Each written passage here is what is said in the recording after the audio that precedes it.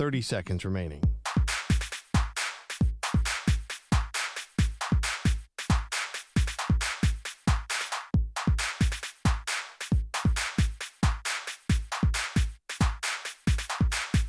Fifteen seconds.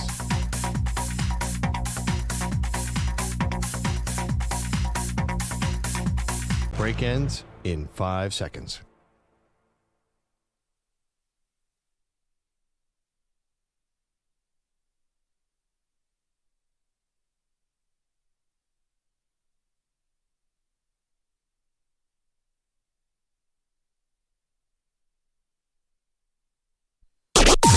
Maggie and Perloff on the Infinity Sports Network.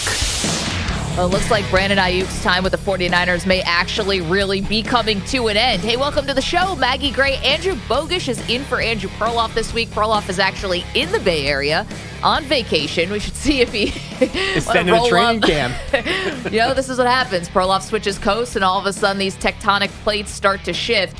And, Bogues, we've been hearing about Brandon Aiyuk's contract situation for quite some time. He was maybe nearly dealt before the NFL draft, and now here it is popping up again because the urgency of the season is upon us. According to NBC Sports Bay Area, Aiyuk and the 49ers have not engaged in anything substantive. You're better at this than me. I am not. Any substantial. There we go. Let's settle on that one. Contract talks. We'll get there. In months. So that whole big hug that we saw between Kyle Shanahan and Aiyuk the other day, that meant very little. So now the latest is that there is a framework in place, a trade framework in place between potentially the Browns and the Patriots. It looks like the Commanders were interested at one point. Obviously, Brandon Aiyuk played college football with Jadon Daniels when they were both at Arizona State. They have removed themselves from the trade talks, according to NBC Bay Area. And according to this report, the Steelers are no longer an option because they've declined to meet the 49ers' trade demands, according to a source. So then there were two, Bogish, and this is about the Browns and this is about the Patriots. Before we get to what this would be like for Aiyuk to go to one of those teams or who should be more in the bidding or whatever, if that makes sense. Can we pause on the 49ers for a second? Because I don't know what the trade compensation would be. There's a rumor that Amari Cooper could be coming back from the Browns, so you'd be able to essentially fill in that spot left by Aiyuk. But the 49ers, they blew this. I mean, if you are asking me, you had options and possibilities to trade him before the draft. So now instead, you're waiting until a few weeks before the season, and all in season. I know that's Jerry Jones's word this year, but the 49ers, Bogish, may have actually all in. They actually may have more pressure to win a Super Bowl than any team. Put the Cowboys on the back burner.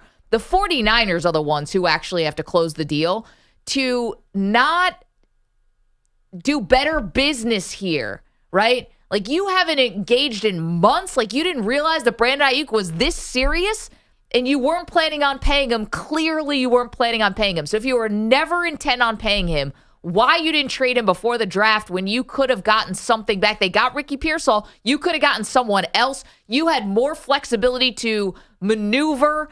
To do this now, even if you get Amari Cooper back, I don't love the process of how this went down.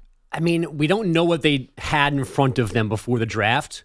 It might have been better, but it might not have. Like, they might be in a position now where the Browns or the Steelers, they might have picked up extra suitors. They might have picked up teams that Brandon Aiyuk, because the next step in all of this is his agent negotiating a new contract with one of these new teams. So we're not even yet to him off the Niner roster, but maybe they were teams that he didn't want to go to. So those are kind of non-starter for San Francisco.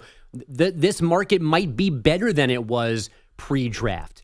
And we also don't know what they're getting back from Cleveland or from New England or from anybody else. So we don't have the full picture to this yet. But clearly John Lynch and company were not necessarily telling the truth when they kept telling us that they want him to be here long term because they never had substantial talks with him.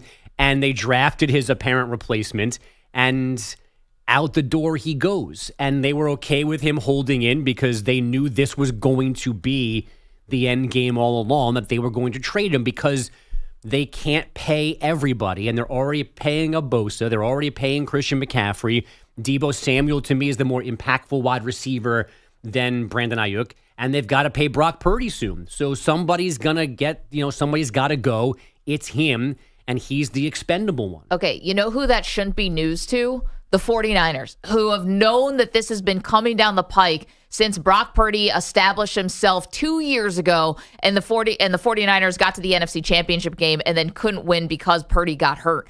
They are the ones who are more understanding of their financial situation and should have had the foresight, in my opinion, to handle this before you're on the clock of the season. Because you're right, we don't know the offers that were on the table from Jacksonville and from the Patriots before the draft and from the Pittsburgh Steelers. But I find it hard to believe they're that much better now than they were then, and I'll tell you why. I think the 49ers are more desperate to get rid of him now. They have to save face at this point because it looks like Aiyuk might not play the season if he's actually with the 49ers. He might really do one of those things. He's called their bluff where he is so adamant about the hold in and not being there and not playing. I think now they're like, oh, crap, we've got to get him out of the building. And this, yes, it could be a better deal. It could be a worse deal, though, as you're just trying to get somebody to fill that spot. I mean, not to dismiss anything out of hand, but if he wants it out a year, okay. Like that, if I'm John not saying Lynch, it's smart. I'm just saying he might not be messing around. I'm not blinking at that. And we're still we're simultaneously on the doorstep of week one and still far away from week one. I don't know. My guess is the Niners were not feeling the heat to get this done. They were waiting for the offers to get better. They were negotiating with multiple teams. There were reports yesterday that the Steelers were involved here. You mentioned the Commanders have always been linked to every kind of available wide receiver, him in particular. So they were just playing the field. And they got to a point now where they've got apparently multiple offers that they're okay taking back for him.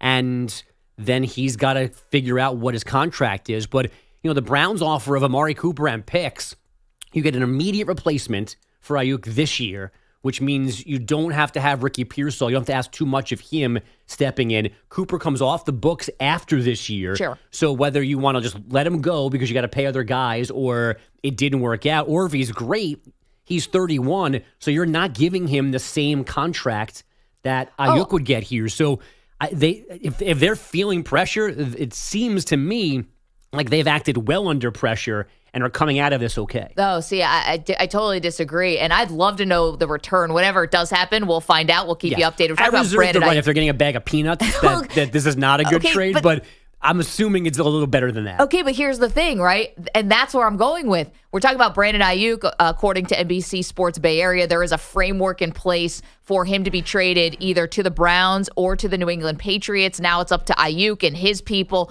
to get this thing worked out. Here's my thing. You are trading a guy who has shown the world, I will not play without a contract. I will not play without one. So he's called the 49ers bluff because the 49ers had all the leverage in the world in this negotiation. The world. They have a team that's ready to win. They have the franchise tag at their disposal if they really want to start playing hardball. They actually could have waited even more if they wanted to, but I think Aiyuk is so adamant about not playing or not being a part of the team, I guess.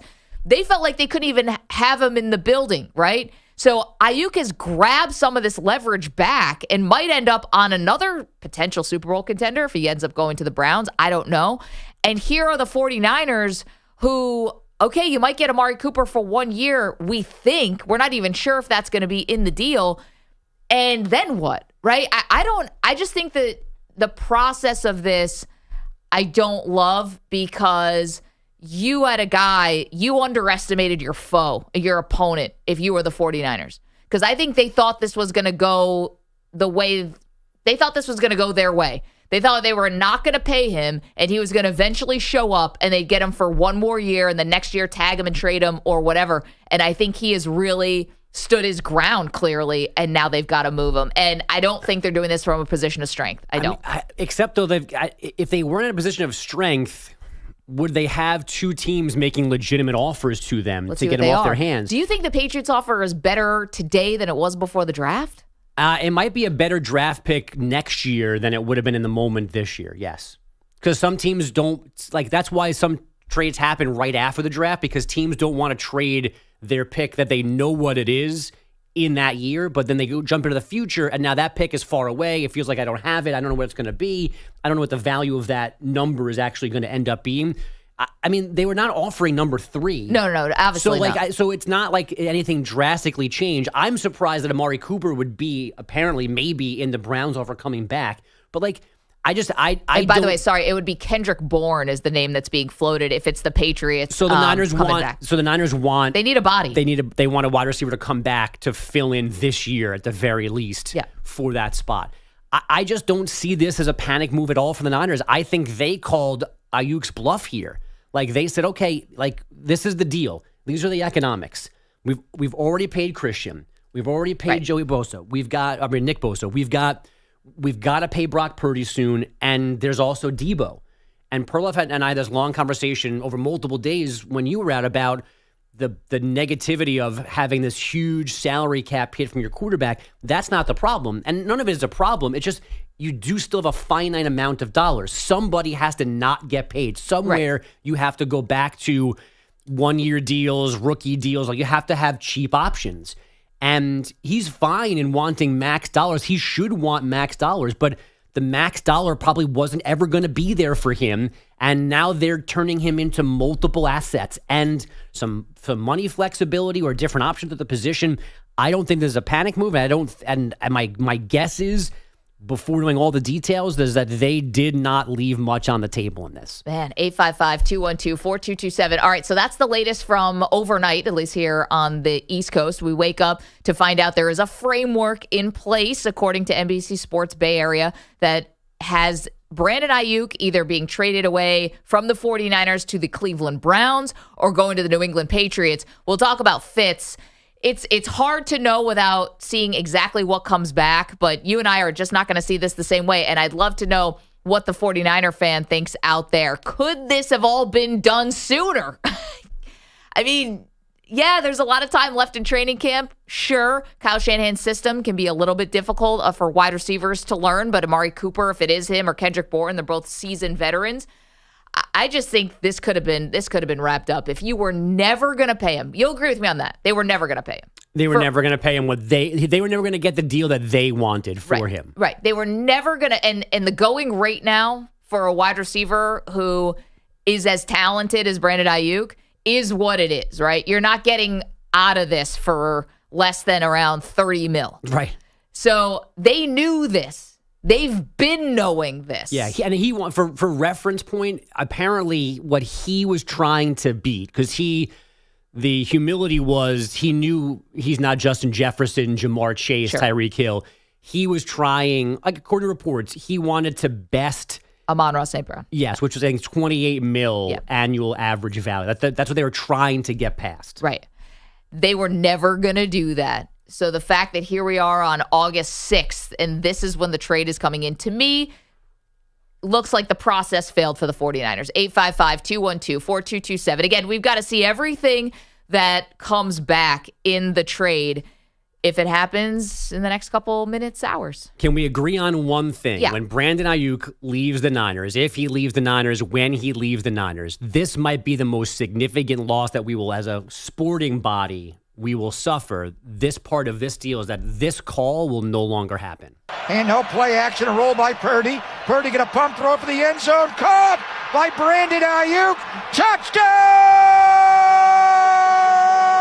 San Francisco! Aiyuk is on fire! That might be the best touchdown call. That's Greg Papa and Tim Ryan, my buddy, on Niners radio. I don't know where that came from. Neither one of them is young enough or cool enough to know that song to connect those two things. Young enough. That song's from like 1987. But when we lose that, the roof is on fire. Is that old of a song? We're going to lose that. That stinks. Maybe it's kind of like in the terms of the deal. Can they also bring the call with it? It's no, you can't. Wasn't there Ernie Harwell, I think was the famous announcer that was once traded actually in a baseball trade? Yeah, I think the Tigers traded back for him because their fans were so mad that he had left. This is how you trade also the call. You're trading Aiyuk and Aiyuk is on fire. Although if he goes, we don't need to water. As Pete said in my ear, if he goes to the Patriots, Scott Zolak will come up with another completely nonsensical call because that's what Zolak does. But it's not going to beat that. Oh, man. 855-212-4227. Well, that's a shame. Listen, there's a third option here that we have not talked about yet that we will get to in a moment. And, of course, your phone calls out there in California, 49ers country, and that's really all over this great nation. What do you think about this Brandon Aiyuk, how this has happened, how this has all gone down? Because as a fan, you've just been tormented. I mean, they really grabbed a hold of you and sort of twisted your insides in and out. It's bad enough how this season ended last year, overtime in the Super Bowl. Now you've had this contract thing that's been looming over, and now one of your major pieces of your offense could be out the door just weeks before the season kicks off. 855-212-4227. It's Maggie and Perloff. Bogish is in for Perloff today.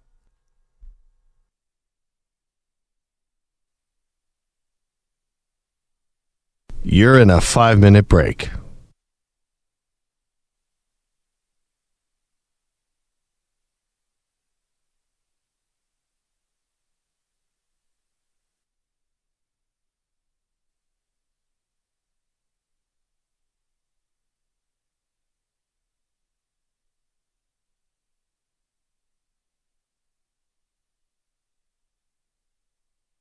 Four minutes, 30 seconds remaining.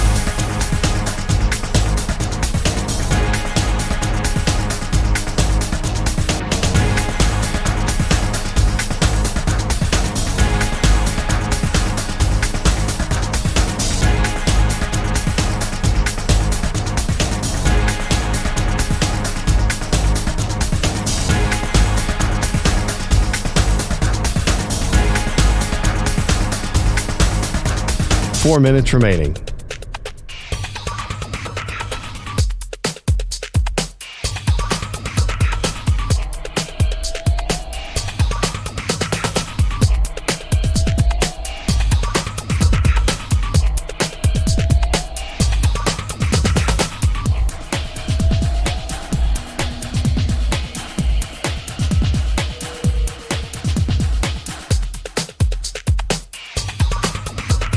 Three minutes, 30 seconds remaining.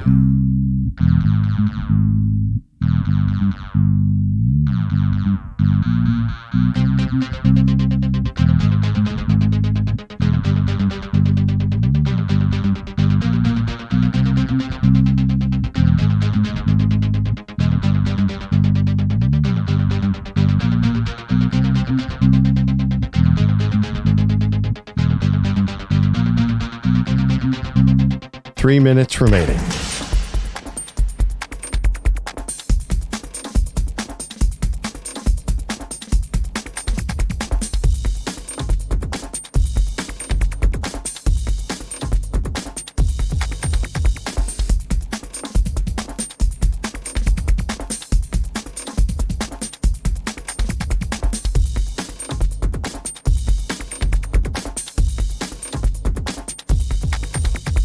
Two minutes, 30 seconds remaining.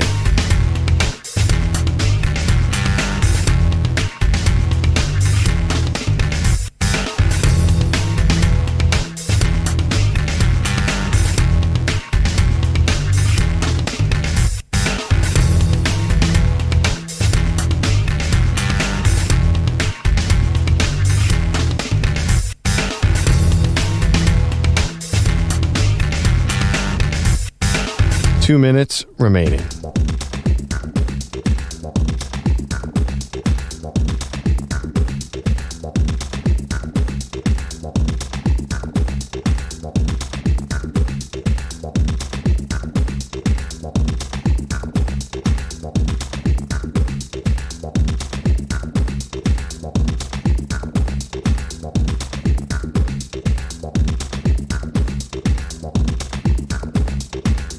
One minute, 30 seconds remaining.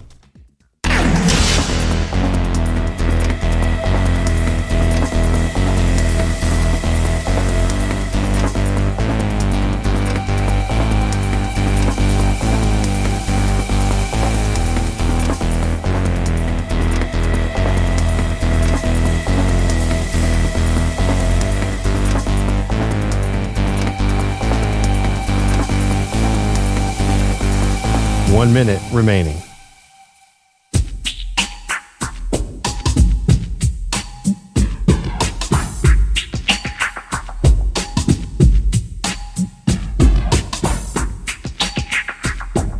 "45 seconds remaining.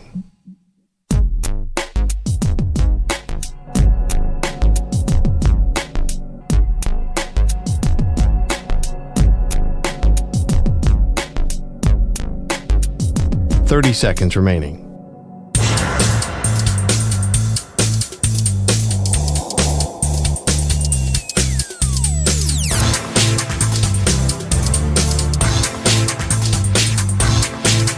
"15 seconds.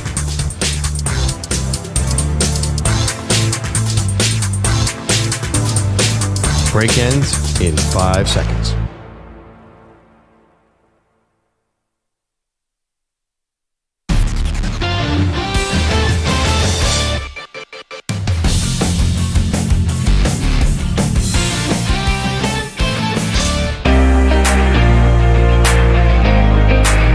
Welcome back.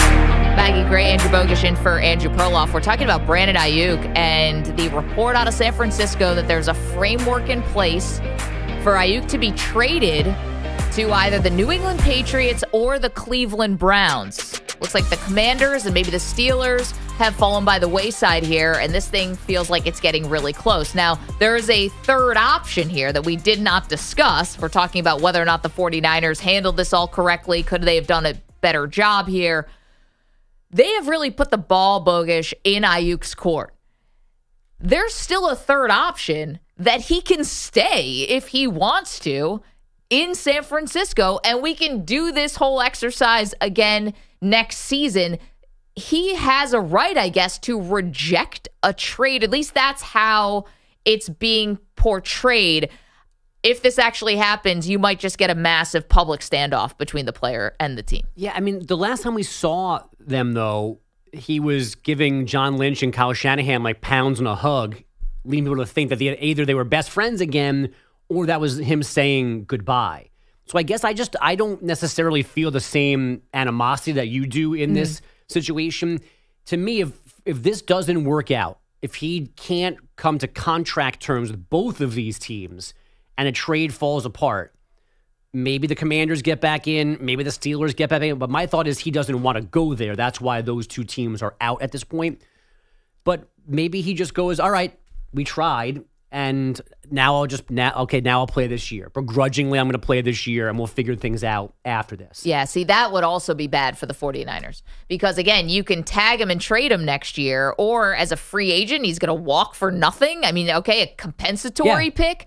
I don't like that. If I'm the owner of the 49ers, I'm looking at John Lynch like, how did you screw this up? We have an asset here that we never wanted to pay, and if we get bupkis for it in return, that's to me bad management. Let's go to the phones, though. 855-212-4227. Tim is our buddy in California. Hey, Tim, what's up? Hey, how's it going, guys? We're doing great. What's up? What's up, Tim? I'm tired of these teams being blackmailed by these athletes. He still has one more year on his contract. He's making $12 million a year, I believe. 14. You know who we're not talking about? Brock Purdy. He has the same situation. He could hold out, and he's worth like $40.5 million, and he's not complaining about making league minimum. Right. I feel like these teams are just tired of being blackmailed. You know, Tim, I get the sentiment from the fans' side of it, and you're certainly entitled to it. Why? Thank you for the call. Why you're not hearing from Purdy is because Purdy literally cannot get a new contract yet. You have to be playing in the league for 3 years to negotiate a new contract. So Purdy, this is his third year. He's not eligible for a new contract until after this season. And let's be honest, I think it's going to go pretty smoothly with Purdy, but you never know with these contract extensions, Bogush. I mean, we could say now everything's kumbaya, and I think they will get something done with Purdy, but there could be a couple bumps in the road, even with somebody as mild-mannered on the outside as Brock Purdy. Yeah, and when the time is right, when they're actually talking, Purdy might have to flex some of his, muscle in negotiating and all this. That's just how this goes. And it's just, not to dismiss Tim's feelings, but A, it's not blackmail, and B, it's negotiation. This is the way business goes. It's gone like this for years. It's never going to change, especially in this league where teams will get rid of you whenever they can. The moment that you have any leverage, you have to use it. You have to try to get paid because tomorrow is not guaranteed more than in this league more than other places. So it's not a bad thing when these guys do this. It's not a negative to hold in, to hold out. You have to try to take care of yourself. And that's why more often than not, like, these things work out and nobody cares.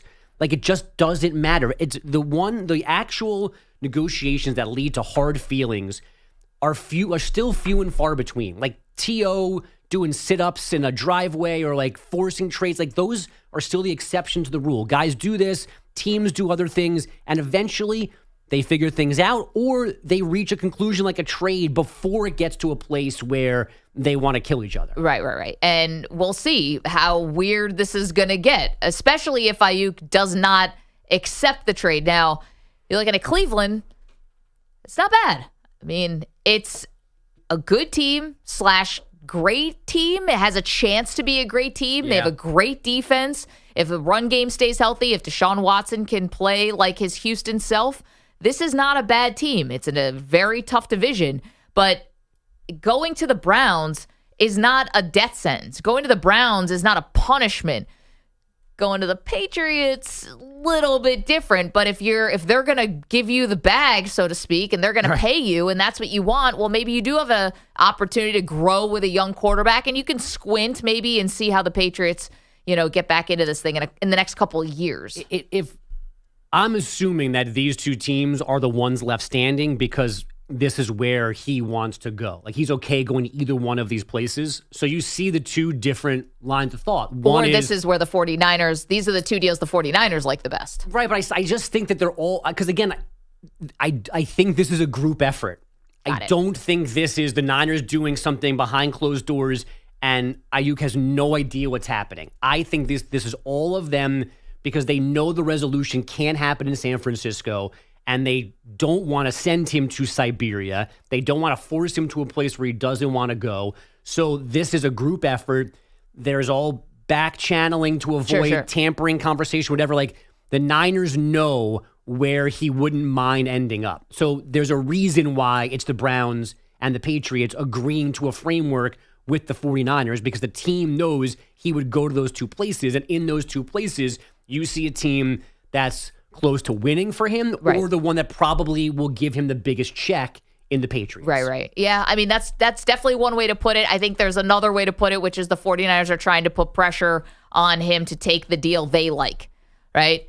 If they didn't like what the Commanders had and they didn't like what the Steelers had, well, now they're putting pressure for him to take one of the deals they do like. Maybe they do like the Browns deal better. They do like the Patriots deal better.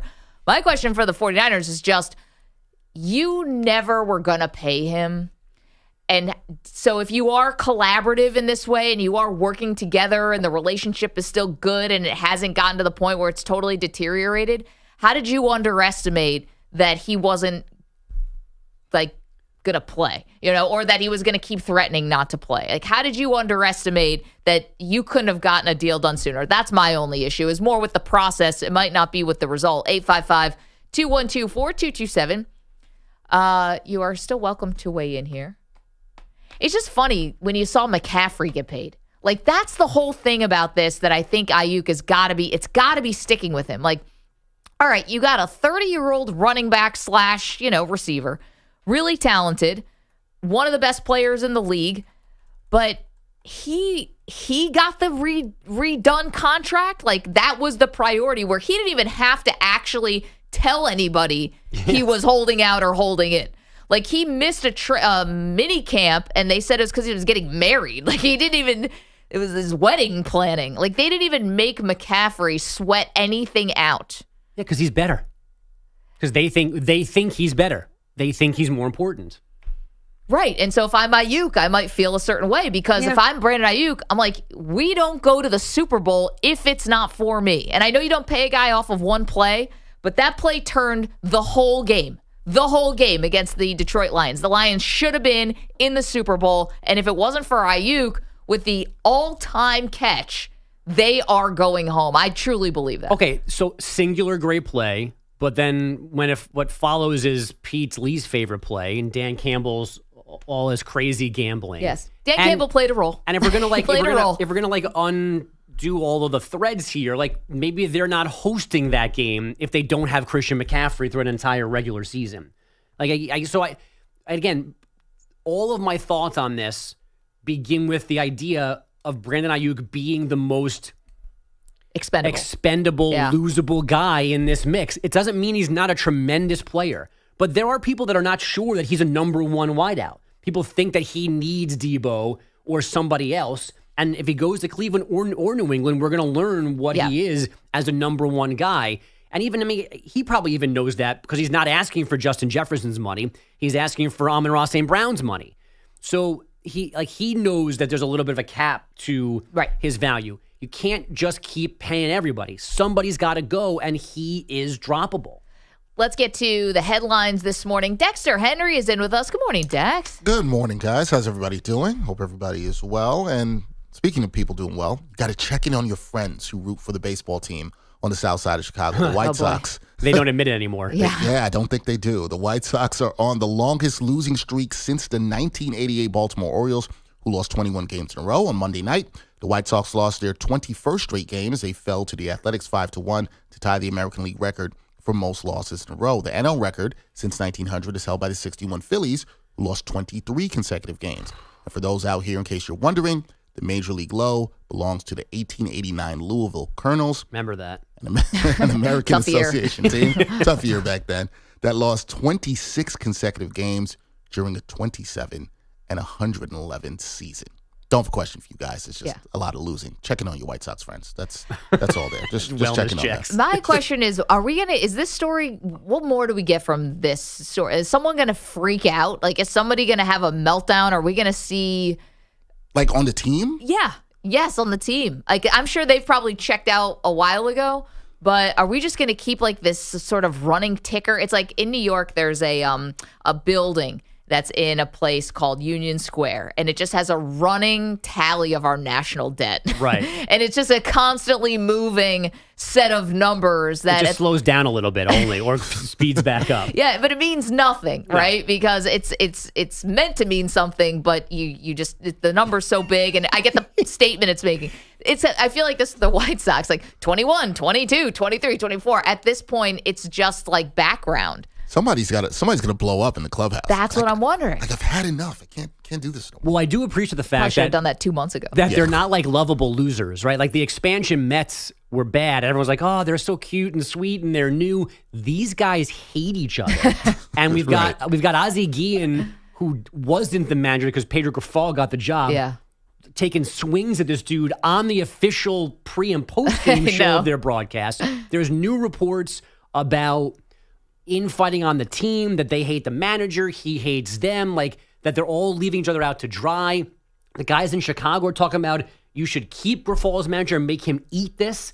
Don't fire him. Like as punishment, make him sit there and deal with this because they hate him so much, or he should have been fired 3 months ago. Like it's amazing. I mean, to be honest, like to get fired right now would probably feel like a relief. Oh, I'm sure it would.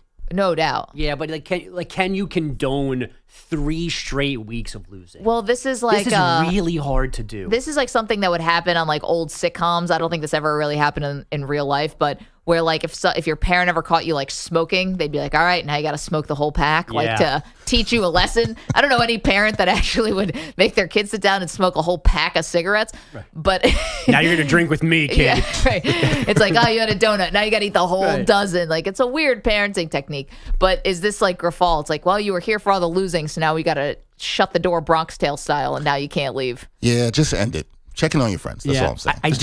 I did see a note that if they lose enough to pass like the all-time record, it will be on a fireworks day in Chicago. Oh, no. So they would make history and then have post-game fireworks as if they were celebrating it.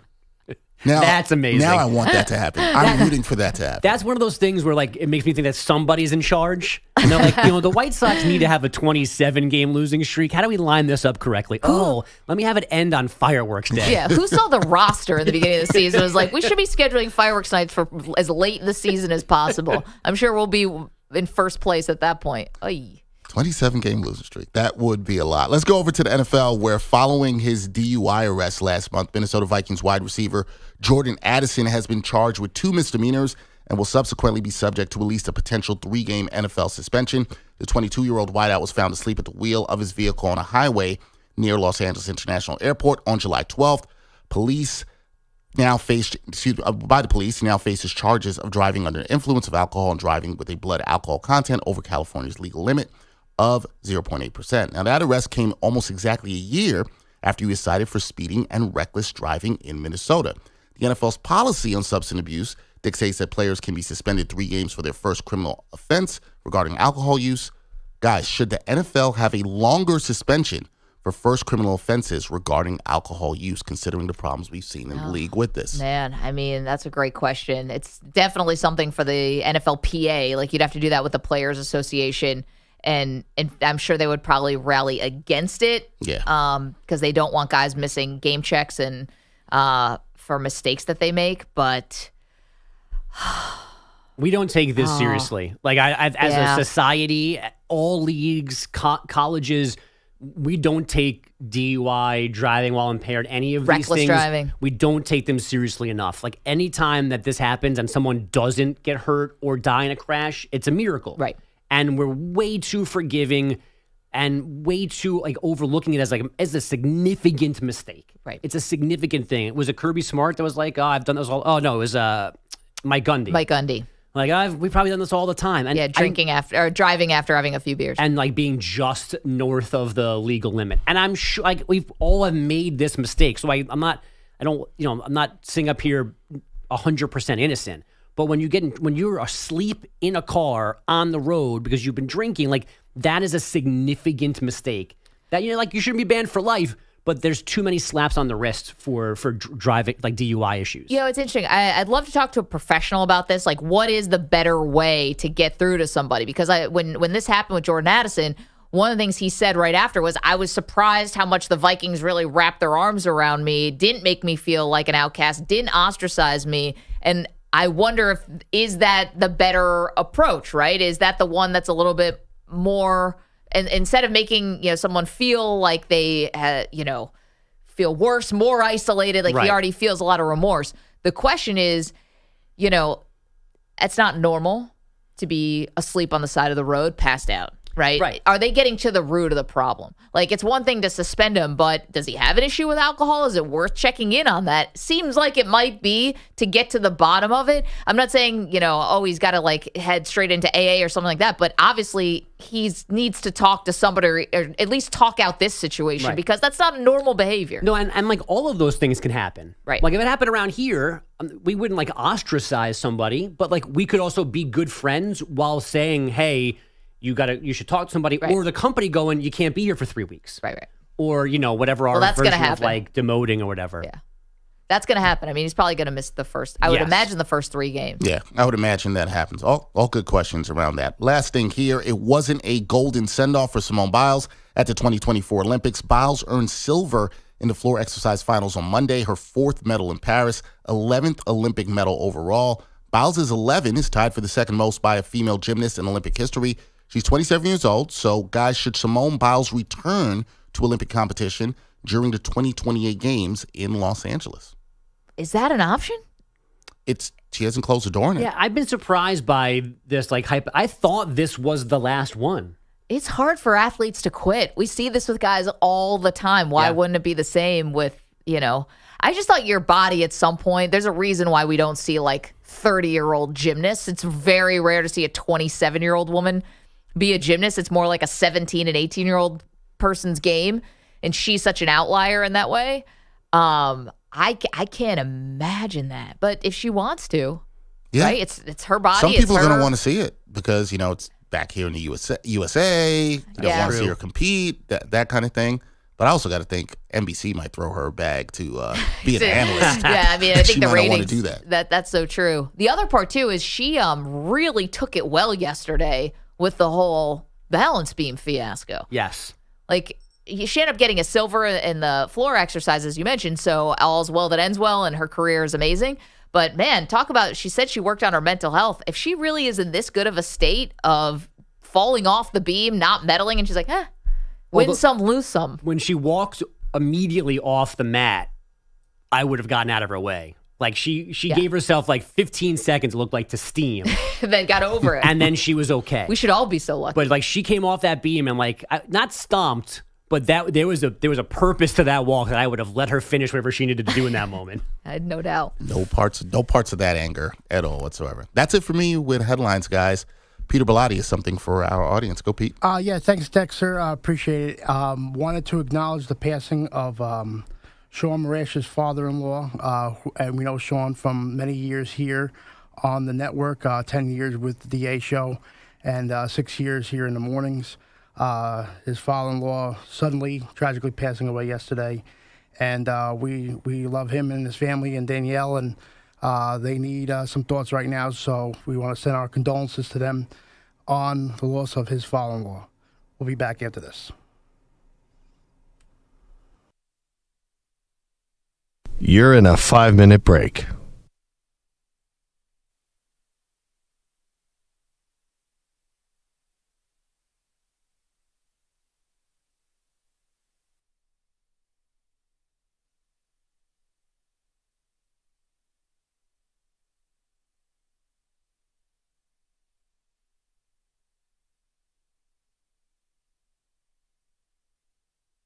Four minutes, 30 seconds remaining.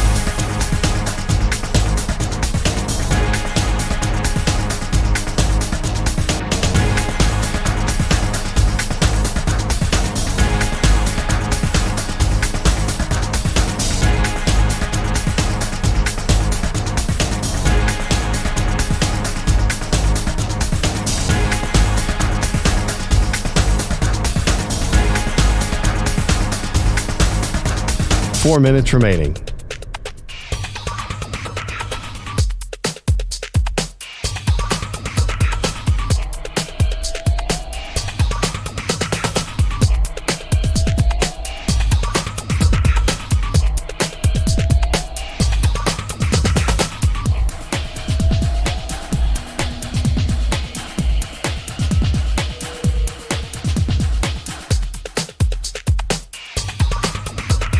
Three minutes, 30 seconds remaining.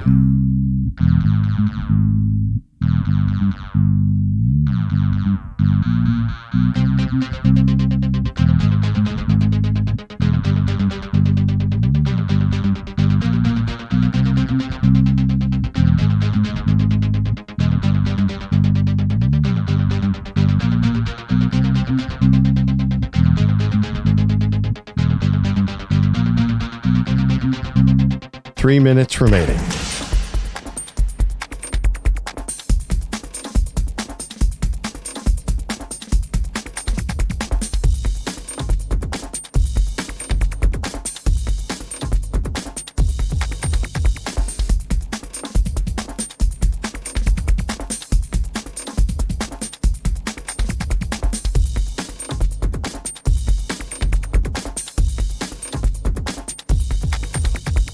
Two minutes, 30 seconds remaining.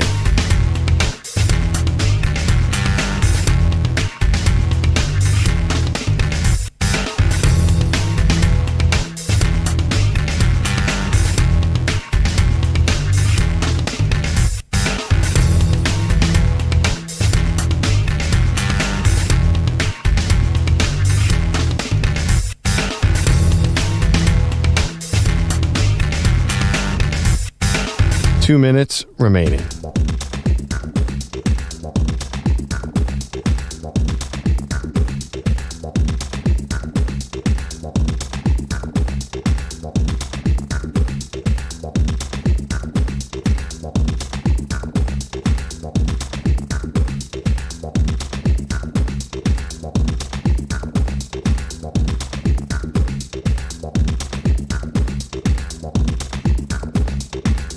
One minute, 30 seconds remaining.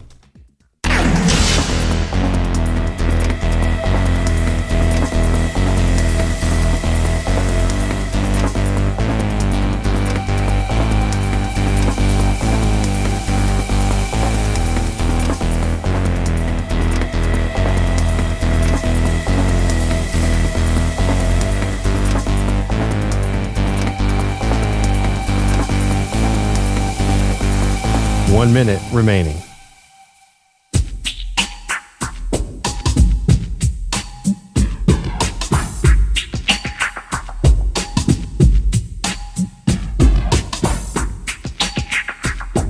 "45 seconds remaining.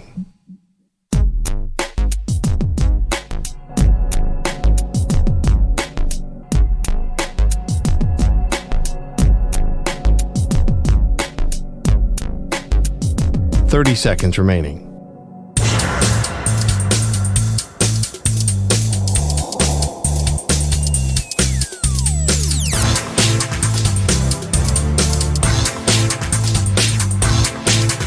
"15 seconds.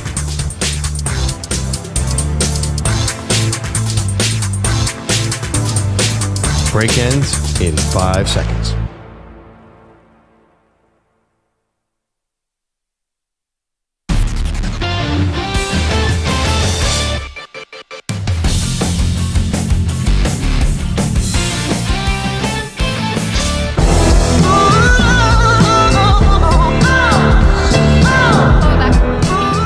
Maggie Gray, Andrew Bogish in for Andrew Perloff today. Get back to the Brandon Aiyuk stuff in just a moment. Framework in place for a deal could happen with either the Cleveland Browns or the New England Patriots. I think the question also is, will the 49ers take a step back? And will they miss Brandon Aiyuk? Now, it's hard to do that when we don't know the full terms of a trade, if one happens.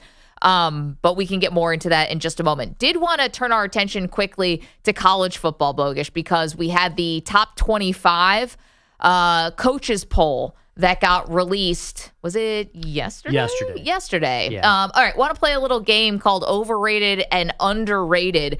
So I'll start with you. The team on this top 25, where Georgia is the consensus number one, who is a team you think has been underrated on this poll? Well, it seems like a stretch to say the number 2 team on this list is underrated, but I think Ohio State's the best team in America, and I think they've got a little bit of an edge on them this year because losing just 3 straight years to Michigan.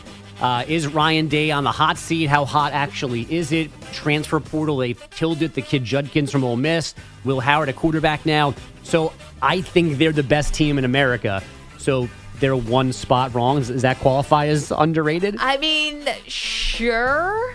Will you allow it, Maggie? I will definitely allow it. All right. It's your take. I have a lot of thoughts about Ohio State. I think it's interesting that, was this ever actually a quarterback battle? Probably not, but it now looks like we have more of a definitive sort of answer on what's going on with quarterback at Ohio State. So obviously that's cool. Will Howard seems to be separating himself from the rest of the pack, but you have this sort of true 5-star in Julian Sayin, right, who's there behind him, and the comp I keep hearing is Tua to Jalen Hurts. Have you been hearing this as well? So, but like that's a good problem to have. Like some places they're picking like the lesser of 3 or 4 evils. Like this is 2 good guys, and you can make an argument like Will Howard. K-State was like, okay, we don't need you anymore because they have this Adrian Johnson kid who was great late as a true freshman. So like he's already kind of lost one job to a young guy, so he's used to this. But I still think like you can't go wrong either way, or both of them, or somehow I guess maybe you have a little drama transitioning if you had to during the middle of the year. But this feels more like good problem than bad problem. I should reset. It was Georgia 1, Ohio State 2, Oregon 3, Texas 4, Alabama 5. That was the top 5 of the coaches poll. And you have to go all the way to number 10 and Florida State to get a team that's not Notre Dame or Big Ten or SEC.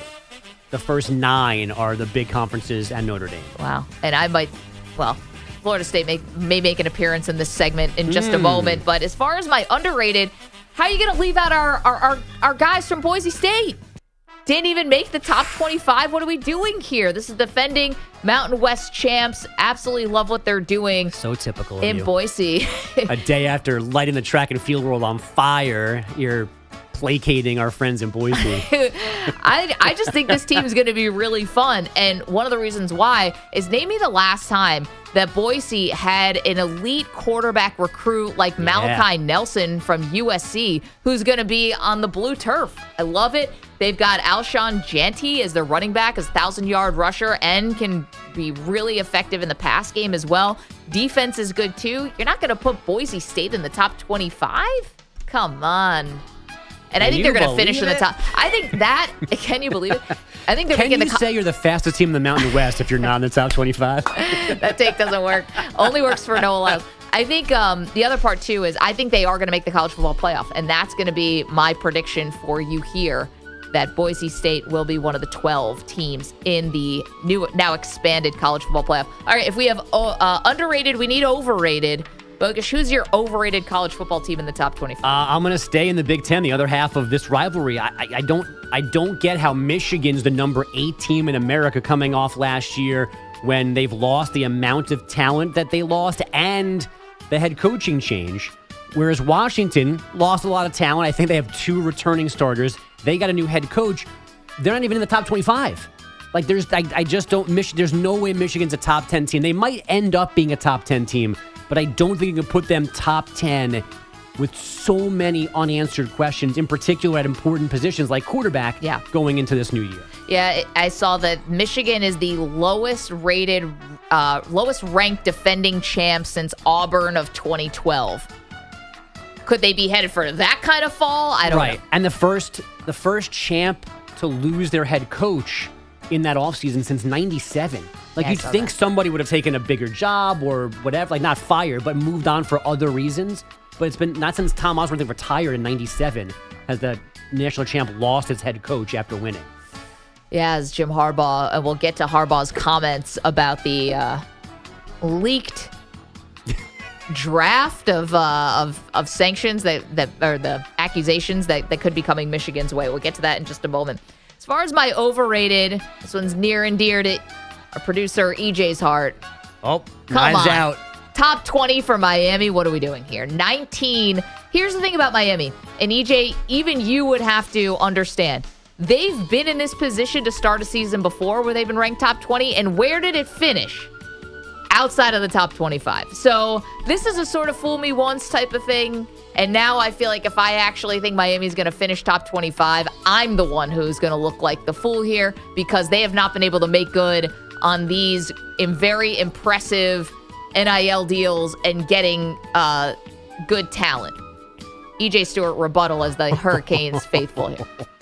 Fight me, Maggie. You'll admit, though. I'll admit I'll admit that Miami, of course, has disappointed.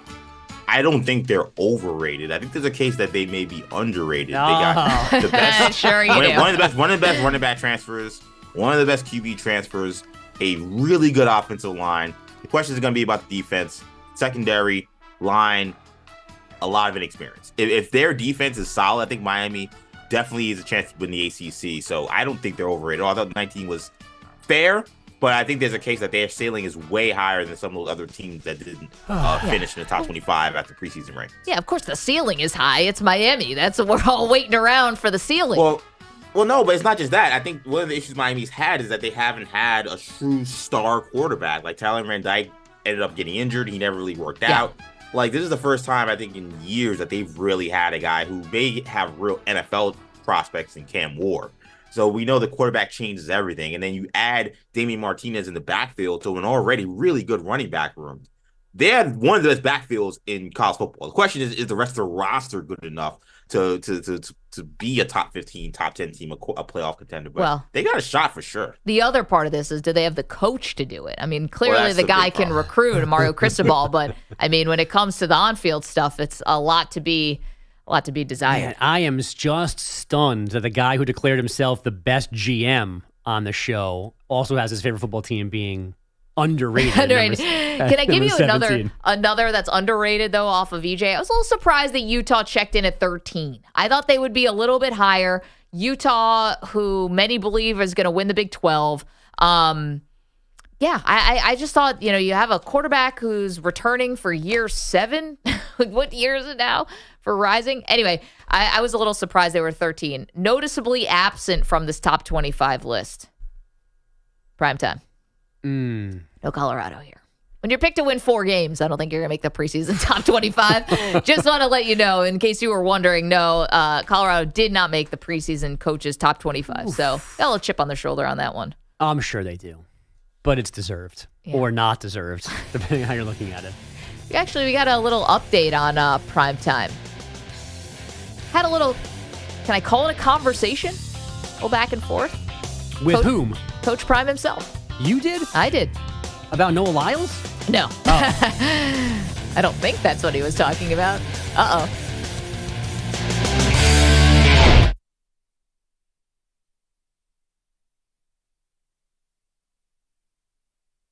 You're in a 5-minute break.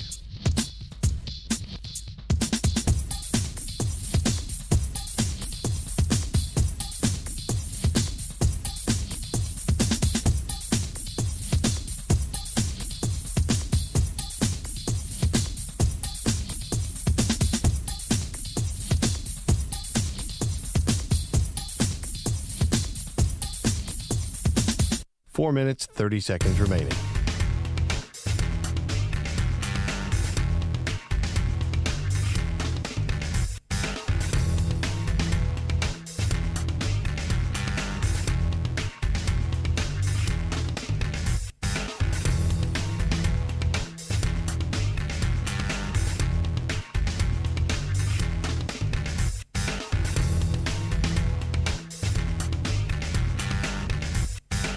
Four minutes remaining.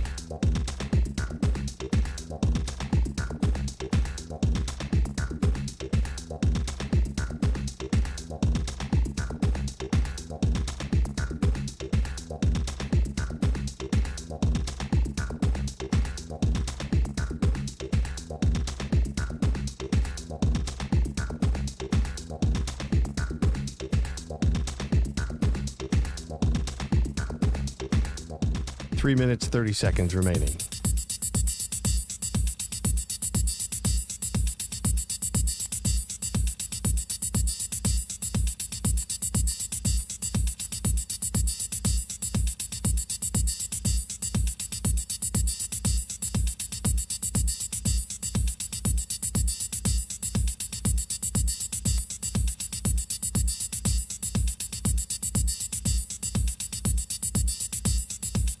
Three minutes remaining.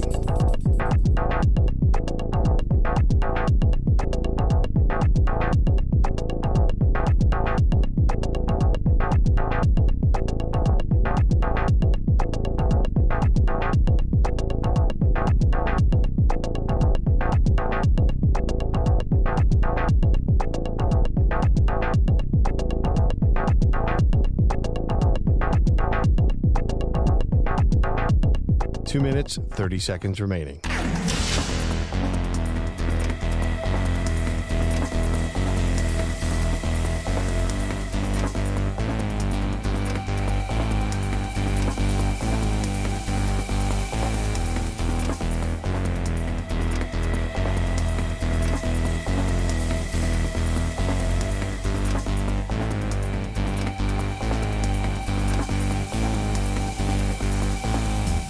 Two minutes remaining.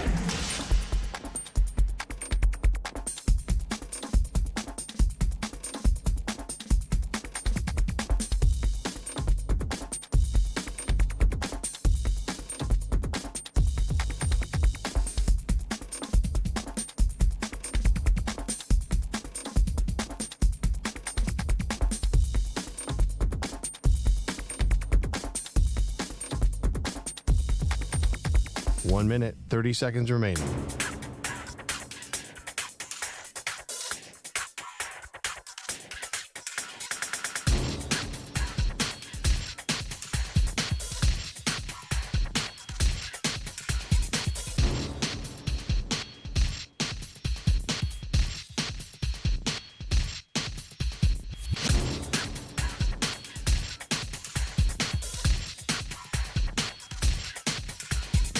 One minute remaining.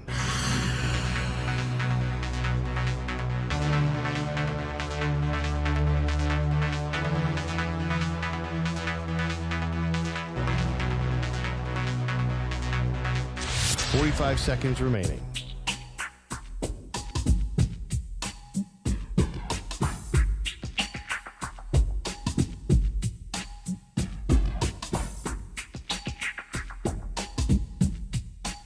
Seconds remaining.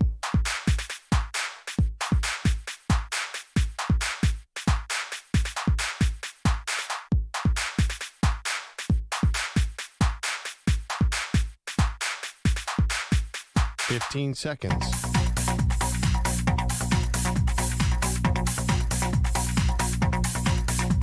Break ends in 5 seconds.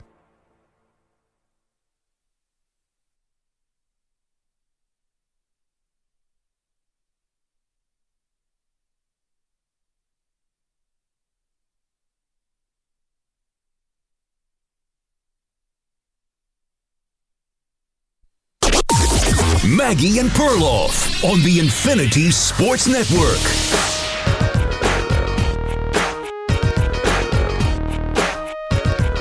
Jim Harbaugh leaving no gray area when it comes to the allegations against him when he was the head coach at Michigan. Hey, welcome to the show. Maggie Gray. Andrew Bogish is in for Andrew Perloff, who is on vacation. Now, this is an interesting one because you have Jim Harbaugh, who has clearly moved on to the LA Chargers, and he was flirting with NFL jobs for a while. Now, this fit is here with the Chargers just after winning the national championship last year at Michigan. But Bogish, you and I both know this was a crazy year for Jim Harbaugh. He was suspended for the first 3 games of the season last year for violations, recruiting violations during the pandemic. Then he was suspended for the final 3 games of the year, including the big game against Ohio State, because of the sign stealing scandal, the Connor Stallions scandal, if you will. And that whole thing is rearing its ugly head because there was a leaked document to ESPN about how much trouble the NCAA may try to levy against Michigan. Level 1 and level 2 violations against the coaching staff, including Sharon Moore, who's now the head coach. So Jim Harbaugh, I don't know if we have the clip here, but I can paraphrase for you. Yes, we do. So here is Jim Harbaugh. Nope, we will get that clip to you. Jim Harbaugh has really taken, Bogish, this whole thing very personally, right? He has defended himself so thoroughly during this that he can't stop now. And I'm not saying that whether he's telling the truth or not telling the truth.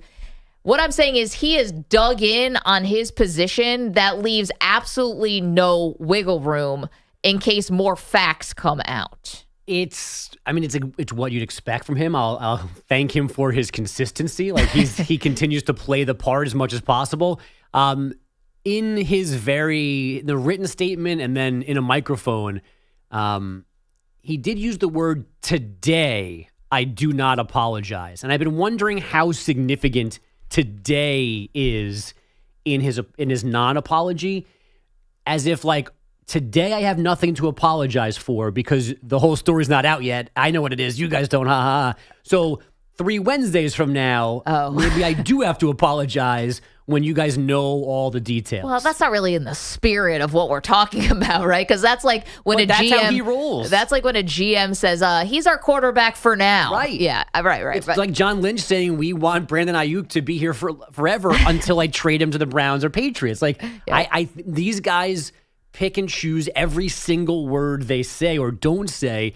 And it kept, as I read it and saw it like being retweeted and passed around, that today just kept getting like more and more in bold in my mind, as if like he said that on purpose, because today he doesn't have anything to apologize for yet because we don't know the whole story, what he might have done. One day we might, and then maybe he'll go, now I'll apologize. Interesting. Now, the NCAA can't touch him now, right? Yes. He's moved on. He's probably never going to coach in college again is kind of the feeling I'm getting here. Which definitely fuels the tough guy act. Right. Like, it's easy for me to say now, like, that I'm gone. It's like, I'm not apologizing. I didn't do anything. Now, the NCAA does seem pretty hell-bent on getting to the bottom of this. Now, very few of us really believe in the NCAA anymore. They are a bureaucracy that oftentimes maybe maybe you could grant them even a tiny bit of credibility and say their motivations are in the right place, but it feels like the execution is always off, always wrong. And I think Jim Harbaugh being defiant against the NCAA is a smart move for him because he knows this is a very unpopular. It's like me, Jim Harbaugh, beloved coach, versus this nameless, faceless kind of organization who's been known to be a joke, whose power just keeps getting stripped from it bit by bit. However, it doesn't mean they have no power. And I think what they showed you with leaking this document to ESPN is that they're not just letting it go. The Big Ten suspending Jim Harbaugh for the last 3 games of the season didn't end this investigation, and clearly it's not over. It's not over. I want to also think that maybe because they have less recruiting issues to worry about these days, that they, between paying people, not having to, now you can pay guys, whatever. Sure. There's less things on their investigative table that maybe they do things like this better. But that's a hope and a prayer. They're still going to somehow bungle this, but they're going to get Michigan. They want to get, and you know what? To be honest, they should. I know. I think more Perloff than you. I know. I remember him distinctly, completely dismissing this Connor Stallions thing.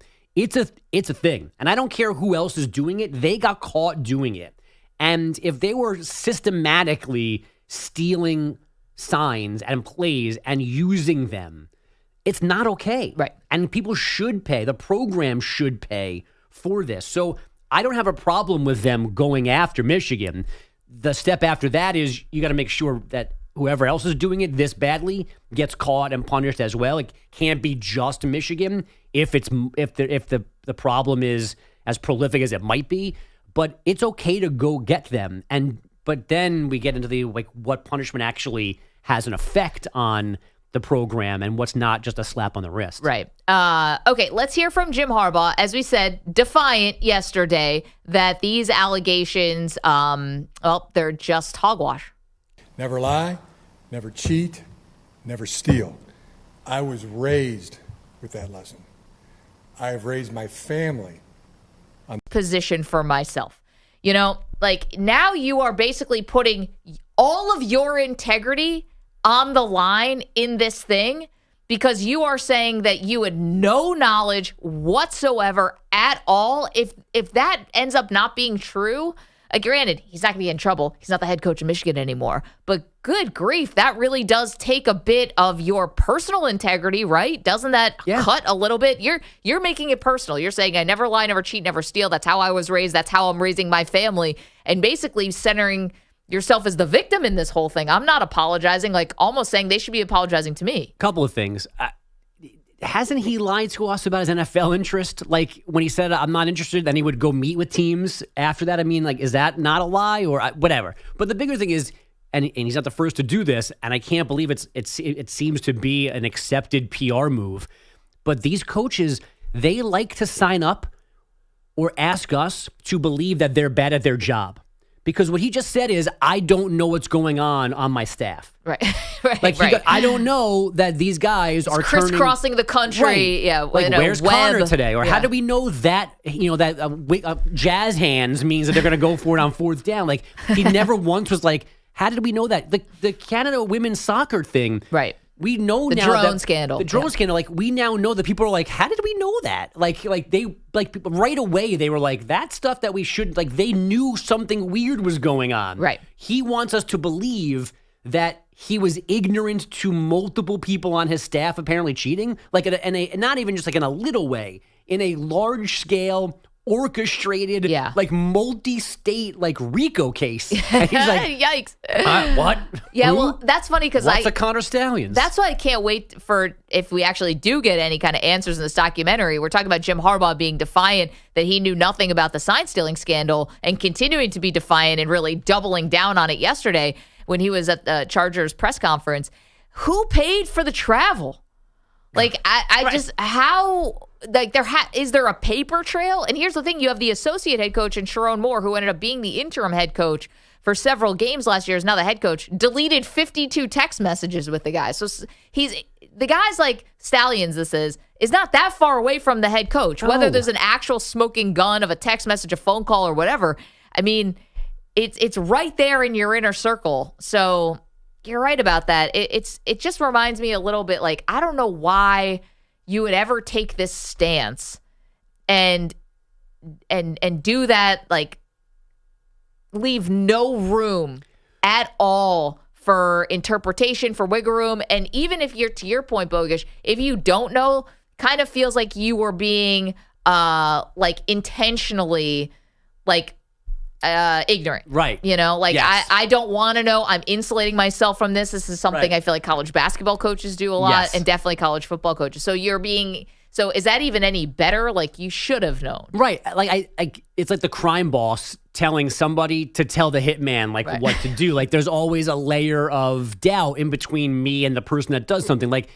Plausible deniability. was there a room in the Michigan building that Jim Harbaugh just never went into because he knew if he went inside, that's where they would be breaking down the Central Michigan sideline Zapruder film? He had to make. There's no way this was going on, and he didn't know something about it. And he could have said the same thing yesterday, but in a different way. All he's got to say is nothing to today has connected me to any wrongdoing. So I have nothing to apologize for, because that is a true statement. Even in this draft, there's nothing in there apparently that draws a direct line from him to Connor Stallion. So we don't have the smoking gun yet. He can say that without saying, I don't lie, cheat, or steal, Right. and I never It's a would. little Rafael Palmeiro pointing at Congress. Yeah, like, how I'm not dare saying you? I'm not saying that Jim Harbaugh is going to be guilty of this, and he could get totally exonerated. We're definitely leaving room for that to be a possibility. But then it the does weird- feel defiant. You know what you should do if you're a college football coach? The whole Jimbo Nick Saban thing, which is if you get accused of doing something, all you say is everyone was doing it. Right. Like, you think I'm doing it. Look at what Ohio State's doing. Look at what Michigan State's doing. You know, that's a way to sort of cover yourself. And yes. Yeah. And if we do and I guess you can't really prove a negative, but if we somehow get to a point where he didn't know that this was going on, then literally, legitimately, if he was still Michigan's coach, Michigan should fire him for not being a good boss. Because these guys love to tell you that they're CEOs, they're in charge of everything, and they plan. I mean, I've seen calendar, like they plan out everything. Yeah. Everything is written down. Everything is scheduled. Everything is balanced. We've got to do this here. This is day 21. Like and months in advance. So for something like this to go unseen by him means he's not good at his job. Well, I've always thought this about college football coaches, especially ones who are in small towns, right? And I've been lucky enough to go to Ann Arbor, and it's beautiful there, and in a fall Saturday, like it's gorgeous. They know when their players fart in that town, you know? And I've always thought this, like they have, you know, first of all, you have lots of eyes, and you are the most high profile person in the city, and you should have people at the bars who you know, and the bouncers and the bartenders, and, you know, Andrew Brand always called them the glass washers. Like, you should have spies, if you will, everywhere, because you're keeping tabs on these young men. And to be aware of what's going on, that's just being smart. So the whole I had no idea what was going on, like, never really passes the smell test for me. Don't look right. Don't look right. Don't look right. Don't look right. Yeah, with the college football. By the way, so you know what they're going to have this year? At Michigan? No, just in college football in general. Beer? Well, I'm going to have you stop guessing. You're never going to get to it at this rate. Games? Footballs? I don't know. Direct signaling into the headset. That's right. So we're not going to have any of the more jazz hands on fourth down, or holding up like a picture of SpongeBob SquarePants and like you know, EJ's Love face. Island, EJ's knee, and like one of Pam's cookies. Like, it's not going to happen like that. So you're just going to be right into the headset. So all the sign stealing stuff's going to go away. But there's got to have to be, in case that communication goes down, they're going to have backup signs. So my guess is there's still going to be like the 4 backup quarterbacks wearing different color hats. All giving signals like the Coast Guard. Ready to get in there and do the jazz hands just in case. We need 2 guys who are doing the wrong signals, and then 1 guy doing the right signal. Yeah, that's the key. Which blue hat is the hot guy today? 855-212-4227. Yeah, Jim Harbaugh. Could this come back to bite him? No, and that's why No, not bite him, but like he could be proven wrong here that he did know. But he's the Chargers are not going to fire him for this. God, no. You What do already they care? said it. He's never. I don't think he's going to go back to college, so he could get an infinity show cause penalty, and it doesn't matter. Or even if it did, a school will just deal with it. Who just got hired relatively recently through a show cause? Like it doesn't. Like he knows that this can't ruin him, which allows him to be the tough guy. By the way, I know we're on radio and this is more of a visual thing, but just trust me when I say this. Jim Harbaugh is doing that thing where he's getting older and his glasses are getting larger and larger, like literally the frames. Did you see him yesterday? Yeah. Those things are huge. I'm not saying thickness, like you need whatever prescription you need. You know how this sometimes happens with older men I know. and women. I know. It's my future. I wasn't talking about you. No, I know you weren't, but that's my. You just got really quiet. Yeah. And like a little somber. No, that's what's coming. That's the next thing. You don't have to wear gigantic glasses. You don't have to look like the guy from Up. But it seems unavoidable, like you're pointing out. I don't know if it's like a weird, like your face shrinks if you lose surface area, but it does seem like the older you get, the bigger the glasses. Maybe there's just more, you like trifocal, so you just need more space for all the glass in there to solve your near and farsightedness and whatnot. I mean, Ryan, EJ, you guys are also glasses wearers. Ryan, are you concerned about this for your future? Ryan's that the like older 13. you get, He doesn't know anything about being old. I've been blind for a while, though. right? So I'm not that worried. It could be a lot worse. I mean, you guys all have very stylish glasses. EJ, are you worried about as you age, your glasses just get bigger like Jim Harbaugh? No, it's all good. I love wearing glasses. It's part of the look at this point. So when I was in college, I actually wore bigger glasses than I wear now. So let's do it. Like I'm all down for it. See, Bogus, you're looking at this all wrong. I'm not. I've got glasses on, so I know I'm saying it correctly. EJ's very professorial, though. I feel like he's gonna look good always with glasses. Yeah, it's kind of like Manny's haircut. It's a vibe, It's like it's not like Man's haircut. Man's haircut got to go away. EJ's good with the glasses. Oh no, you're wrong. No, Manny freaked me out yesterday. I asked him. He's back on Friday. I said to him yesterday, "Don't shave or shower until Friday. Be a completely different person." He said he's going to shower, but he's not going to shave his face. Whose team are you on? Why would you advocate? Content. I'm on team content. But why would you advocate for someone who we're going to be sitting in the same room with not to shower for 5 days? This is the middle of the summer. This is New York City, the most disgusting place on earth. Sadly, he wouldn't be the first to do something like that. Oh, God. Second I don't even of all, want to know. I'm just amazed by Manny's variations. Like, so in 4 days, he can be another completely different character. That's true. EJ is very consistent with your look. Right. It is very professorial. You look very erudite. But it's very consistent. Same with Ryan. Same with Bogish. Manny is a little bit more all over the map, but he has got to stick with this. Right, Manny looked like he was an extra on Fast Times at Ridgemont High yesterday. Yeah, the new guy. Right, he was the guy. He was the stunt double for the guy that works in the movie theater. He does. He's really a chameleon, that guy. 855-212. I thought he looked like the Prime Minister. 855-212-4227. All right, should we address the elephant in the room? Which one? Fair.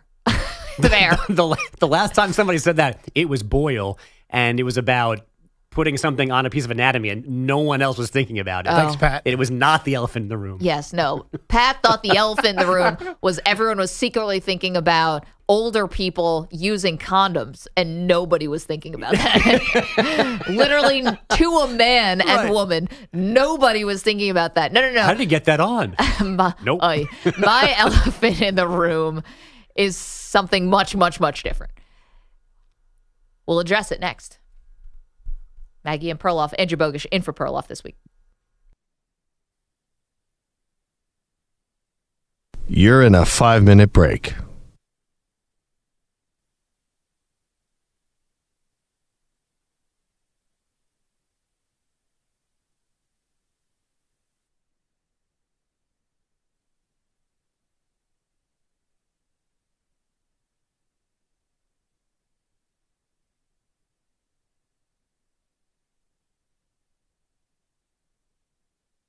.4 minutes, 30 seconds remaining.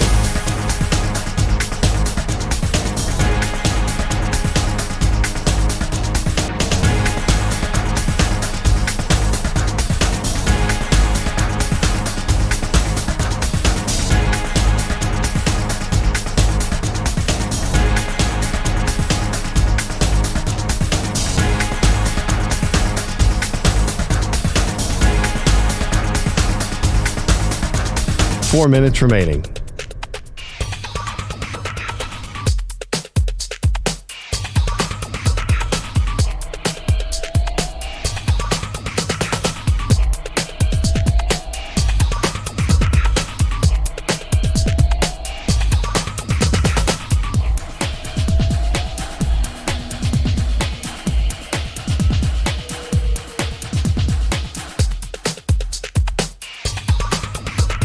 Three minutes, 30 seconds remaining.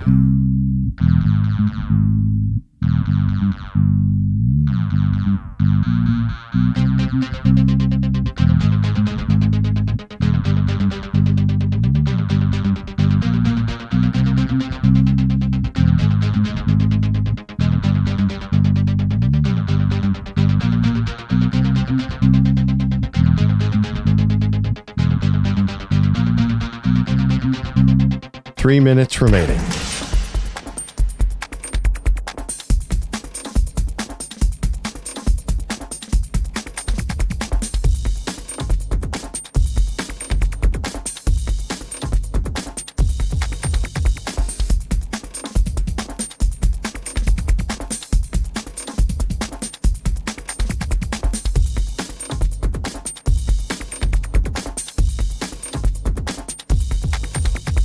Two minutes, 30 seconds remaining.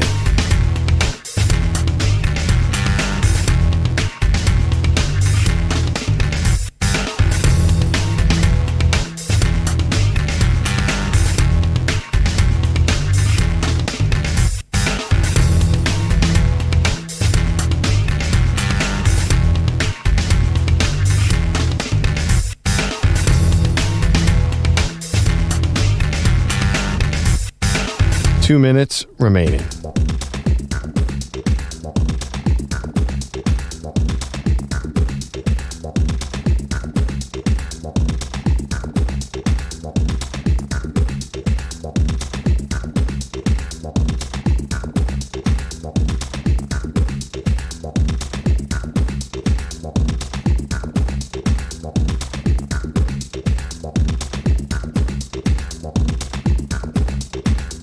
One minute, 30 seconds remaining.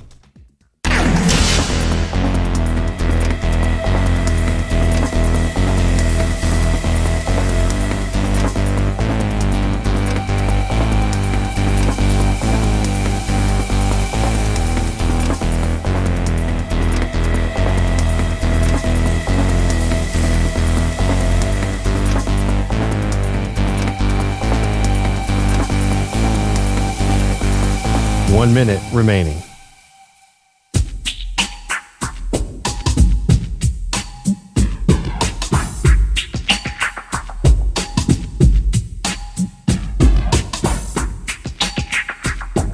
Forty-five seconds remaining.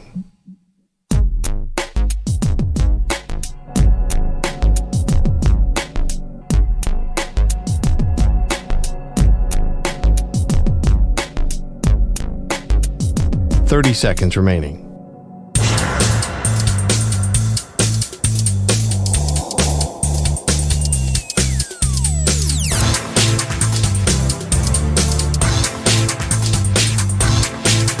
Fifteen seconds.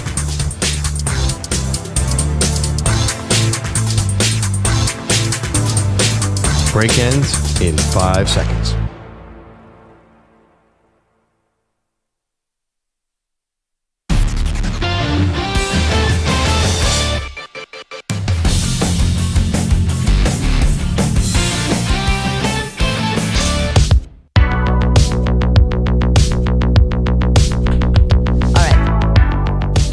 The elephant in the room here. Let's just do it. Let's just show all our cards. Let's get them out of the table. I think I have finally found the one thing that can unite our divided country. That is a general loathing for what I said yesterday about Noah Lyles winning the 100. It doesn't matter what side of the aisle you are on. It doesn't matter where you live in this country, in this world. It was a landslide. The results are in. People are very, very upset with me, at least online, and it's now spilling out into real life. You guys are mad. You're angry. I get it. What I said yesterday was I asked if Noah Lyles won the men's 100-meter dash at the Olympics, and that with that win comes the moniker fastest man on earth. And I asked, can you really proclaim to be the fastest man on earth when you won the race by 5/1000ths of a second? It's a very by a nipple, basically. It's he a won by nose a hair. peck. I mean, this wasn't a landslide of a win. It's been a landslide against me for simply suggesting that.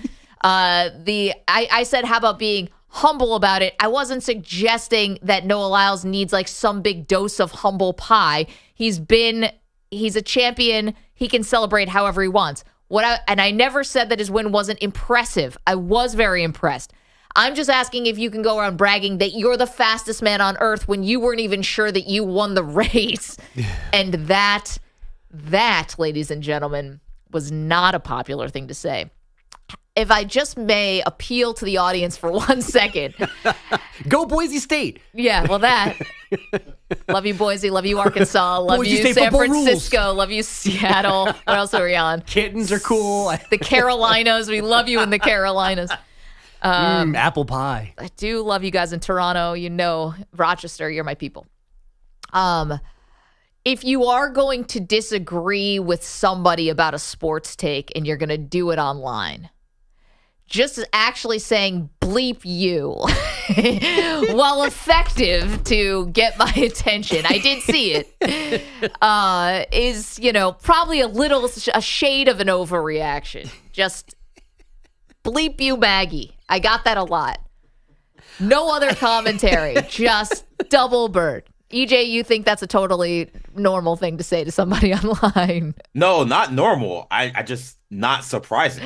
I mean, I feel like I tried to tell you this yesterday. I was like, Maggie, what are we doing? He won the race. I know. And now here we are, and you're like, I might have made a mistake. I'm not backing off it like Jim Harbaugh. I'm not apologizing. I think today, not today. I'll leave a little wiggle room, but I think more people see the world like Pete Bellotti, a little more black and white, winners and losers. Damn right.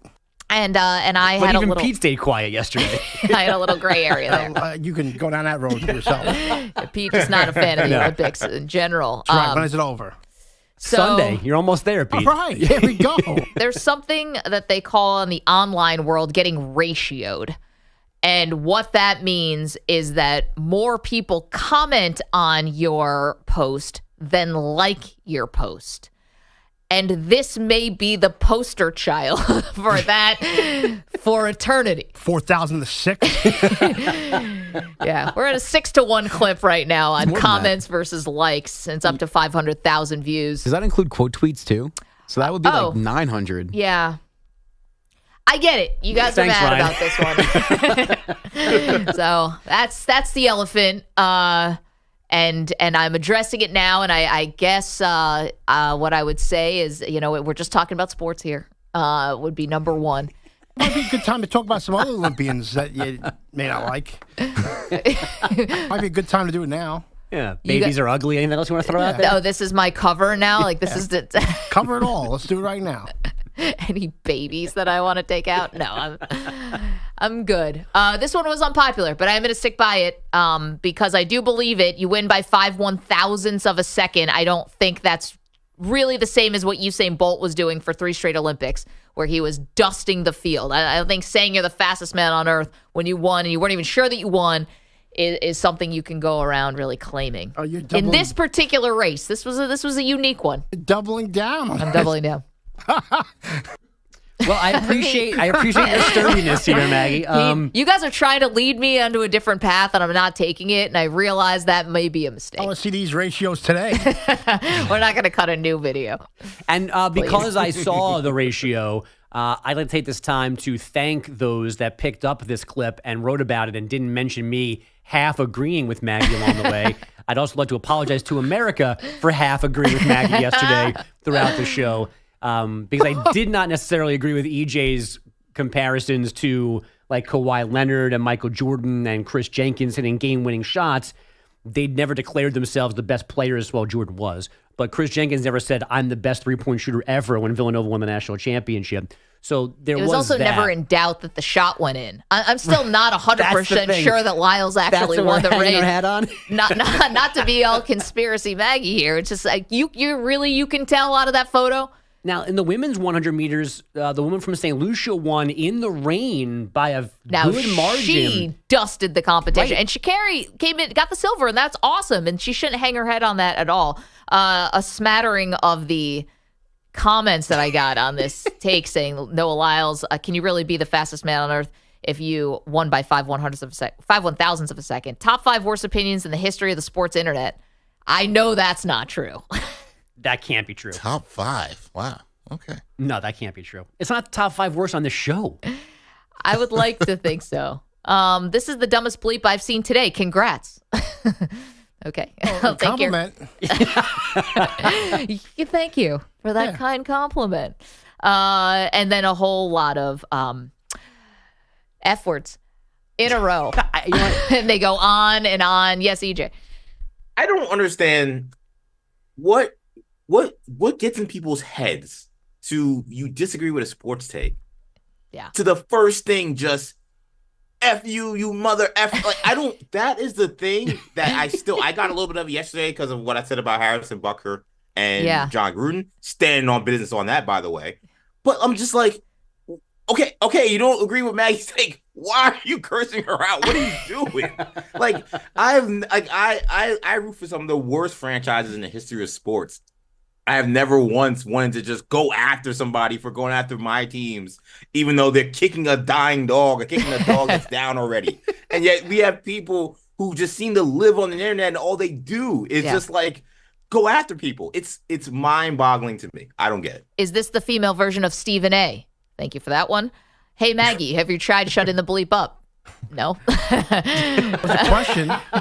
Nope, You're an show old tomorrow. hag. Thank you for that one. Yeah. No, that just comes with the territory. But so that's a little of what happened yesterday. So keep them coming. No, I'm just kidding. I got to go on the opposite direction here. Not that I want any of these things to come my way, but I kind of appreciate the just straight hate, not the trying to like debate me. If you just like bleep you bogus, like that might make me smile. More like explaining to me why I'm wrong. Yeah. Again, he's Andrew Bogus. Yeah, I was going to say, want me to send you a few? No, you're good. All right, let's get to the headlines. That was the elephant in the room. We actually have a second elephant in the room that we'll get to later. I think they're connected. I can't wait. I don't know if they're connected. I'm gonna have to. Ratios. If there's someone up above, they are connected and they love this show. I'm gonna have to appeal to the group on this one because I don't really know. We'll have to get to that in a second. But Dexter, let's get to the headlines, sir. What do you have? All right, here we go. Another injury for the Los Angeles Rams. The team is dealing with injuries to 3/5 of their starting offensive line. Now they have to worry about one of their wideouts. Puka Nacua is considered week to week after sustaining a knee injury on Sunday. Nacua left the Rams joint practice with the Chargers on Sunday after getting up slowly during a team drill. Last season, Nacua set rookie records for receptions and receiving yards. How concerned are you guys about the injuries piling up for the Rams? Very. Definitely concerned. I think Nacua is a huge part of what they're doing because I can't just pencil in that Cooper Kupp's going to be healthy for a full year. So Nacua is definitely, and then anytime you have injuries to your offensive line, we know this as fans, that gets me more depressed than anything. Your quarterback getting hurt would be number one, and knock on wood, Matthew Stafford is fine. But your offensive line getting hurt and having that awful word of we're going to test our offensive line depth, no fan in history wants to hear that. They've also, they've had, maybe not more than other teams, but it feels like they've had more injuries to important players. Like the running back that kept hurt, tearing his Achilles, Cooper Kupp, maybe Puka Nacua now. Cam Akers, is that who you're talking Cam about? Akers. Like they've seemed to have had some bad luck. Stafford has played through issues. Tons of stuff. I'm gonna skew to the positive here. I mentioned this when this came up yesterday. I'm just gonna say they're getting their bad injury luck out of the way now. August is better than any month in season. And while nothing has been declared season ending, so I'm going to assume that these guys will be back, and missing these reps are kind of important. But I'm going to go positive here and just say this is just them getting stuff out of the way now, being extra cautious because they can, and this will not be like a season-affecting string of injuries. Okay, positivity. I like that. Look, we're looking up. I like I'm like Maggie. I like that. All right.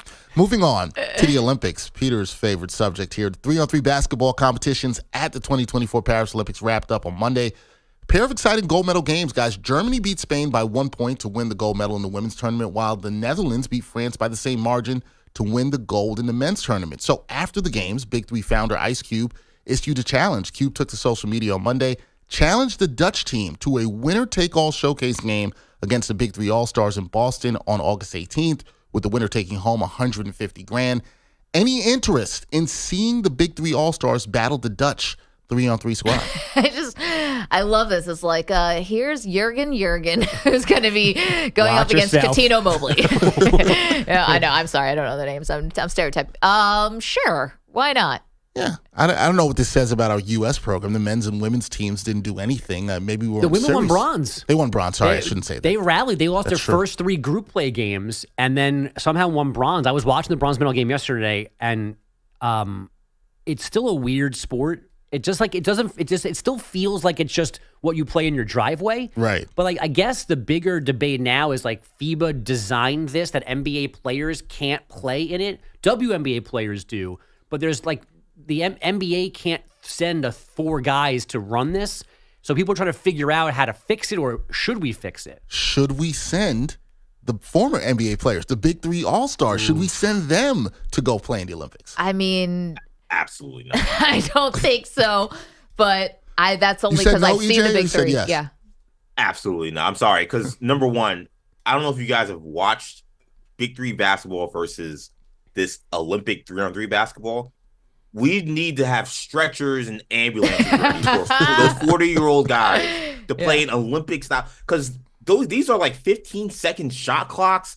You score a basket, and then the play starts immediately. The clock starts running. It is physically exhausting to play this version of 3-on-3 basketball. It is not what the Big Three is playing. I love the Big Three. I sometimes check out the Big Three every now and then. Those are older players. I'm sitting with somebody who's 33 years old with a cracked kneecap. We do not need those older gentlemen playing Olympic basketball. That would be a disaster. I do not want to see that. You're telling me we now could... they play Big Three rules. That's different, but Olympic rules, no way. Now I tend to agree with you because the guys in the Big Three do skew old. But I just clicked on a random Big Three roster. What's their name? Team names? They're named the Three-Headed Monsters. Okay. And you're telling me that the combination of Jeff Teague, Marcus Teague, Greg Monroe, Brandon Moss, and Rashard Lewis couldn't bring home a medal. They're at least getting a bronze. Rashard Lewis. I watched some clips. I watched some clips of Jeff Teague. He's gotten a little rounder in his post-playing days. He can still hoop. He's still nice. But again, we're talking about guys who are Olympic athletes who are playing a much harder brand of 3-on-3, where there's a running shot clock after a basket is made. That's only 15 seconds compared to what the Big Three is doing. Okay, can I offer you Three's Company, a sitcom that was left out of our bracket to many people did not like that, of Michael Beasley, Mario Chalmers. Michael Beasley ain't passing WADA drug testing. Do they test for that stuff? And Reggie Evans. Michael Beasley might have a little problem at the border. Yeah, they're not guarding Jurgen Jr. on Team Netherlands. That ain't happening, Maggie. Reggie Evans has got to be like the AC Green of the Big Three. I feel like he plays every game. He's on every team. Every time I watch a Big Three clip, Reggie Evans is out there. Can I offer you? Where they clone him?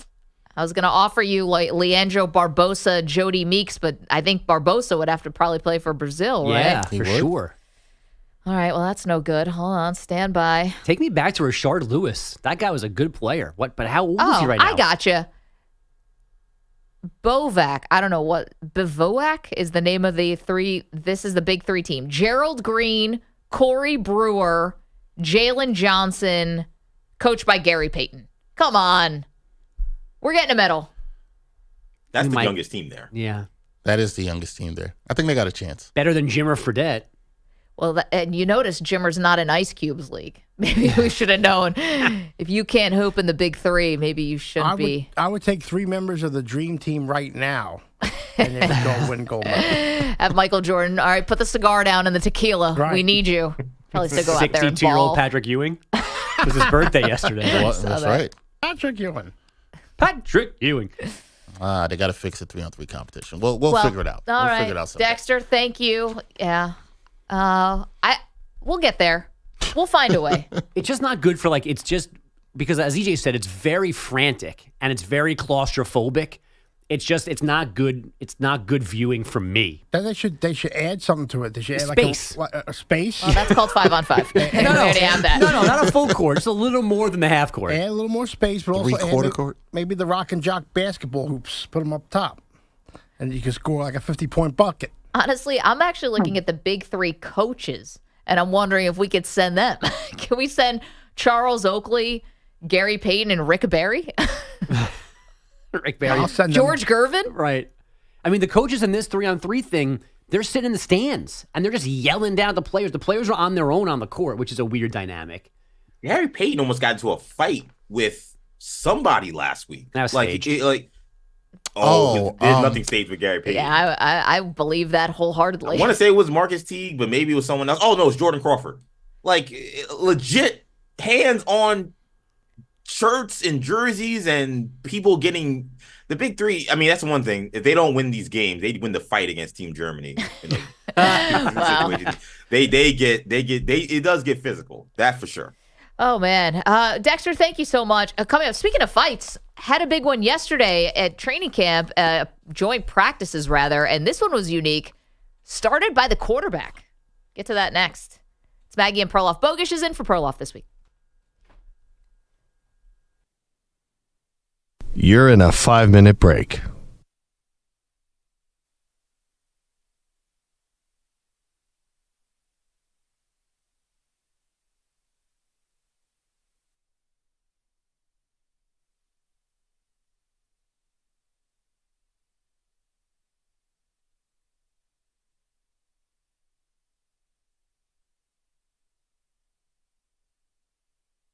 Four minutes, 30 seconds remaining.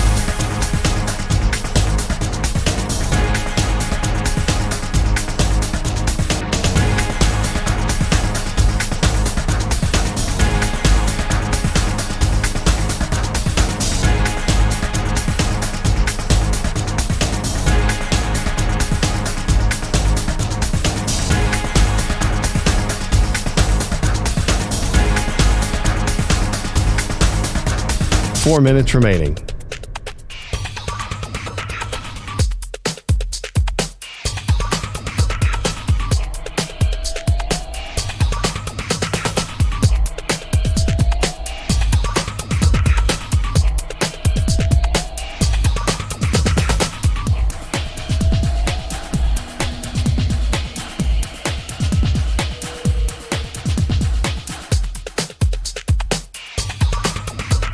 Three minutes, 30 seconds remaining.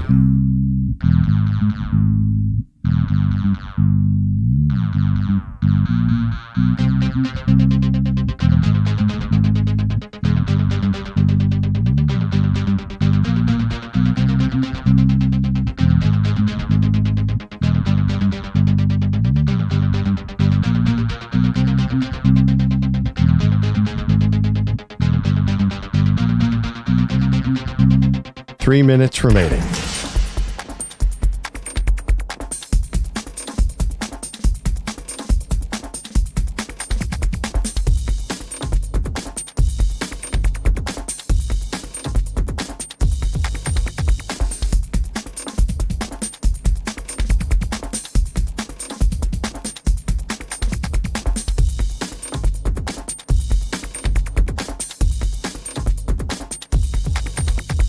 Two minutes, 30 seconds remaining.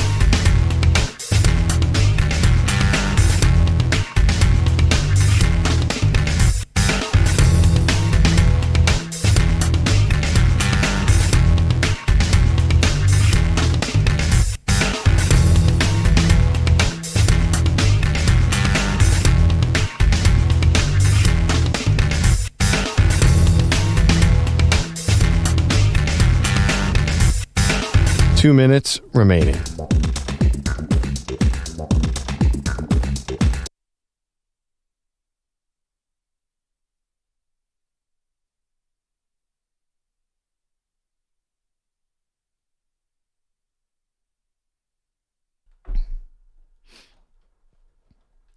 This is Maggie Gray with the Sports Minute, sponsored by Metal Supermarkets, the convenience stores for metal. Find a store at metalsupermarkets.com.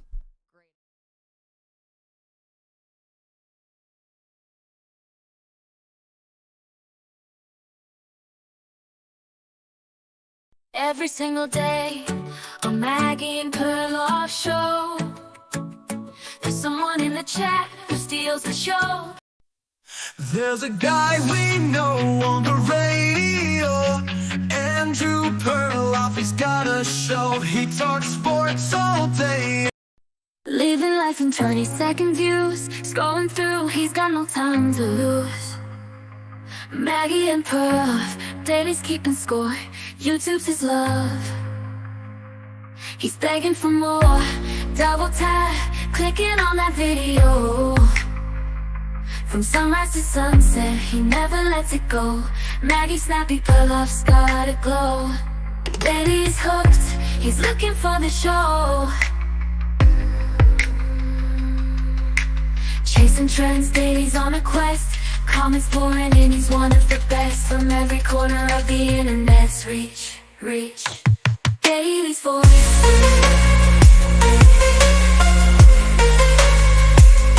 Steady to breeze. Steady to preach. Reach it to preach. Living life in 20-second views, scrolling through, he's got no time to lose. Maggie and Perloff, Daily's keeping score. YouTube's his love. Well, this is really kind of the last person I would expect to be starting a training camp scuffle. Welcome to the show. Maggie Gray, Andrew Bogish in for Andrew Perloff today. Daniel Jones, outwardly very mild-mannered dude, was in the middle of it yesterday. Joint practice between the New York Giants and the Detroit Lions. And of all people, Bogish, it was Jones who incites basically a big, I want to call it a brawl, a little bit of a brouhaha, a lot of pushing, not any punches or anything like that. But from what I can see, Daniel Jones is getting a lot of praise for this move. The word incite was used, which seems like a bigger word than what happened yesterday. No, thank you. I no thanks for about 9 different reasons. This was dumb. This was dumber than calling yourself the fastest man in the world when you win by 5,000 of a second. None of this makes sense. He does not need to be tough. He does not need to be breaking up a fight between his team and somebody else's. If he wants to dive into a giant-on-giant crime and play tough guy, that makes a little more sense. You can't put yourself in the way of actual Detroit Lions who can't touch you otherwise because you want to look like a good teammate. No thanks. Interesting. So I think that this is the best thing that Daniel Jones could have done for himself. The response that I'm seeing is, he's got that dog in him. Daniel Jones is defending teammates. That whole bit, I think it's working on a lot of people, quite frankly. And Daniel Jones just watched, if he watched it, a 7-episode documentary about how his team was trying to replace him. You can tear away all the other fluff from the Giants' Hard Knocks. The bottom line is, if they could have, they would have. And they couldn't because the Patriots weren't moving off of Drake May and because the Commanders weren't moving off of Jaden Daniels, and obviously the Bears weren't moving. If they could have, they would have, and they basically had to all go around the table at the very end before the draft and say, all right, so we're doing this with Daniel Jones. Is everyone in agreement here? Then they're all going to jump off the cliff together.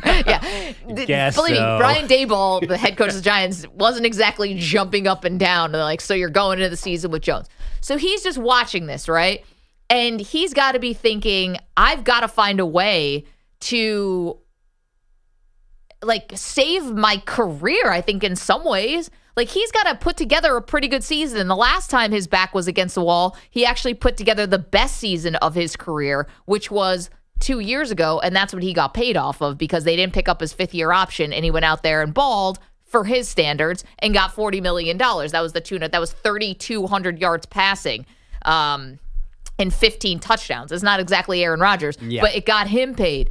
The other part of this, I don't know if you guys saw this detail. So I think this was calculated by Jones. I think that he's feeling it, And he wanted to show, hey, I'm still the leader here. And I think teams love it when their quarterback does stuff like this. So, but like, you think he like woke up yesterday thinking like, I need to do something tough on the field today? I think he's been around this long enough. I think that guys who are in this position going through college and then the 5 years that he's been in the pros, you see, like, what do guys respond to in the locker room? You're the quarterback. You're supposed to be a leader. Show a little bit of edge. Show that you are not going to take any crap. I think that it's eyewash to me, but it seems like the rest of the team may have like taken something away from it, I think. And then there's another detail here.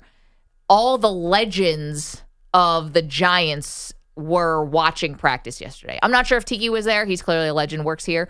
Michael Strahan was there yesterday. You had Phil Simms there yesterday. You had all these guys who happened to be in the house. And I think that he wanted to show everybody, I'm still here. I'm not going away quietly. Yeah, I mean, I guess it'd be nice, though. Like, I would prefer him to throw passes to Malik Neighbors. Like, that's how I want to impress people. Like, have an immediate bond with this stud wide receiver who already people are saying could be offensive rookie of the year, the way he's been playing in July/August. Like, I want to see that. Like, don't put yourself in harm's way because he's got to play this year. Don't forget. Like, it's one thing to be tough and whatever, but, like, he needs to be out there for 17 games to be good, to either keep this job or have somebody else want him to have their job. So, right. You use the word eyewash. It felt like eyewash to me. If it worked, great. It would not be something that I would certainly suggest him doing if he did begin the day looking for a place to look tough. I would have not signed up for that strategy. See, I get it, and I can understand why it's a little bit of weak sauce if you're a guy wearing a red no contact jersey to push other guys. But to be honest, I think coaches secretly love it when their players get into fights, as long as no one gets hurt, and nobody did get hurt here. And I think that, there's a lot of ways that you can show leadership and toughness, and one of those ways is by actually trying to look like a tough guy. Now, if I were really being Machiavellian on this thing and going next level. Did you say Machiavellian? Yeah. TM. Machiavellian. Did I just come up with that? EJ looks proud of me. Wait, hold on. Let me make the point. Please. If I was really being Machiavellian on this, I would say that he was actually auditioning for Dan Campbell.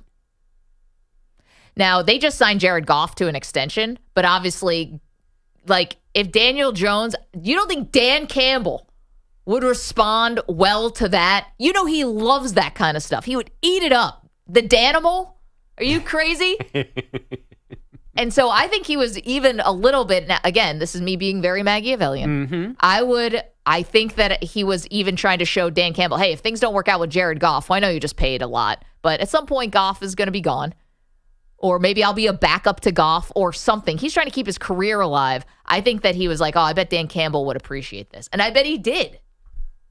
Oof. Can't get there? All right, EJ. I can't.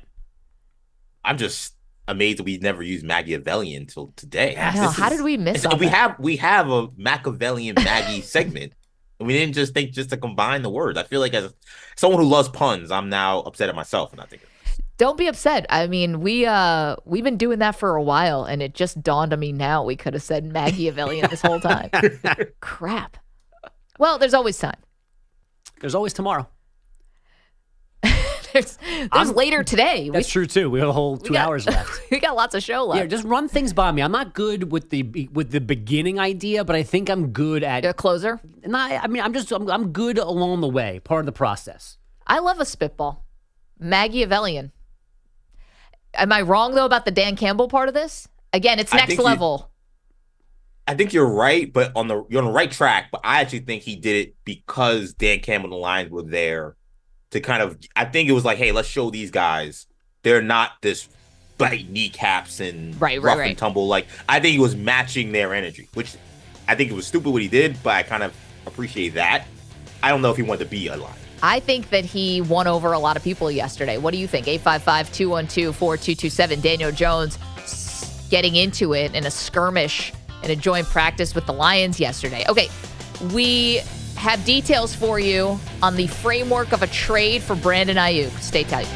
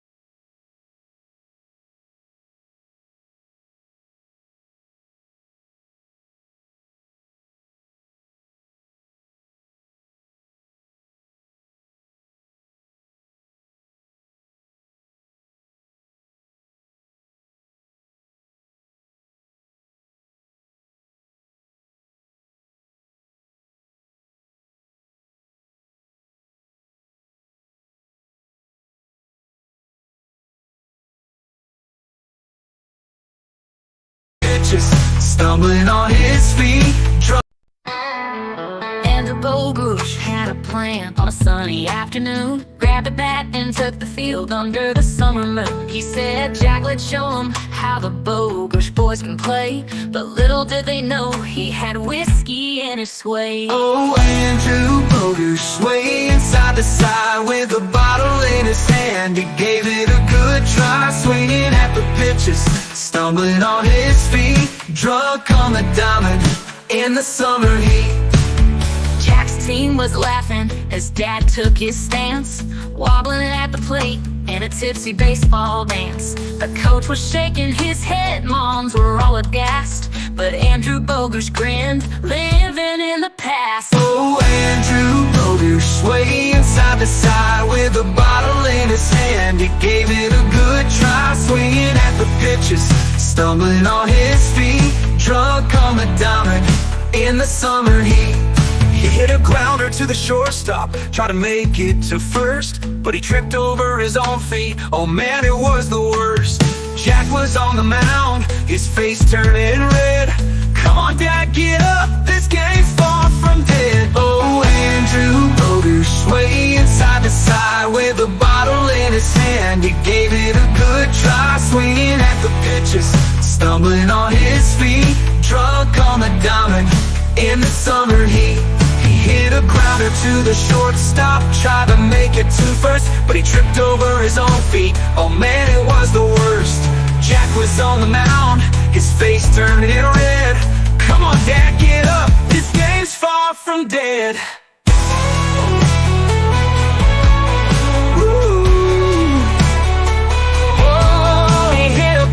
To the shortstop, tried to make it to first, but he tripped over his own feet. Oh man, it was the worst. Jack was on the mound, his face turning red. Come on, Dad, get up, this game's far from dead. Oh, Andrew Bogush swaying side to side with a bottle in his hand. He gave it a good try, swinging at the pitches, stumbling on his feet, drunk on the diamond in the summer heat. So if you see a little league and laughter fills the air, look for Andrew Bogush, you might find him there. With a grin and a wink, he'll raise a drink on high, playing ball with Jack's team under the summer sky. Andrew Bogush had a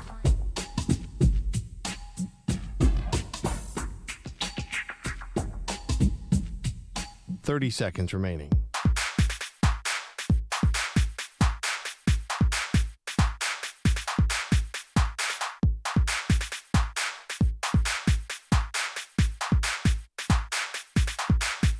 Fifteen seconds.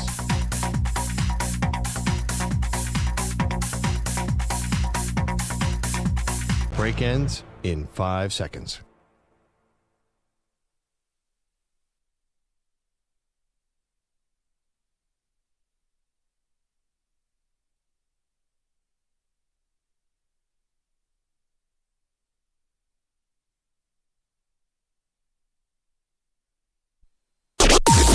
Maggie and Perloff on the Infinity Sports Network.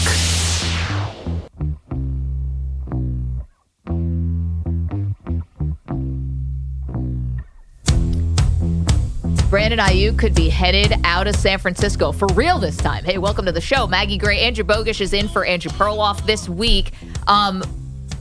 Yesterday started to see a little rumblings here that this whole thing was coming to a head, and there were, at first, Bogush, 4 teams that were in the mix for Brandon Aiyuk. It was the Washington Commanders, it was the Pittsburgh Steelers, Cleveland Browns, and the New England Patriots. According to NBC Sports Bay Area, 2 out of those 4 have seemingly fallen by the wayside. It looks like now the 49ers have a framework in place, according to NBC Sports, with both the Cleveland Browns and the New England Patriots. What we have yet to know is, A, was Brandon Aiyuk actually accept a trade to one of these teams, or could he just remain with the 49ers and play out the final year of his deal? 2, if he does accept a trade, what would be the terms coming back to try to help the 49ers right now? Because this is a tricky one. In my opinion, the 49ers really blew this because I think they could have had a deal done with a team and Aiyuk before the draft. Then you know you're getting somebody who's going to help you this year, obviously, because you'd be getting a draft pick. I don't know what they're going to be getting now and if that person would be an upgrade over a draft pick. If it's Amari Cooper, sure, awesome. Now you have another great receiver for an all-in season. If it's Kendrick Bourne, I'm a little less excited about it, but again, it's still the 49ers. And their offense is really good. I worry here for the 49ers. I think that people make it seem like Brandon Aiyuk could just go away tomorrow and nobody's going to miss him. And I think that's just wrong. I do think he's more important to this offense than he gets credit for. No doubt that he's important. I think more so if it's Kendrick Bourne from New England, it is a step back to a certain extent in talent, not a huge one. And actually surprising to me, why I'm not a GM, I assumed that when they traded Aiyuk, it would not be, the return would not include another immediate wide receiver. And apparently it's gonna, if this all happens, one way or the other, it's gonna be an immediate replacement for him. Ricky Pearsall, their first round pick, who we assumed was the immediate replacement for Aiyuk, doesn't need to be now in this scenario. But it's gonna hurt them a little bit, but I don't know that their season is gonna devolve into being 10-7 and they're scoring 14 points a game because all of a sudden Debo, CMC, and Kittle are less valuable because Aiyuk is gone. Well, they had unprecedented health last year, and even still guys missed games, and it felt like they had unprecedented health last year, got as far as you can possibly get, which is overtime of the Super Bowl, and weren't able to close the job. How you think that all of your offensive weapons, again, and Debo missed time, and Trent Williams missed time, and by the way, they need to get the contract done with him. How you think that, you're going to be full strength? I'm not wishing it on anybody, but how you think you're going to be, I think is a risk. And my biggest gripe here with the 49ers is they were never going to pay Aiyuk. Obviously, they were never going to pay him. So now, are you really at a position of strength when you are looking to trade him on August 6th, as opposed to when you could have traded him before the draft? I question that from John Lynch. But if Amari Cooper wasn't available in April and he is now, that's a win for the Niners. That's a better plan B than they maybe had, because a rookie wide receiver might not have. I mean, and they're showing it to us right now that Ricky Pearsall apparently is not ready, or they don't want to have to rely on him as their number 2 target, hence getting somebody back in a possible Aiyuk trade. So you're in a good spot because no one can yell bleep you, Maggie, off of this take, because we're never going to know. We're not going to have notes and call logs and texts from March and April. We don't know what they didn't pass up. But this feels like possibly, to me, what played out here was the Niners were okay with Aiyuk not going to practice and watching training camp and figuring things out. And maybe somebody went, you know what? My offense isn't that good. Or, you know what? I need money, because if the Browns do this trade, they save money in the short term for this year, for 2024, by going from Amari Cooper to Brandon Aiyuk. That's a money save immediately. They got to then pay Aiyuk after the fact, so that gets a little different down the road, but it's an immediate money save now. So maybe they went, hey, I got to free up money for somebody else. Now I'm in on this. Or the Patriots went, maybe we don't need him. And then they saw things in camp and okay, no, we do need help on offense. So now my offer is better than it was 2 months ago. Well, here's the thing for Aiyuk. If it's just about getting paid, then you have to assume that both the Browns and the Patriots know what's up here. Because obviously, and they are willing to offer him contract. Because clearly he's not budging with the 49ers, and they're at a standstill and haven't been negotiating for months, according to this article. So if I'm the Browns, I'm about to make a major investment. Sure, I may be getting rid of Amari Cooper now, but I'm about to put myself on the hook for a $30 million a year wide receiver. And maybe they feel like this is what they need to get the best out of Deshaun Watson. If I'm the Patriots, I now have someone where I have such a super cheap quarterback. I now feel like I have somebody where Drake May can actually learn and grow. And are they going to peak at the same time together? Maybe not. But at least I get a development for May to have a reliable receiver. You're welcome to weigh in, by the way, at 855-212-4227. The question is, will the 49ers take a step backwards without Brandon Aiyuk on the team.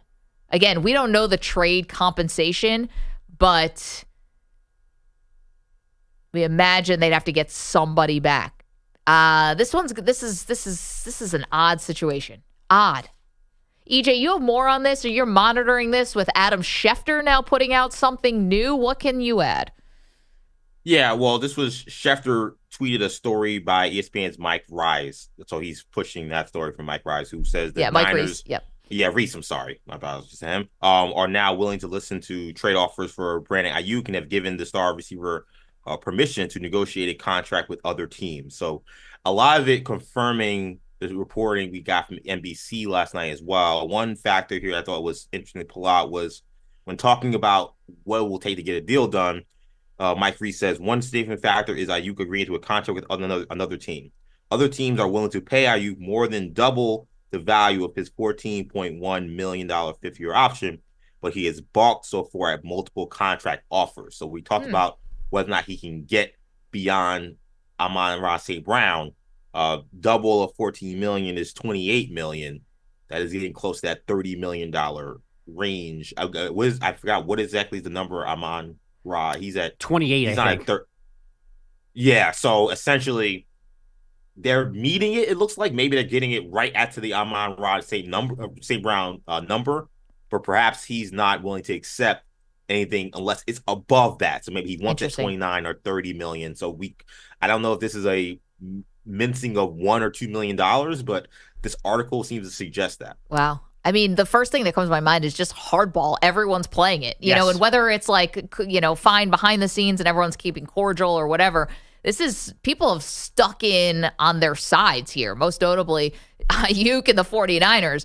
And again, I wonder, if the 49ers just never wanted to pay him. And he's watching them pay other people. He's watching them pay Christian McCaffrey if you're Brandon Aiyuk. You watch them pay Juwan Jennings got a raise. I mean, they're going to have to do something with Trent Williams, who's holding out. You have Brock Purdy coming down the pipeline.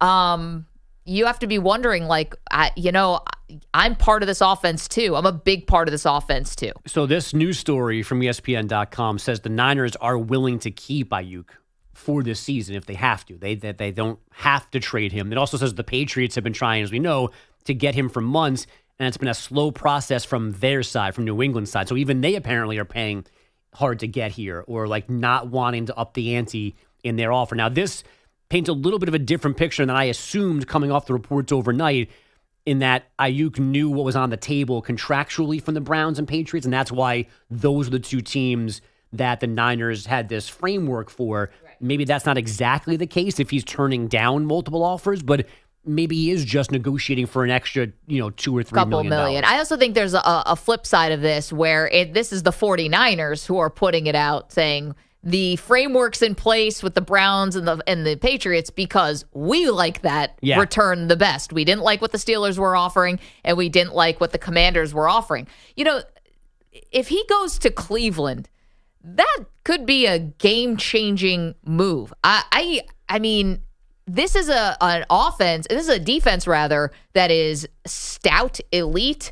You have an offensive-minded head coach in Kevin Stefanski, who's a two-time coach of the year, who is the play caller. With Deshaun Watson, who this has to make good on this contract at some point without it becoming one of the all-time worst contracts in NFL history. But what's surprising to me about this, when I first saw that it was Browns involved, I'm thinking, man, him and Cooper, that's tandem. What I thought too. That's how you cut that's firepower. Yeah, that's how you cut through what might be the toughest division. Depending on how the Steelers are, that might be the toughest division in the NFL. So now you put those two guys with Deshaun Watson and maybe eventually a healthy Nick Chubb. That feels good about that offense, but it's either or. It's not both of them. So I think it makes them better, but it doesn't make them astronomically better to swap out Cooper for Aiyuk. I mean, you're getting younger. So like paperwork, it makes sense. You are getting, like I said, it saves them money. I think you are getting better. You're paying him. You're paying him at 26 plus, not 30 plus for Cooper age wise. So you're getting younger and cheaper this year. That makes sense. But in 2024, I don't know how much bigger of an impact, especially because we still don't know what Aiyuk is like when he's the guy. Right. Like Amari Cooper's the guy and still makes catches, gains yards, and scores touchdowns. Like, we don't know what Aiyuk is going to be like outside of an offense that has 3 other elite offensive players in it. 855-212-4227. There's another part of this too, which is what I'm reading from the latest here from Mike Reese, is that the 49ers still want the door open here. Even the framework, it's almost like, all right, guys, last chance, last and finals, you know? And I wonder if this motivates the Steelers.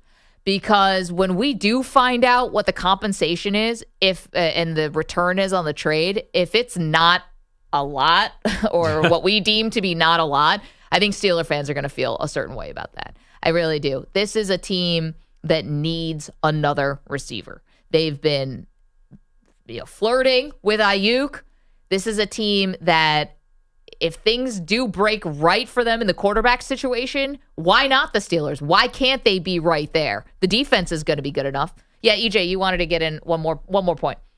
Yeah, just quickly, the Steelers aspect was interesting because it says here, the Steelers at one point were interested. It appears right now that they are not. And I agree. The read on that to me is like, hey, Steelers, you want a chance? This is your final chance. Yeah.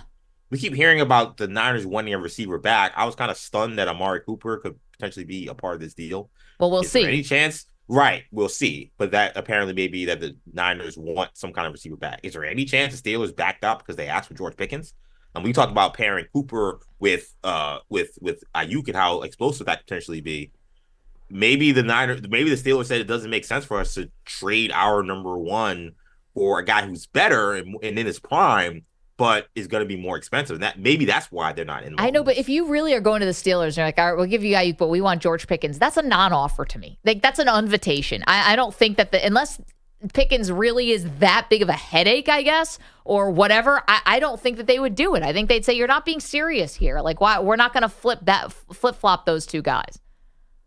I think so too, but I mean, I think Amari Cooper, that doesn't seem serious to me. That doesn't seem serious to me either, quite frankly. I mean, Amari Cooper last year, I think people forget how good he was last year. I mean, he had a great season, and that's why he asked for more money this year. The Browns gave it to him because I think they realized they needed him. Yeah. So, like, I'm wondering, like, I guess the 49ers are apparently okay with some of these trade offers. If the Browns do give up Amari Cooper, I would really be shaking my head about what they're doing over there. To me, that's not the kind of move that gets you over the top, just flipping one for a one. I don't think that really does much. That's why we were a little stunned this morning, I think, by a lot of the reporting that came out overnight. 855-212-4227. You're welcome to weigh in on this from the 49ers side of things and how if you'll see a drop-off in the offense with no Aiyuk. You're welcome to weigh in from the Steelers side, which is you could be on the outside looking in here. Could feel like a missed opportunity. The Browns fans, are you excited about this? And don't miss the little chippy media battles going on around this story, because yesterday they were like non-mainstream guys reporting the Steelers' involvement and moving those trade talks along, and then Tom Pelissero and and Mike Garofalo were on their show on NFL Network and took shots at people who buy blue check marks and aggregate stories, pushing this and saying this is not those reports. Which part of are it? Not the news. The news just is that the Niners are listening to a trade. Got it. Then we have Matt Mayako, who's a very established, well-respected reporter, directly linked the Niners to the Browns and Patriots. And now you've got ESPN going, this is just the Niners listening. And yeah, the Browns and Patriots are out there. The Steelers might have been there. So there's all this little kind of infighting on who has the real, actual tail going on right now. And I like media gossip. I like media drama. Really? Yeah. All right. We'll have to keep that in mind the next time we say something. And have a little gossip. Quickly, Adrian's our pal in Maryland as a take on this. What's up, Adrian? Hey, guys. How you doing today? Hey, I'm with you, Bogey. You don't know what Aiyuk is outside, Kittles and McCaffrey and Debo. Just like you don't know what Christian McCaffrey is, but he can't do the same exact thing with all those weapons around him. So we're not sure if Aiyuk can be the man. He can be that number one receiver where you go to all the time. Adrian, you're right about that, but I mean, here's the other flip side of that, which is if he is the number one guy, could he actually, there's a positive spin. He could be CeeDee Lamb. Right, yeah, you're right about that. But when you watch the Super Bowl, even though the Niners were in the game, that really not good. What Kittle have, like one catch? Yeah. Debo had catches, and they had to do a trick play just to get a passing touchdown. So I don't know. It's like I said, I don't think I use that one guy. Yeah, Adrian, thank you so much for checking in. Well, if the Browns do trade away Amari Cooper for Brandon Aiyuk, they think he's the number one because Jerry Jeudy, I don't think anyone believes is a number one right now, and his stock is low. And Elijah Moore has not shown that he can be that guy either. Ask EJ about Elijah Moore. Yeah, a lot of promise, but never made good on it. So the Browns would be thinking he is a number one, and clearly whoever trades for him is going to pay him as close to a number one as you can. 855-212-4227. Okay. Do we address the second elephant in the room? Is in the this next one about segment. Old age homes? No. No? That's a Pat Boyle all-timer. Okay. Is it about Pete's purple shirt? I like purple on you, Pete. I've said that. Pastels. Yeah. Lavender. I like the spring collection. Thank you. Even though it's summer, that's besides the point. But I like bogish. I like the pastels. Vogue magazine over here. Sheesh. What does Bogish have planned for fall? Backless tuxedos. You told me about Joe Burrow yesterday. I'll be wearing Hawaiian shirts in October. I love it. A little zig while everyone else is zagging. First elephant in the room was I had an opinion about Noah Lyles. And can you brag about being the fastest man on earth if you only won a race by 5/1000ths of a second? We will address the second elephant in the room next. It's Maggie and Perloff with Bogish in for Perloff.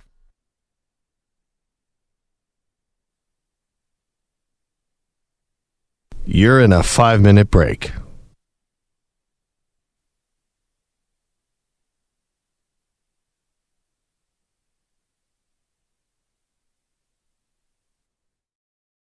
Walk on the diamond in the summer.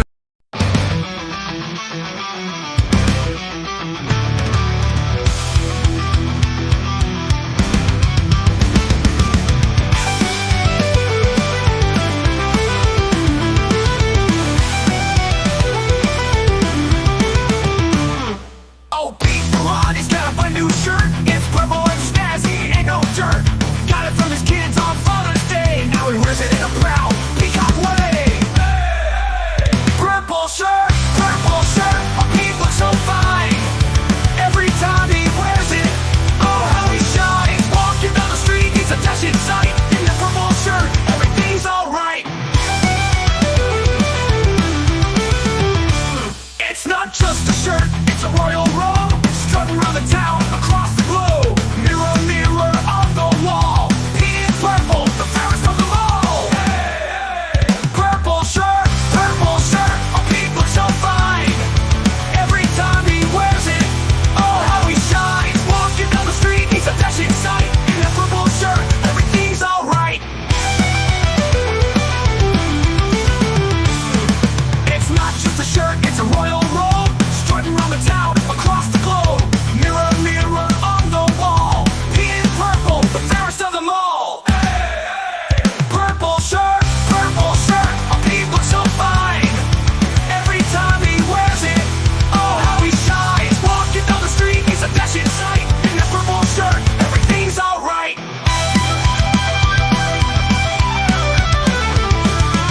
From morning coffee to the evening dine. In the purple shirt, Pete does nothing but shine. Call it magic or a stroke of luck. That shirt's a hit, who gives a duck?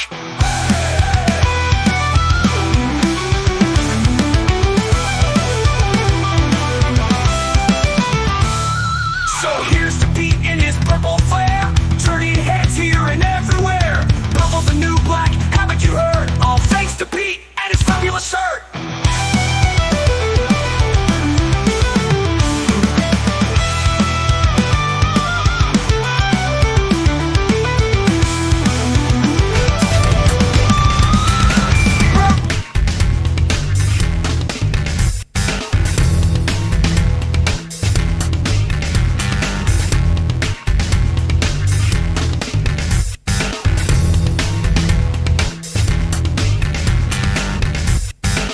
2 minutes remaining.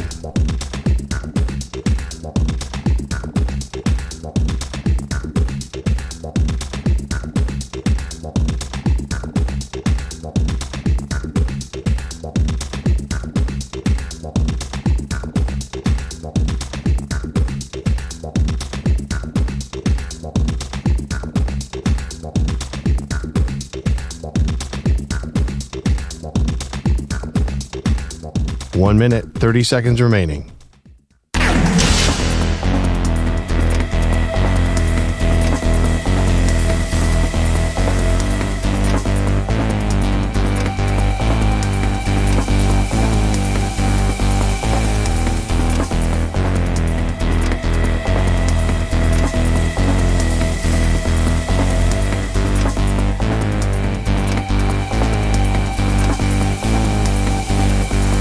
One minute remaining.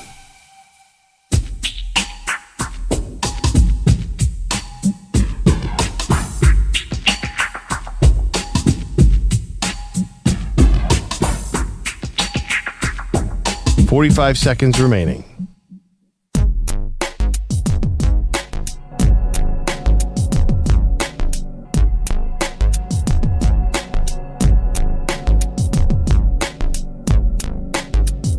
$30 seconds remaining.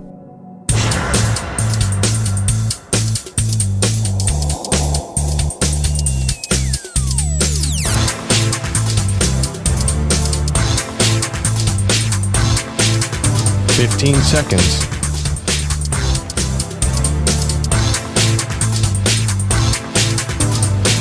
Break ends in 5 seconds.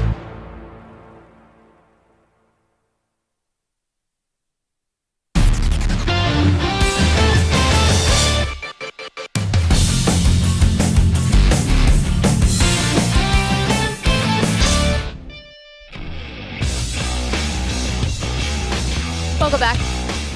Maggie Gray, Andrew Bogish in for Andrew Perloff, who is on the West Coast right now on vacation. It's So at Niners camp. I hope he stops by to figure out what's going on with Brandon Aiyuk. Is he getting traded or not? Well, more of that in just a second. So last hour we mentioned there was an elephant in the room here, which is a comment that I made yesterday, an opinion I had about American sprinter Noah Lyles, who won the 100-meter dash, and he did win it, gold medal. Congratulations. I just asked, can you actually claim to be the fastest man on earth when you won a race by 5/1000ths of a second? It kind of feels more like, oh, this was just a crazy race, and I happen to be the winner. And I don't know if you can have the fastest man on the planet like title when you weren't even sure that you won the race. Anyway, long story short, that comment was not received well anywhere. By anyone. By anyone. It was 100-0. Everyone disagreed with me. Angola played the dream team closer than this did yesterday. You know, I would have killed to be Angola yesterday. No, it was bad. It was an avalanche. But I am standing by it. And so that was the elephant in the room that we addressed last hour. New elephant in the room for you, so here it goes. There's been an article that's been floating around since Friday, and it's by Athlon Sports, and I don't have the reporter's name available, but Bogish, maybe you can find it real fast while I'm explaining it to the audience. This article came out on Friday, and there are some allegations and details given by anonymous sources in this article that are wild.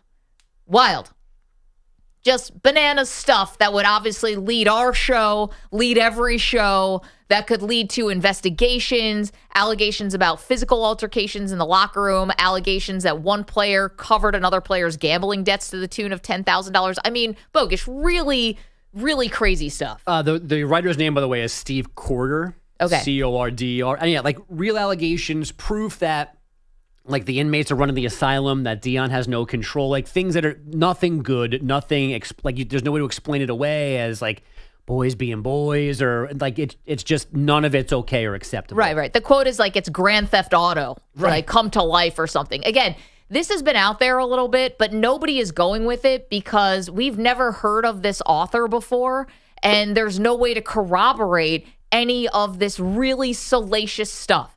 So we should do like anyone else would do, right? Which is try to do a little digging, try to call around a little bit.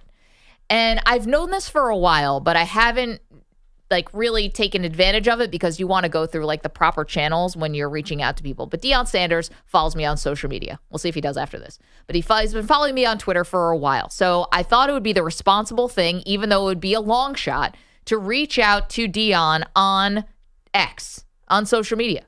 And so I sent him a DM last night and just sort of, saying, I'm sure you're aware of this report that's out there and there's some allegations. If you'd like to comment or refute these allegations, you can maybe you'd consider our show if you'd like to come on and talk about this. I was not expecting to get a response. 20 minutes later, I got a response, and I believe this is actually from Deion. And he said, I don't respond to lies. God bless you. Please fact check before you put on your track shoes. Oh. Now, that could just be a Deionism, and he's responding, and I appreciate him responding. I feel like he knows he's talking to a radio host. I did not misrepresent myself. And so he's saying these are all lies, and I'm not going to respond to them. Totally a fair... In my response. Yeah, right, that's fine. But totally a fair stance for him to take. I'm the head coach. Yeah. I'm refuting this. Like, I'm saying that this is all lies, and I'm not going to validate it. Totally fine. Fact check before you put on your track shoes. Yep, there it is. That is the elephant in the room. Okay.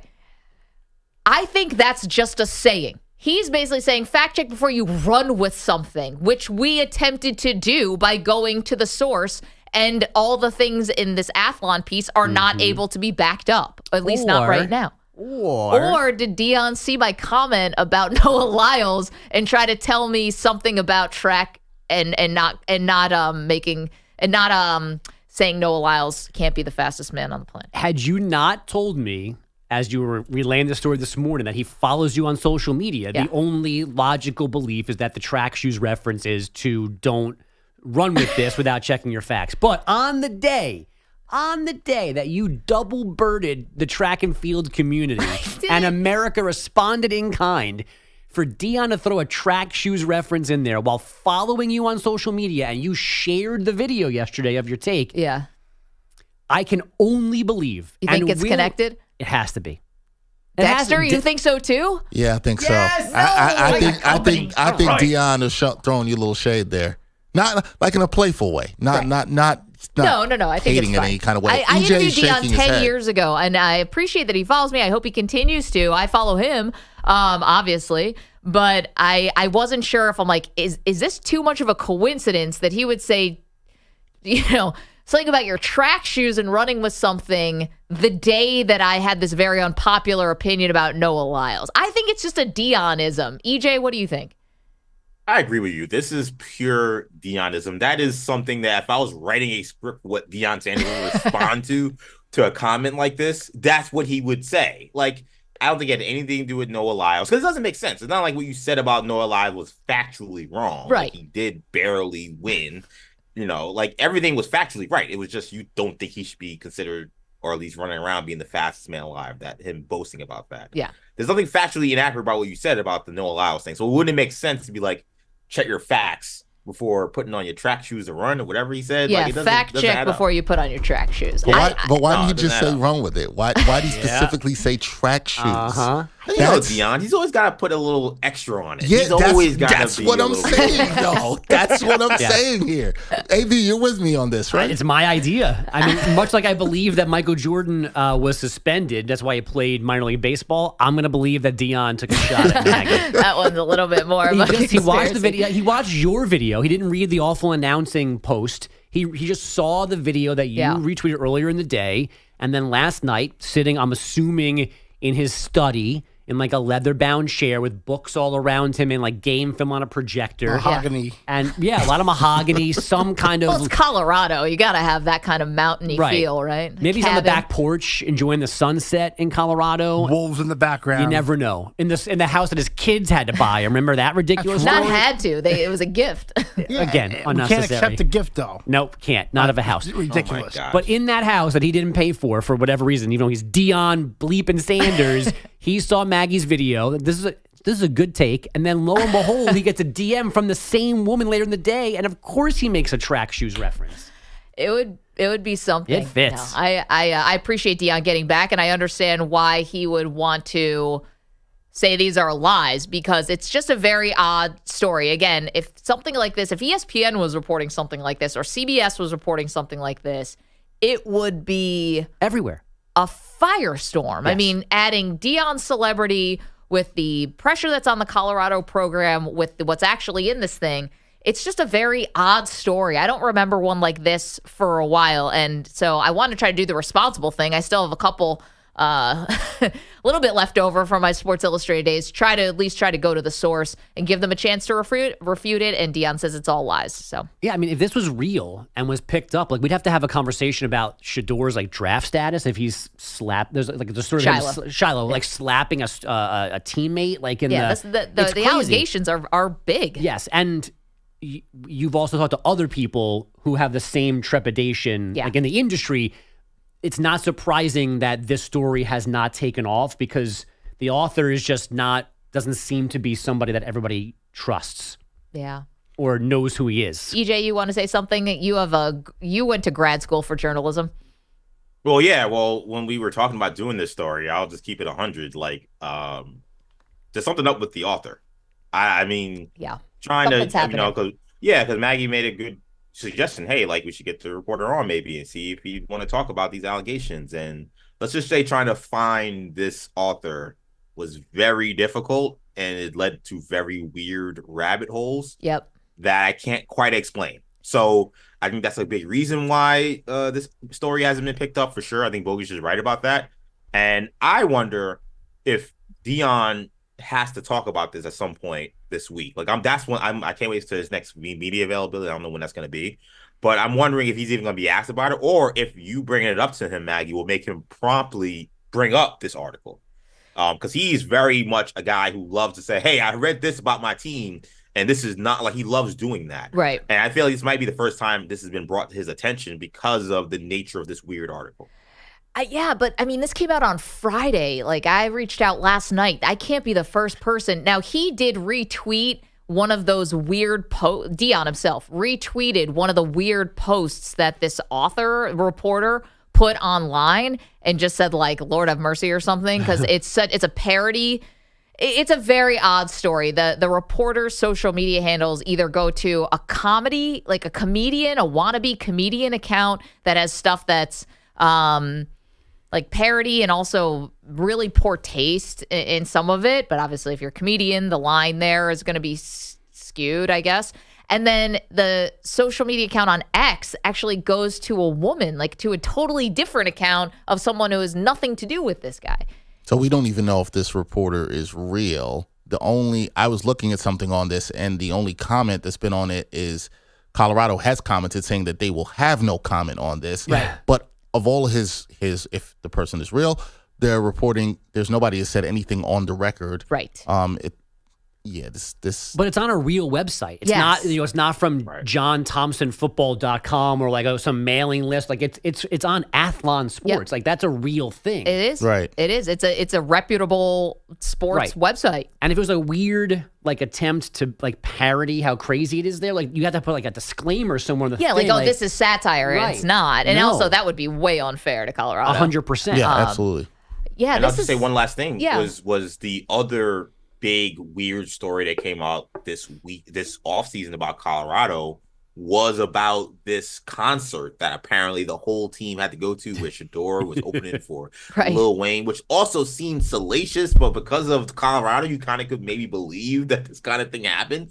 And I remember back then Deion said that this was also like a ridiculous lie, and it's just odd to me that the two most like maybe inflammatory stories about Colorado this offseason came from this same reporter that I use in quotation marks. Yeah. Because there's a lot of weird stuff going on with it. Yeah. You do have the piece from The Athletic. Those guys went on the record where it was guys who were at Colorado when Deion arrived, and they described, not that Deion did anything wrong per se, they just said it was tough to come in and hear, hey, you're cut, without even getting a chance to prove themselves, and that was real. Those guys went on the record. They've landed at other schools now, and they were just sort of recounting what happened. These two stories, you're right, DJ, have been so bizarre. And anyway, so Deion responded to my DM saying he's not going to respond to lies. What a day you had. I know. What a day. And it was just a regular Monday for Machiavellian over here. I know. I had a great day. I took my kid to the pool. Dexter Henry is here with headlines. What else you got, Dex? All right. Luana Alonso, and for nobody who knows her name, or people who might not know her name, is an Olympic swimmer from Paraguay. She's been kicked out from Olympic housing after being accused of creating an inappropriate environment. So here's what went down. Throughout the Olympics, the swimmer was housed in a Paris village along with other Olympic competitors. However, things changed on Sunday when Committee Olympic Paraguay General Manager Larissa Scherer issued a statement saying Alonso's mere presence was having an inappropriate effect on her team. Alonso officially was asked to leave the village. She was granted permission from Scherer. And Paraguayan media outlets reported that Alonso had spent time in Disneyland instead of supporting her teammates, which upset the country's Olympic leadership. And a separate report by the Daily Mail said Alonso became a distraction to other competitors with her skimpy clothing and socializing with other athletes. So what did Alonso do? She peaced out, but then she came back the next day like nothing ever happened. Scherer reportedly was confused by the swimmer's return, which I would have been as well, and told her to bounce once again. It was a rough 2024 games for Alonso. She came in 6th in the 100-meter butterfly and failed to qualify for the semifinals. Then, get this, guys, after that, she abruptly announced her retirement from swimming in a social media post, but stayed in Paris. Alonso, she has denied on Instagram that she was kicked out of the Olympic Village. What do you make of all this Olympic drama? Because this is a lot right That's here. a lot going on. I didn't realize she tried to pull a George Costanza where you quit and then come back the next day like nothing happened. Nothing happened. Oh, that joke? That was you thought I was serious?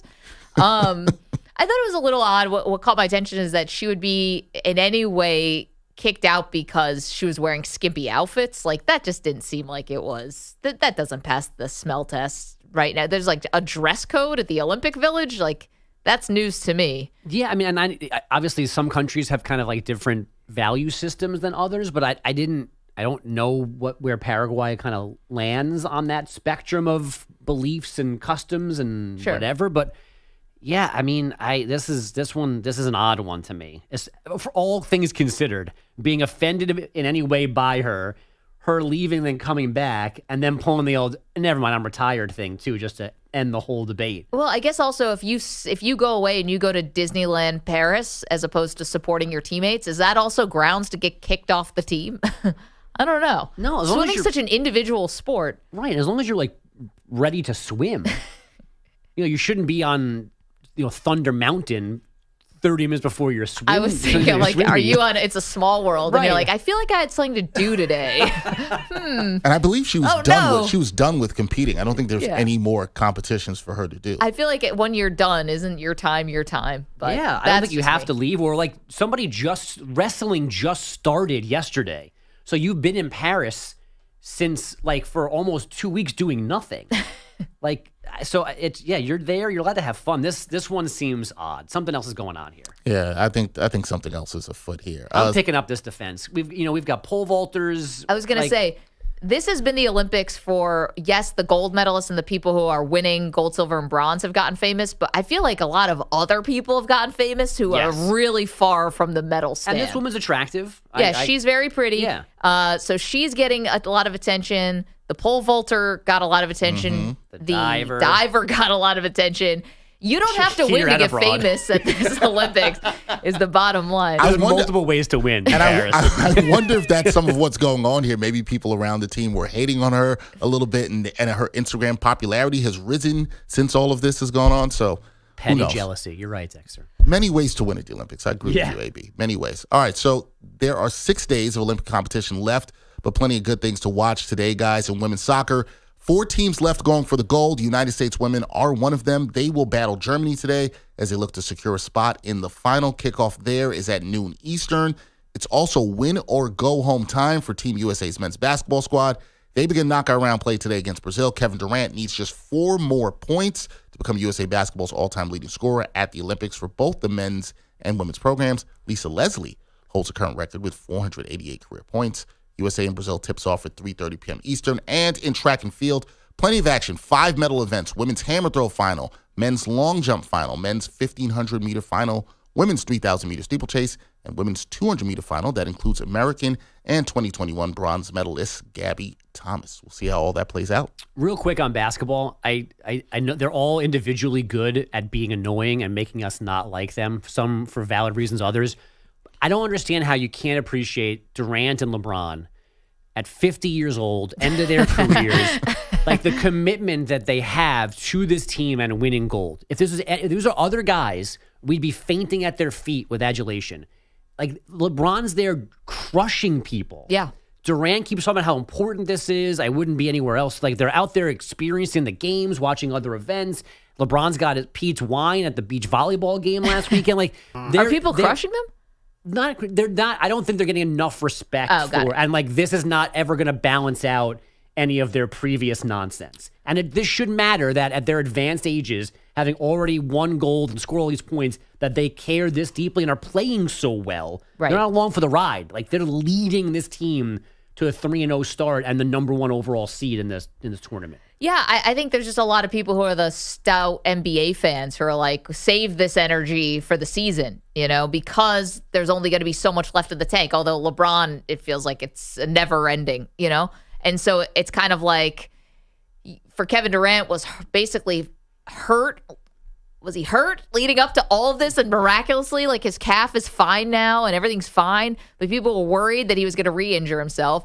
And I think Laker fans would have a right to say, hey, we want one last title while LeBron is still like on the outskirts of his prime or in his prime. I think with this team, people just want to find a reason to be mad, right? Like if they lose, then that's the thing you're going to be mad about. But they're going to win. They're the best team. They should be the best team there. But if they lose, everybody will be up in arms. People were mad because Jason Tatum didn't get minutes in game 1. Like people are just finding reasons to be mad also, over and over again. Did you notice how selective the outrage was there? People were very mad that Jason Tatum didn't play. Joel Embiid didn't play. People were like, coaching decision. Yeah, and nobody said who am I to argue with Steve Kerr? But Tatum, everyone was big mad. Yep. And nobody was mad about Halliburton not playing in the same game. Everybody's like, yeah, whatever. We're okay.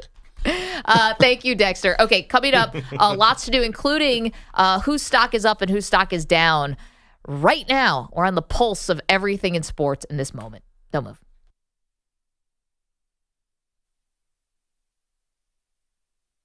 You're in a 5-minute break.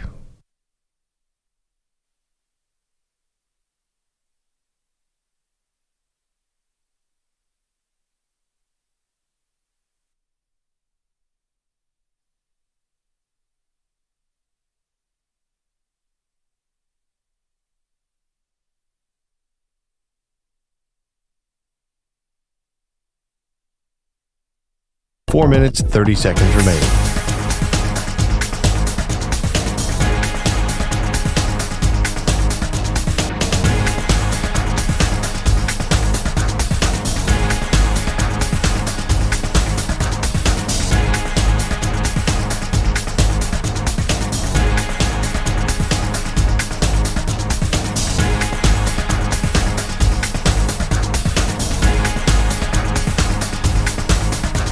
Four minutes remaining.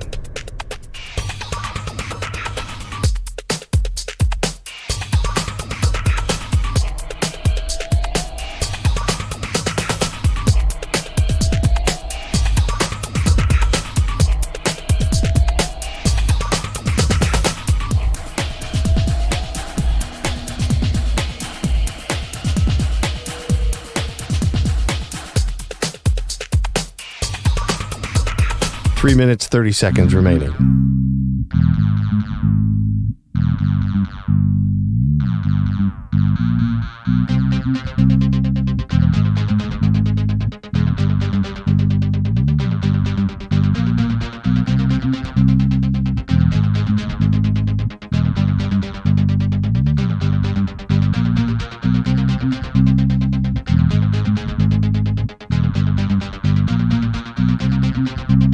Three minutes remaining.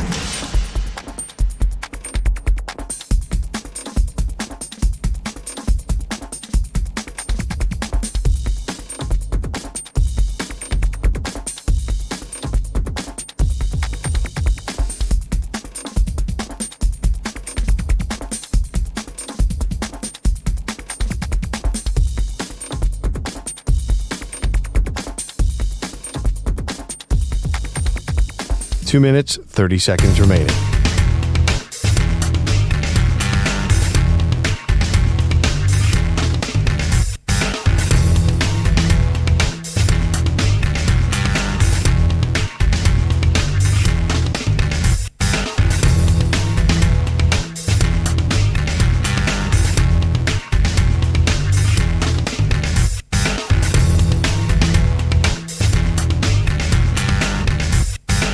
Two minutes remaining.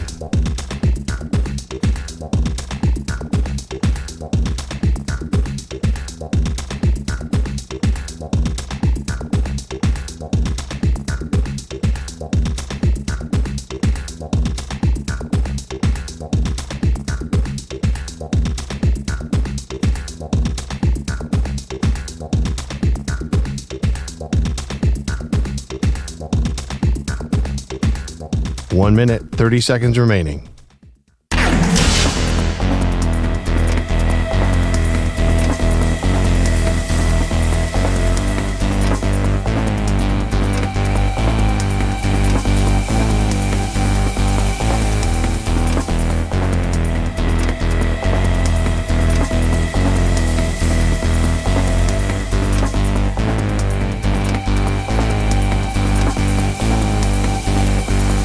One minute remaining.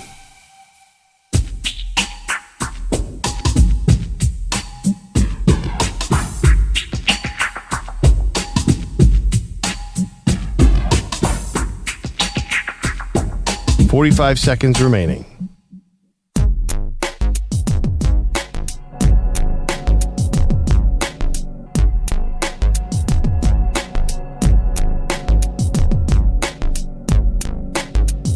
Thirty seconds remaining.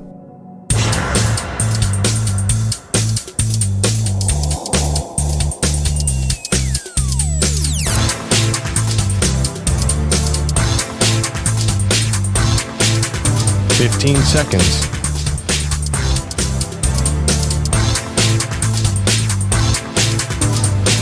Break ends in 5 seconds.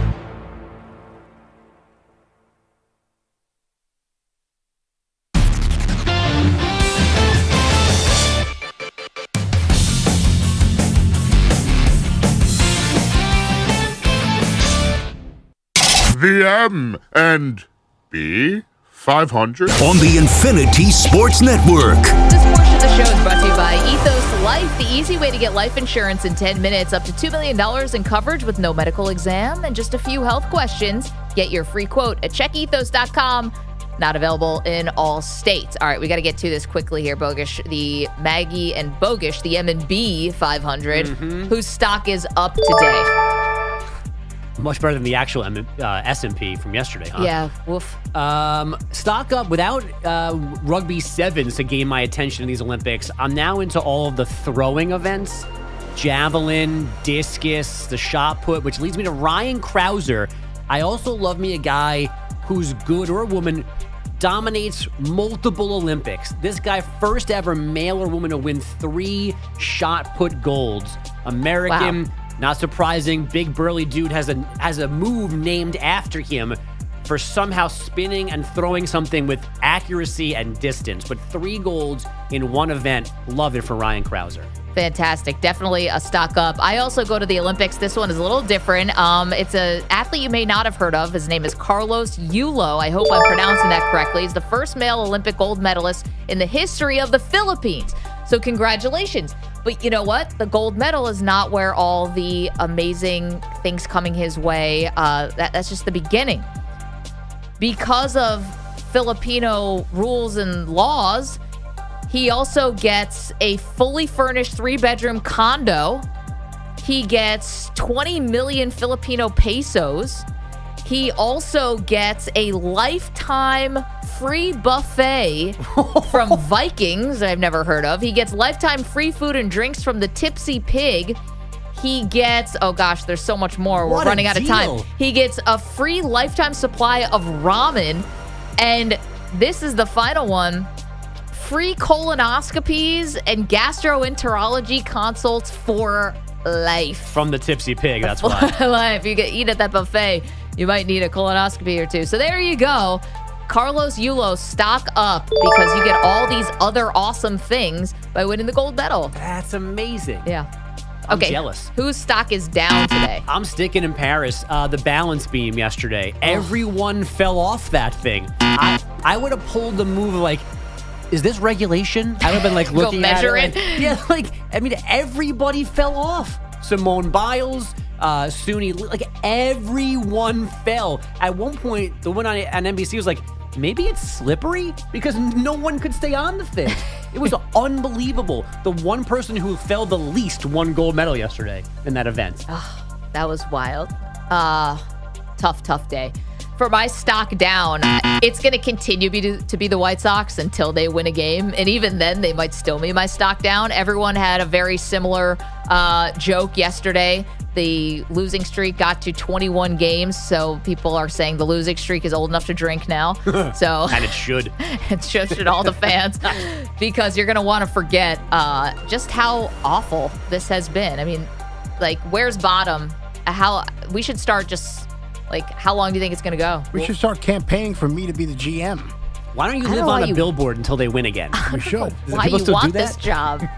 Well, let me straighten up something that I said back in the first hour of the show. So if they lose today and tomorrow in Oakland, they tie the all-time modern mark. Their next game at home Friday night against the Cubs, if they lose that one as well, to set the all-time mark, that's when the post-game fireworks hit. It's fireworks night at Old Comiskey on Friday against the Cubs when they could set the all-time record for longest modern losing streak. Do you cancel the fireworks? No. You can't, right? can't. Because it's for the kids. Yeah, It's for the attendance. kids. Yeah. Yeah, and I know. I've Oh, got a that's right. 5-year-old. They're The gonna only thing they want is the fireworks. They're going to sell out the place to watch them lose their 24th in a row and then have fireworks. Oh, my gosh. Anyway, the White Sox will continue to be stocked down for as long as humanly possible. All right. Lots more to do.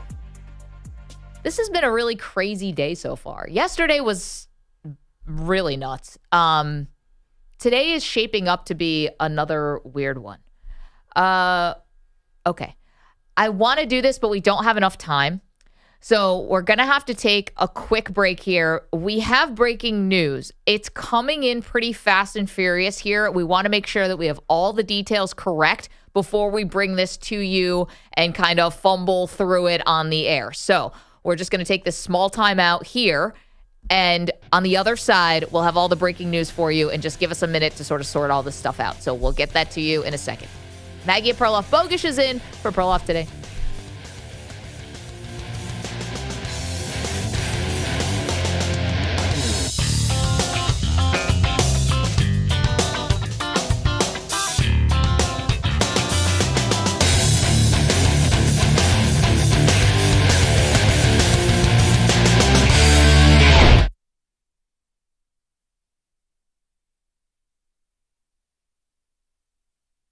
You're in a 5-minute break.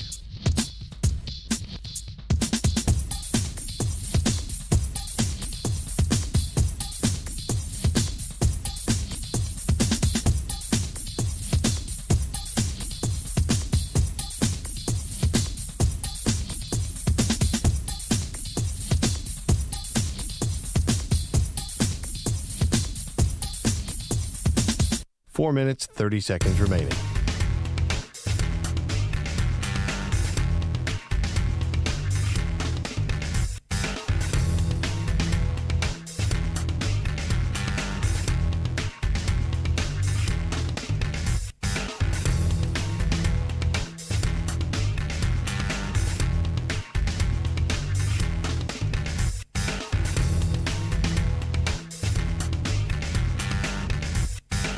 Four minutes remaining.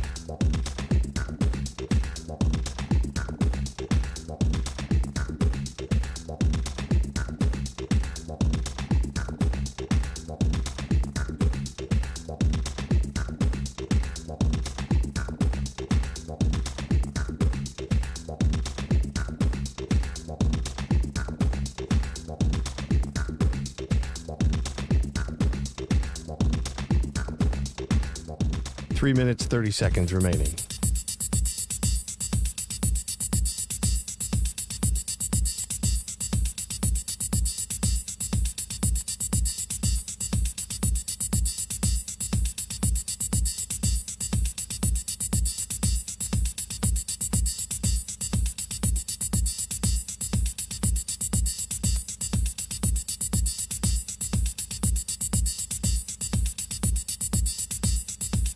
3 minutes remaining.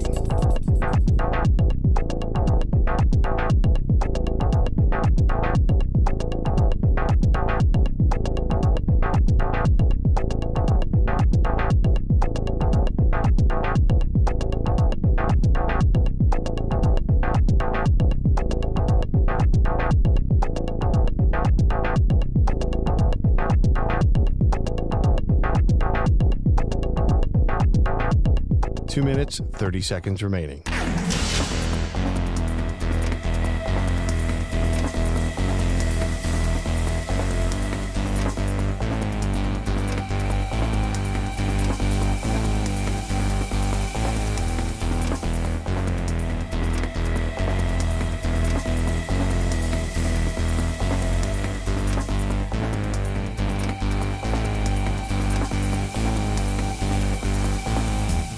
Two minutes remaining.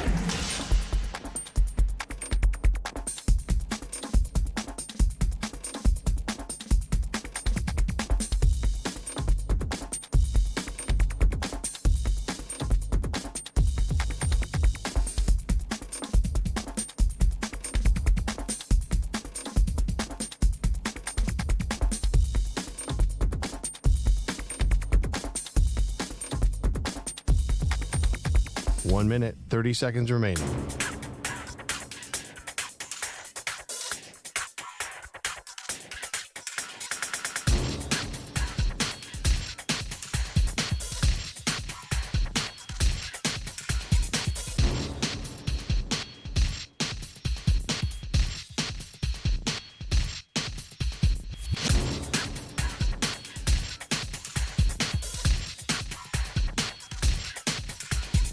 One minute remaining.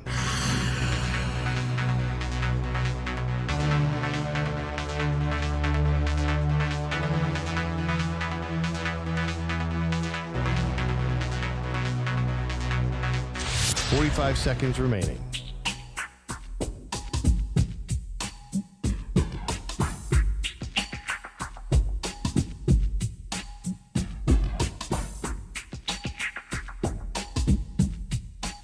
Seconds remaining.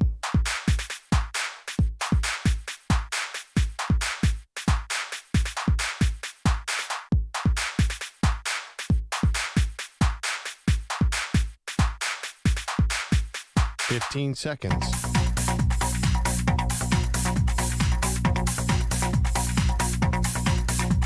Break ends in 5 seconds.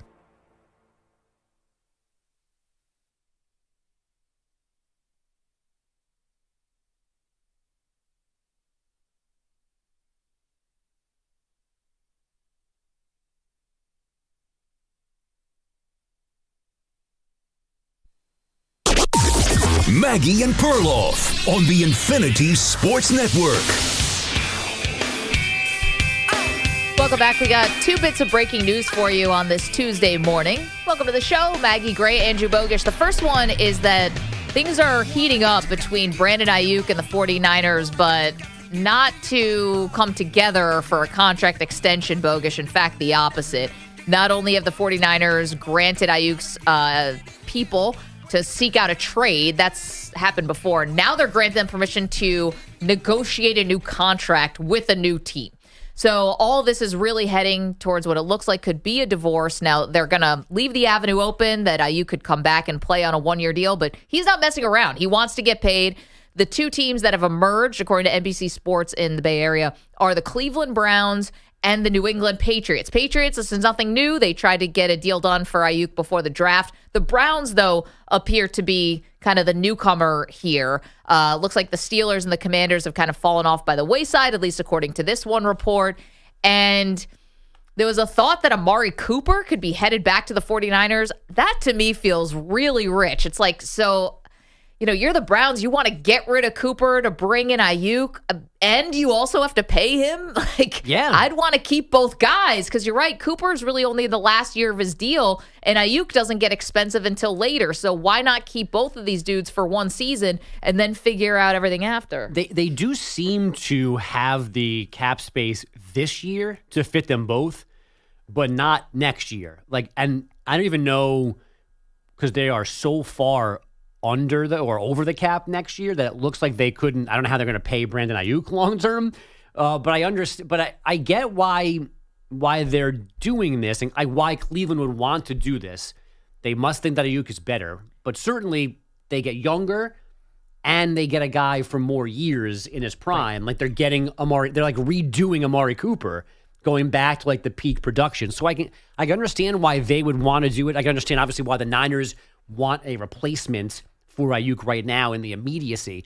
So it kind of makes sense, but it's just not the trade I thought was going to get Brandon Aiyuk out of San Francisco to anybody. I thought it was just going to be all future picks and whatever, and that's it. Well, that's why I thought this would be silly to trade him after the fact when you had deals. You had at least some interest before the draft, and this is pieces that can help you this year. I mean, the 49ers are an all-in team. There's nobody who's got more pressure on them to win than the 49ers. I take them even over the Dallas Cowboys. Think how close you've gotten if you're San Francisco, and now you can't just let Aiyuk go out the door for nothing. And the fact that this has gone as far as it has, I think represents a bit of a failure by the front office of the 49ers. They knew they were never going to pay him, and now it's dragged out and dragged out. However, if they do end up getting like an Amari Cooper back, okay, well, now you've done well for yourself, but only that NBC Sports Bay Area has Amari Cooper or Kendrick Bourne in the reporting. ESPN doesn't have any of that. Yes, the mainstream guys are only reporting basically that the Niners are now more than they had been talking to teams about a trade. No names, no principal agreements, no nothing. So you're welcome to weigh in on that at 855-212-4227. And also the fact that the Pittsburgh Steelers appear to be out. I think that would probably make a lot of Pittsburgh Steelers fans really frustrated. You know, you have a team where you're not spending anything on the quarterback. Nothing. Zilch. Why not be going in for a guy like Brandon Aiyuk? You can afford to be paying guys like him. You can afford to be making these kind of swings. Like, it's not that you have no expensive people on your roster, but while you're not paying a quarterback, this is the time to get some weapons and to fill out the rest of the roster. Now it's Arthur Smith as new offensive coordinator. It's going to be a lot of run game. We get that, but you need weapons if you're going to compete, especially in that AFC North. Again, you're welcome to weigh in on all that. This is not the only breaking news that we have going on this morning. Jayden Daniels has been named QB1 for the Washington preseason game against the Jets. That's going to happen this weekend. Bogusch, I think that just means Jayden Daniels is now QB1. We have a little sound from Dan Quinn. Can we hear from the Washington Commanders head coach on Jayden Daniels being named QB1 for the preseason? Really, John, he's earned that right to do that. And so through the course of, all the practices, you're keeping track of accuracy and completions and decisions of where it goes. And so it was really a byproduct of him, really nailing those moments. And so, like I said, we're just going through the whole process, but it's good to see when there's markers set, you get that one, then you get to the next one, and you get to the next one. And the good news is Jayden and Brandon and Mike Sainristil and others, they're the type of competitors that want to go after things. Okay, so that's Dan Quinn saying that they're keeping training camp stats. For everyone who was wondering, they're keeping stats. And that Jayden Daniels deserves to be quarterback one for this preseason. I mean, I think this is it. I don't think he ever relinquishes that role again, barring injury. And as we said yesterday, this is the way it's supposed to be. This is the way it should be. It was set up to have the safety net of Marcus Mariota, or I guess, and Jeff Driscoll's on that roster too. But this is supposed to be about Jayden Daniels winning the job, and he certainly seems to have won the job so far. And I can't imagine he's going to be played bad enough to make this flip. This is just baby steps. This is just not putting too much on his plate just yet. But has kind of always been QB1, and now he half officially is. Yeah, to be honest, I'm not sure if it's the smartest thing, but as we said, it's the Washington Commanders have a chance to really be hanging around the wild card. If Jayden Daniels can be productive, they have a good run game. Offensive line a little bit shaky, so that's definitely going to be something to look out for. But they have dogs on defense, at least some high-profile names on defense, the Deron Paynes of the world and these former first-round picks. You've got Dan Quinn, who knows the rest of the NFC East particularly well, considering he was just the Cowboys defensive coordinator for the last 4 years. So if Jaden Daniels, Cliff Kingsbury combination can find a little magic and music here, why not the Commanders being one of those teams that is at least in the hunt very late in the season? And for the record, C.J. Stroud played two of the first three, like the first two Texans preseason games last year. I don't remember how they handled naming him the starter, but he played in their first two preseason games. There was no hiding him. He got real reps. And this is what Jaden Daniels needs. The injury risk is always there. We don't know how long he's going to play yet in this first game, but he should be their starter unless he messed something up, and clearly he hasn't yet. And now you just hope for them that he looks good on the field against somebody else. I think it's really going to be Caleb and Williams and Jaden Daniels, the number 1 and number 2 picks in this draft. And then I think all the rest of the guys are going to sit, quite frankly. Or I don't know. I don't think we're seeing anyone else week 1. So that would be Drake May for the Patriots, J.J. McCarthy for the Vikings, Bo Nix for the Broncos, Michael Penix for the Atlanta Falcons. Yeah. I think obviously Penix is blocked by Kirk Cousins for now, but I think the rest of those guys are going to wait and see. Penix for sure, no. Then May is probably the closest to absolutely not, but Nix and McCarthy I think are still in play. I think that Kevin O'Connell in Minnesota wants it to be Sam Darnold to start, just kind of like for safety's sake, but I don't think he's closed-minded to McCarthy being better head-to-head, and I think this week they were kind of giving him an uptick in work at training camp, and it seems to be a straight competition because they have no other options in Denver between with Bo Nix, so he very easily could win that. Stidham and Zach Wilson, but Zach Wilson's kind of fallen out of the mix, right, to a certain extent. That was the story last week, that he wasn't getting his regular rotation. Shocker. So we bring it around. We bring it around full circle on the original breaking news, which is the fact that a trade seems to be intensifying. Trade talks certainly intensifying, and a framework for a deal is in place, according to NBC Sports Bay Area, for Brandon Aiyuk. Drake May is the Patriots' future quarterback. If Brandon Aiyuk gets traded to the Patriots, it's between the Patriots and the Cleveland Browns. If the Patriots end up winning out here and they get Brandon Aiyuk, do you think that speeds up the timeline at all for Drake May? Because you wonder, hey, we've got to get this guy on the same page with his wide receiver. We're trading for him for Drake May to help him out. Does it really make sense to start Jacoby Brissett for 10 games? Yes. I don't think they have to be arm in arm in all of this. I understand the logic of trading for Brandon Aiyuk and paying him while you're not paying Drake May to be QB1, big time dollars. I get that logic, but I don't think it requires you to play Drake May sooner than he's ready. And it doesn't feel like he's ready since they keep talking up Jacoby Brissett. And as we mentioned on the show last week, there were reports in New England that Joe Milton, who was, I think, a 6th-round pick, has been better at times than Drake May. So it's going after Aiyuk is for Drake May, but it doesn't make Drake May playable sooner than he can be. 855-212-4227. So you've got a couple different things going on in different coasts. One, Jaden Daniels is going to play QB1 that first preseason game, and I think that's probably that's it. I mean, there's got to be so much pressure to play that kid. It got to be. You got a new owner. You just took a kid 2nd overall. The fan base has been screaming for it. They're downtrodden. This is probably the only thing that gives them any hope for the future. The attendance has been bad. There's business reasons and there's football reasons to start Jaden Daniels. I think this is his job now. And then the Brandon Aiyuk thing we are monitoring. You know, it's funny about Aiyuk. Just one more thought on that. The way that it's being framed out of San Francisco is there's a deal in place with both Cleveland and New England. And now it's up to Aiyuk to accept either one. That's an interesting one. Well, you can tell where these things are coming from, right? So that report comes from the Niners. The Niners are the source of that NBC Sports report.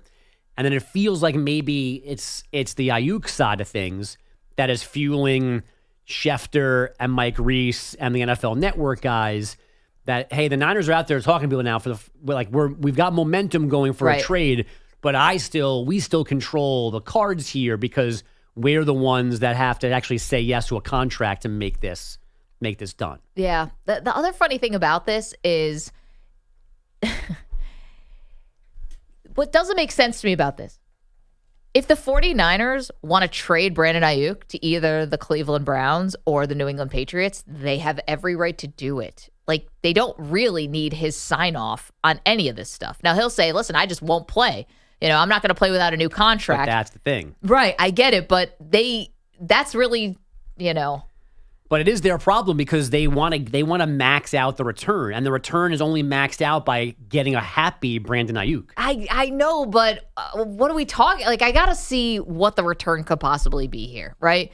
Because I think that if you, yes, as the team who's trading for Aiyuk, you can't just trade for him and then be like, oh, we'll work it out during the season. You give him all the leverage, everything.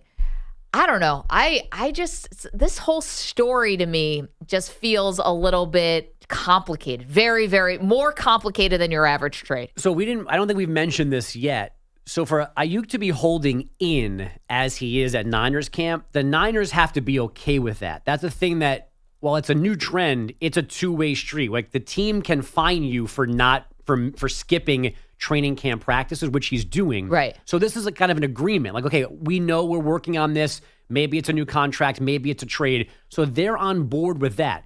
They could have put their foot down and go, enough's enough, get back to practice. Right. And they haven't, because they're trying to get to a point, because they, as we learned in Giants Hard Knocks, like, teams do care about the idea that they take care of players. So they don't want to make it look like they don't care about Aiyuk and send him somewhere that he doesn't want to go and he's unhappy. On top of, they want to get Amari Cooper because they're sending somebody to him to a place where he's going to sign long term, so that team is going to pay you for that benefit. Yeah, that's a generous read for the 49ers. I think they don't want him getting hurt because if he gets hurt, then the asset's gone. But right? Yeah, sure. But then the trade's definitely off. Until all this stuff went crazy today and last night, like, we were going to talk about Matthew Judon, and the Patriots called his bluff, and he went back to work yesterday. He's like, all right, guys, well, party's over. I really have to start practicing now, so see you later.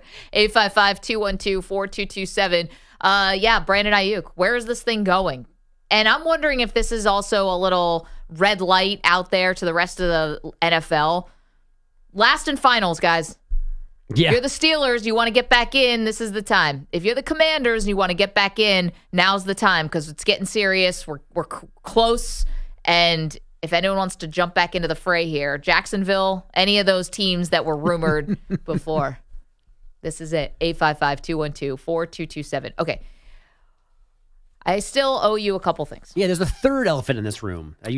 All these teases today, and none of them have been about the thing that matters most to me this morning. Well, we're going to get to that. Also, Bruce Feldman's going to join us from The Athletic coming up. We're going to talk all things college football with Bruce. He has his annual Physical Freaks column that's coming out, where he tells you all the craziest physical freaks in college football that you have to be watching. They made history this year. List history. Really? Yeah, I was just reading it earlier this morning. They, for the first time ever, which is surprising to me, the same player is number one for a second consecutive year. Hold that. It's Maggie and Perloff. Andrew Bogish is in for Perloff all this week. So much more to do. Don't move.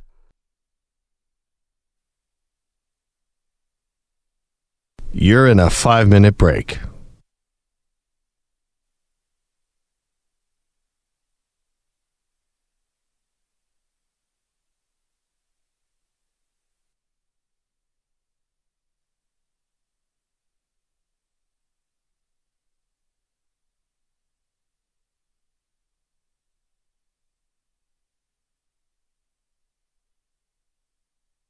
Four minutes, 30 seconds remaining.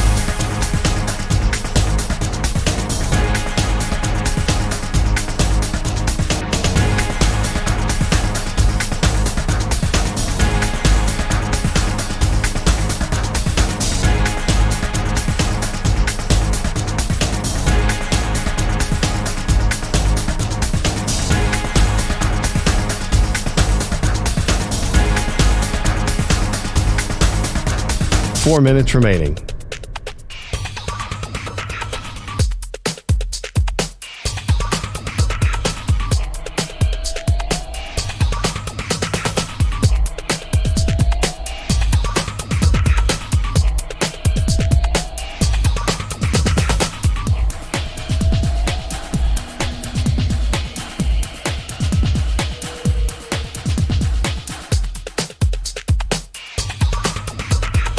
minutes, 30 seconds remaining.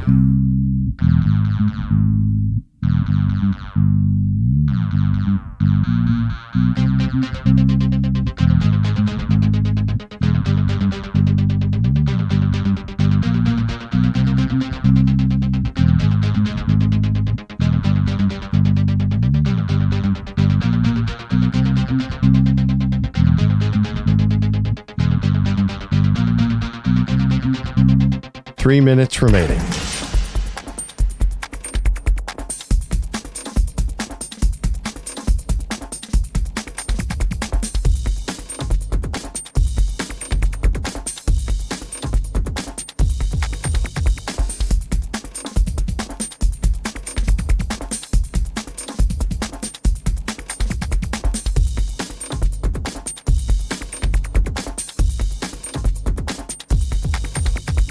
Two minutes, 30 seconds remaining.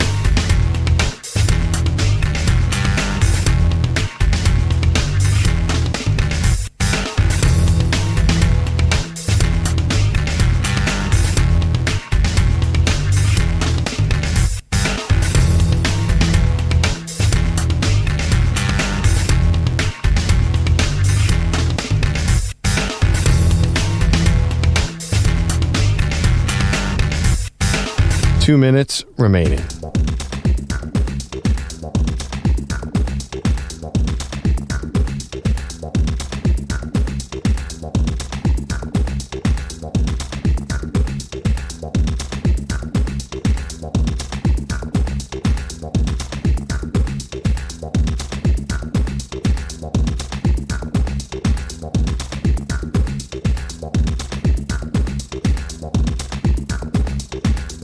One minute, 30 seconds remaining.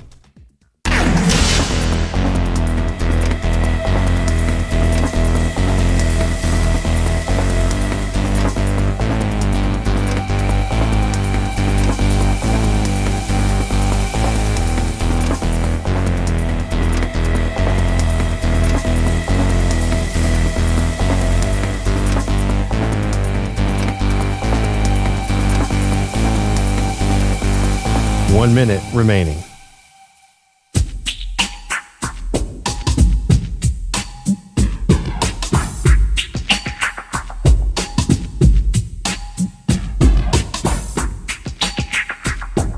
.45 seconds remaining.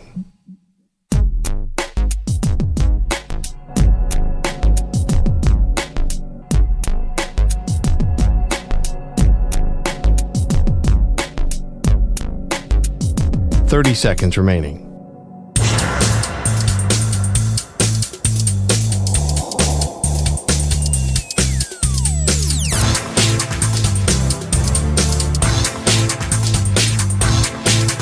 .15 seconds.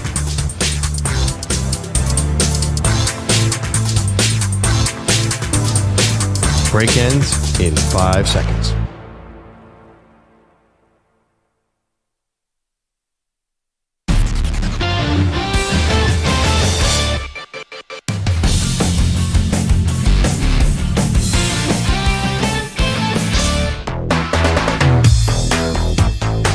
Defensive Player of the Week is sponsored by the Navy Federal Credit Union, who proudly serves the Armed Forces, DoD, veterans, and their families. Their members are the mission. Learn more at NavyFederal.org. Who picked the Navy Federal today? Was it I did. Ryan Botcher? Who did Ryan pick for defensive? This is when I try to channel into Ryan's brain. Well, I saw that Germany just beat Greece. Men's Olympic basketball. That just happened this morning. Someone have a lot of rebounds? No, I don't care about that. Okay. Would you go back as far as Blake Snell's no-hitter? No. Okay. This is within the last 24 hours. Is it Olympics? No. So it's not the balance beam knocking women off to get a gold medal? It's got to be baseball of some kind. It is baseball. Did anyone make an amazing catch recently? Not a catch. Is it Sean Manaea's 7 shutout innings for the Mets yesterday? It's not a good performance. It's a bad performance holding something. All right, give it to us. Kai Busch in his major league debut for the Chicago White Sox. 4 innings, 5 walks, 3 earned runs, you're at a 6.75. Helped the White Sox defend their losing streak. Oh, that's a generous what a read. twist. The defensive player defend their losing streak is a hilarious way to put it. It feels like they. That's the way I would spin it too. Be like, no, we're going for history here. We know exactly what we're doing. Totally in control of the situation. Lost 21 in a row. Okay, we'll get to the third elephant in the room a little bit later. Dexter Henry is here with headlines for us. Good morning, Dex. Good morning. This story that I'm going to start off with, it's one that I actually can relate to because some people, you may know this, Maggie, but most of my career I've been a sports reporter, but for 3 years, I worked as a national weather reporter. You did? For Where? AccuWeather. Oh, nice. So I was out here in these storms. Yeah, I did that for a time. And Like, how was it? Hurricane? Yeah, I can show you guys video. How was it? Like, what was the big, give us a little flavor on this. Was there any big storms that you covered? My first hurricane was a Category 5 hurricane, Hurricane Michael in Panama City Beach, Florida. That was insane. I was a little scared. I can definitely admit that. It was probably one of the craziest things I've ever seen in my life. So I have some experience with that. And, I understand it's really dangerous for a lot of these the meteorologists and weather people to be out there. It is such compelling TV, though. Like, I see why we keep doing it. It's like, that person doesn't even have to be out there in the 60-mile-an-hour winds. I'm like, yeah, but I'm watching it. That's always been my question. And once I did it, do you need to see me out there to tell you how bad it is? Do you really need to see that? Let's say yes for your sake right now. Yes, we needed it. Thank you. It wasn't all for nothing, Thank you for your Dexter. service. Well, you know what? Thank you. I'm glad you appreciate my service. Well, on Sunday, a sports reporter named David Shield, I hope I got his last name right, he was thrown into emergency duty at his station, which is WTSP in Tampa. They asked him to go out and cover Hurricane Debbie as it bore down on the Florida coast. So David, he was out in these streets. He had a little fun during his live shot. And he even dropped in a sports reference that wrestling fans like EJ are sure to love. There is a boat over on this side that's been tipped over. There are some people trying to live life a little bit dangerously in the waters, but as you can see, boats tipped over, waves are coming in. That young man just fell. Don't do that. Don't be like that guy. I know Batista walked miles through a pit of danger. You are not Batista. So, EJ, I have that right. That's the legend Batista. He's referencing his walkout song, I Walk Alone, correct? That is correct, EJ? That is correct. One of the best Ruthless era themes in WWE. That's Batista, very famous theme. Awesome line by that reporter. So he wasn't finished. Okay, here's the thing. I love the cute references, and I think there's another. Okay, let's play the other one. There was another one, and he wasn't done with references. He had a 90s pop culture reference for everybody. Here we go. Don't drive through these floodwaters. It is not recommended. We've seen trucks try to drive through these streets. About halfway through, they decided to reverse and bring it back like a Blockbuster tape. All right, so. Okay.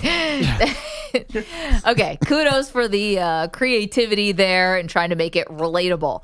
However, it's like sometimes you just got to play it straight. And I feel like the hurricane is the time. Like there's times when I want people to be funny and other times I don't. Like, for example, there's a certain airline that I won't say the name of, but they like to tell jokes like before you take off. And I'm like, see, this is the time I don't need the jokes. I really need everyone just 100% serious on this one. I saw a billboard as I was driving home yesterday for a lawyer.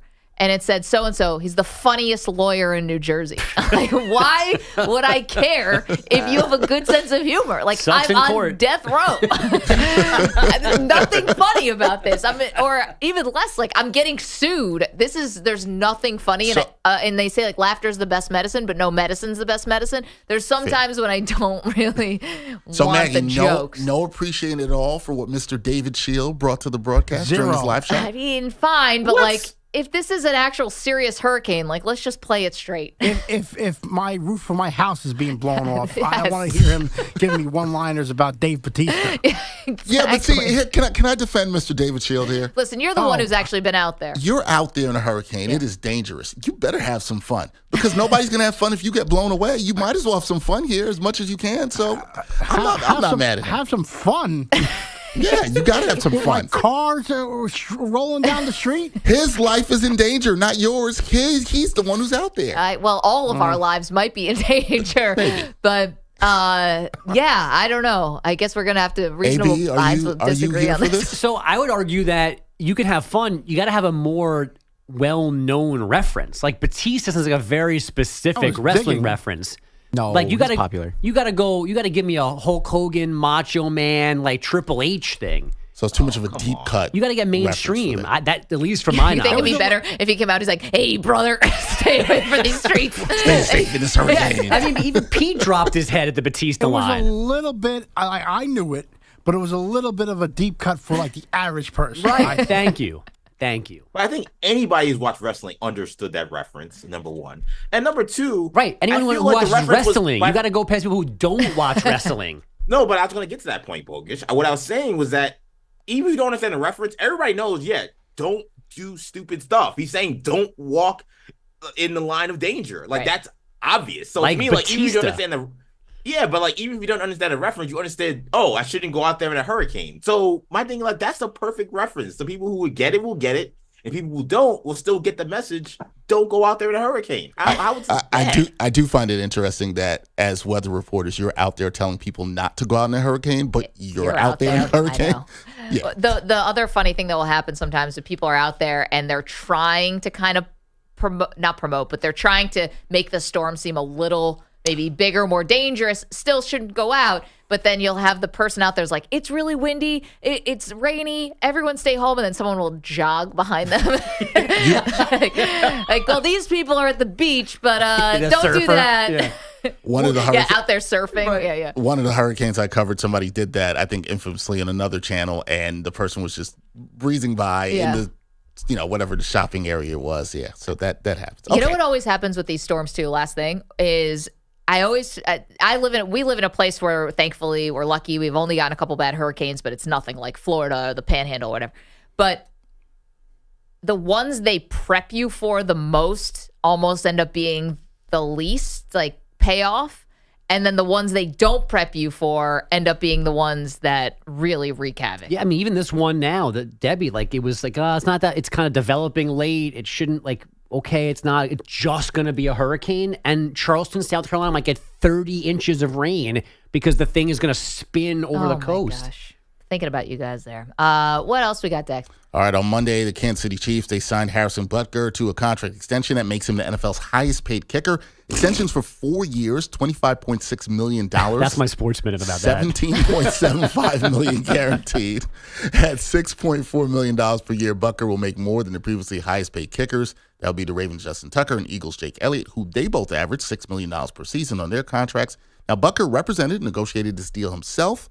What do you guys make of KC locking up their kicker and paying him more than any other kicker through the 2028 season? Well, an agent might say he should stay in his lane and let me do the negotiating. Now, that's a line that Butker liked to use when he made his famous speech at the Benedictine College. Everyone should just stay in their lane. Yet he had a lot of opinions on what other people should do with their life while also telling everyone to stay in their lane. I'm not gonna, but you should. Listen up, women.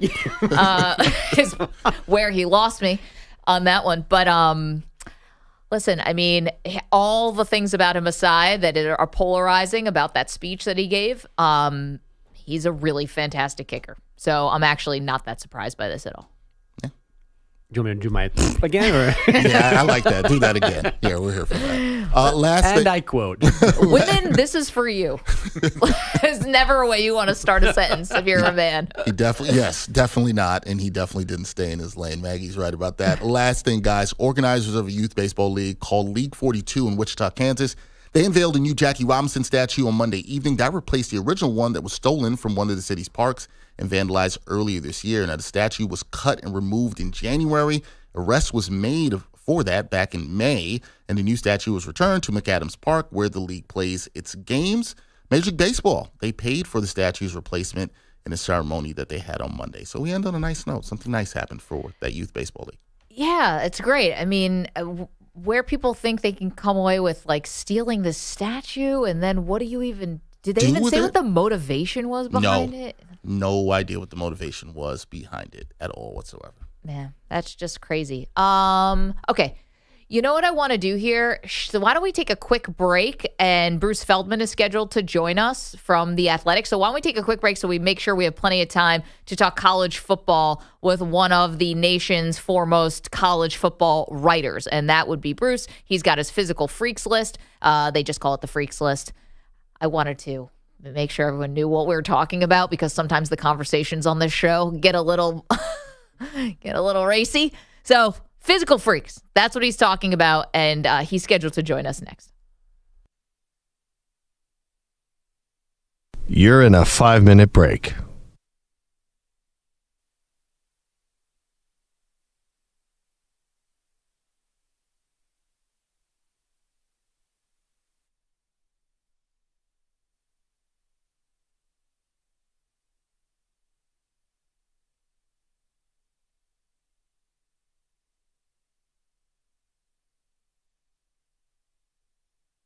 Four minutes, 30 seconds remaining.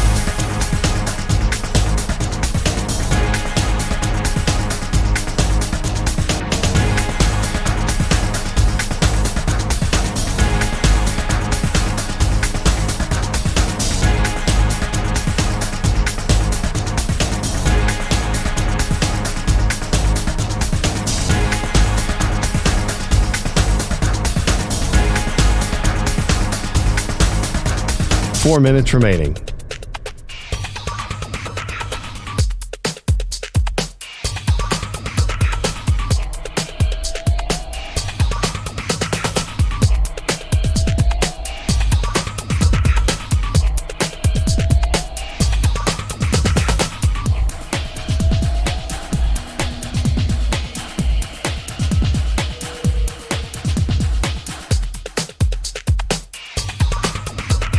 Three minutes, 30 seconds remaining.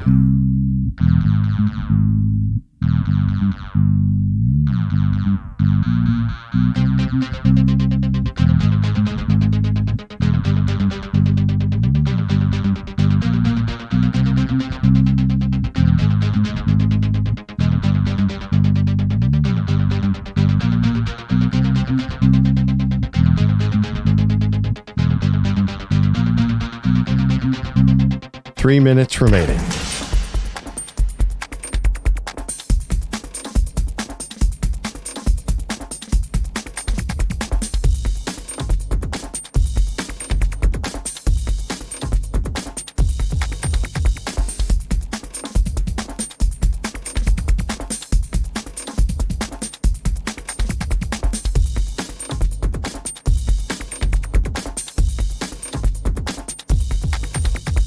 Two minutes, 30 seconds remaining.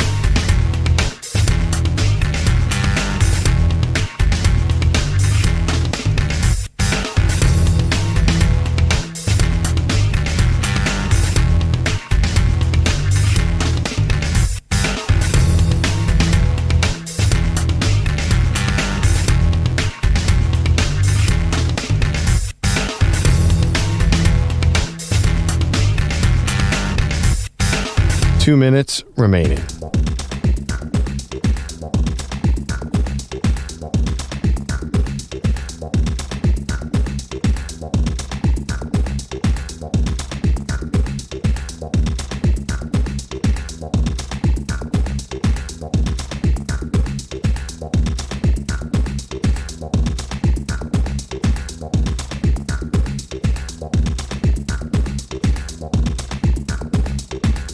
One minute, 30 seconds remaining.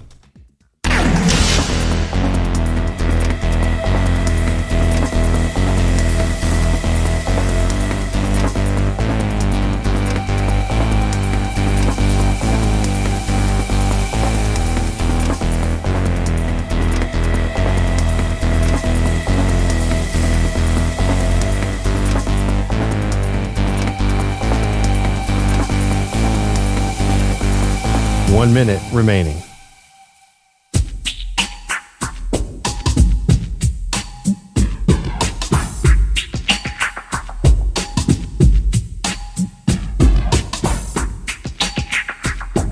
.45 seconds remaining.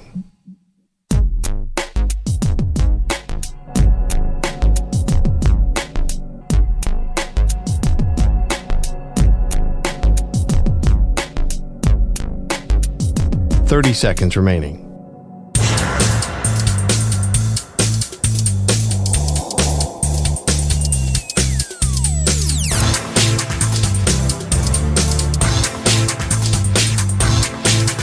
.15 seconds.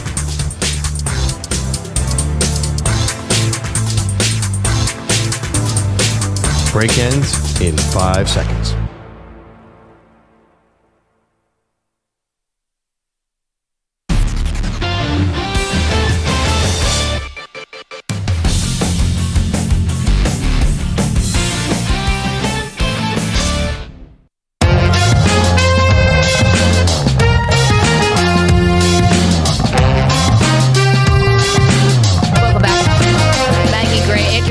In for Andrew Perloff, who is on vacation right now. And this is one of our favorite bookmarked articles of the year. This is how you know college football is getting very, very close to happening, when you get Bruce Feldman's freaks list. And we mean physical freaks, physical ability. Bruce Feldman, of course, is a reporter for The Athletic and Fox. He's a best-selling author as well. He's one of the foremost writers about college football in this country. Bruce, thank you so much for the time today. How are you? I'm doing well. Good morning, guys. Thanks for getting up for us. So the freaks list, let's start there before we get to other matters with college football. For the second year in a row, you have the same person who tops the list. Who is this man, and what should we be looking out for this season? This man is Nick Harbaugh. He is a supersized receiver, 6'5", 242 pounds. And he was a guy who was a big-time track guy out of high school. He ran 10 100-meter time this year, qualified for the NCAAs. The craziest thing about him is he's like 60 or 70 pounds heavier than some of the guys he's competing against. Actually, most of the guys he's competing against in these track meets. So I never had a true freshman first overall till last year, and Nick Harbaugh was that guy. I had him again this year. It's the first time I've ever had a repeat top freak guy.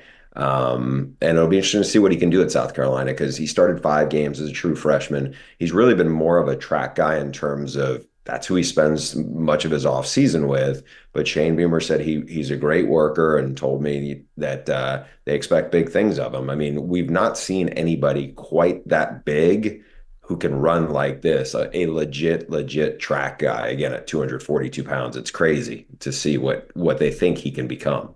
Bruce, as far as college football attention goes, I would have figured you had to put a Colorado player first. So how did you avoid Travis Hunter and Shedeur Sanders?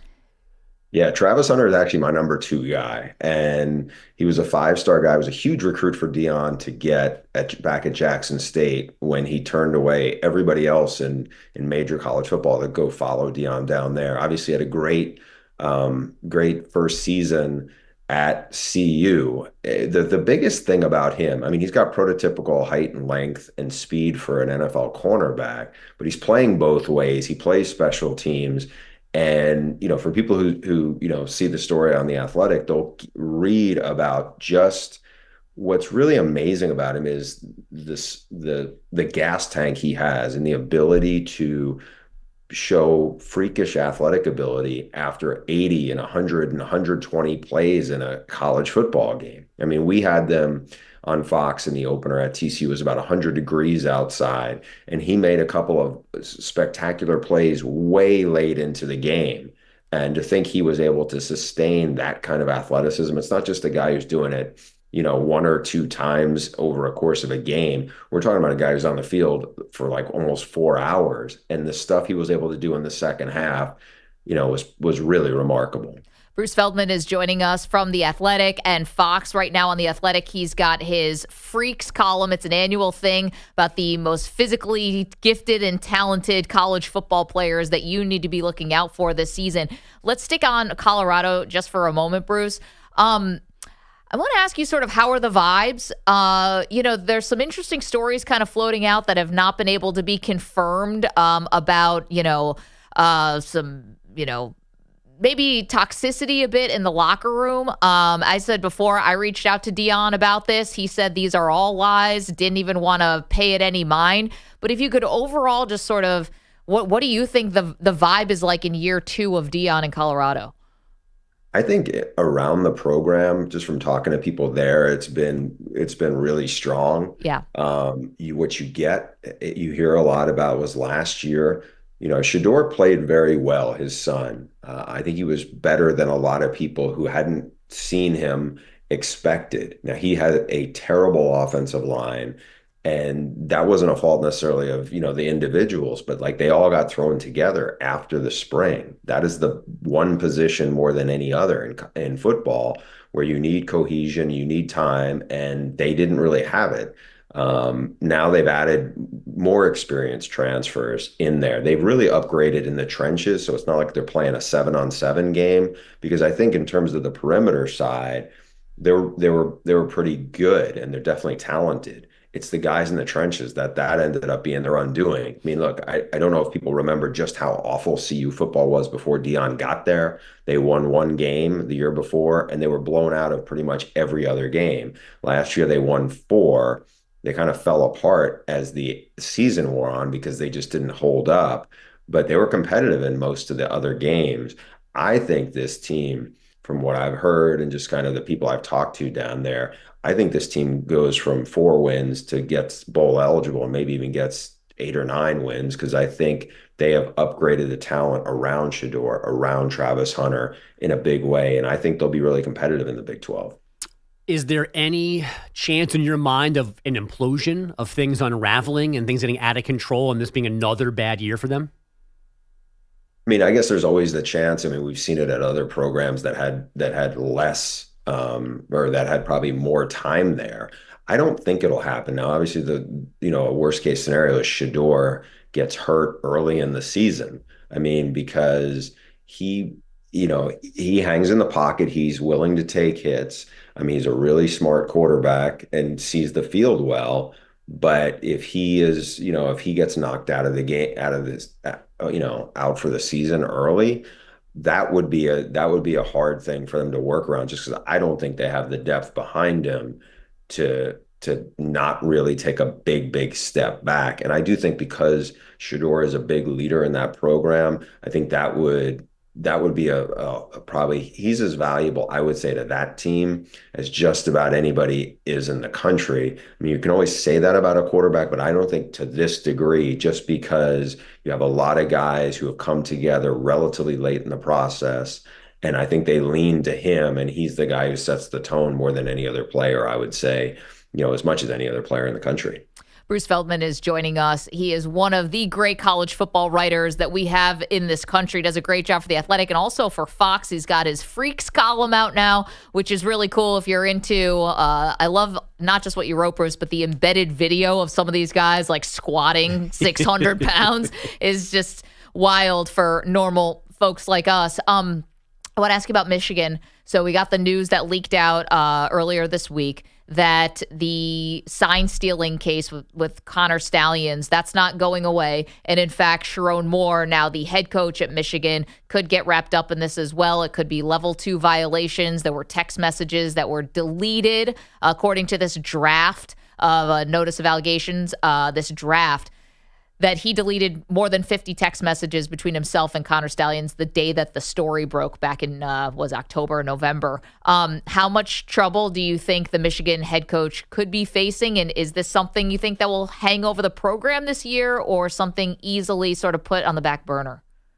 I think because of the timing, we're in early August. It's not late August. I mean, I feel like the shelf life for some of these things now just doesn't last as long. Obviously, that was a hot topic last year. Jim Harbaugh served, significant suspension in the season. Remember, he missed, 3 games. One was at Penn State. Another one was against their arch rival, Ohio State. Sharon Moore was the acting head coach for those games.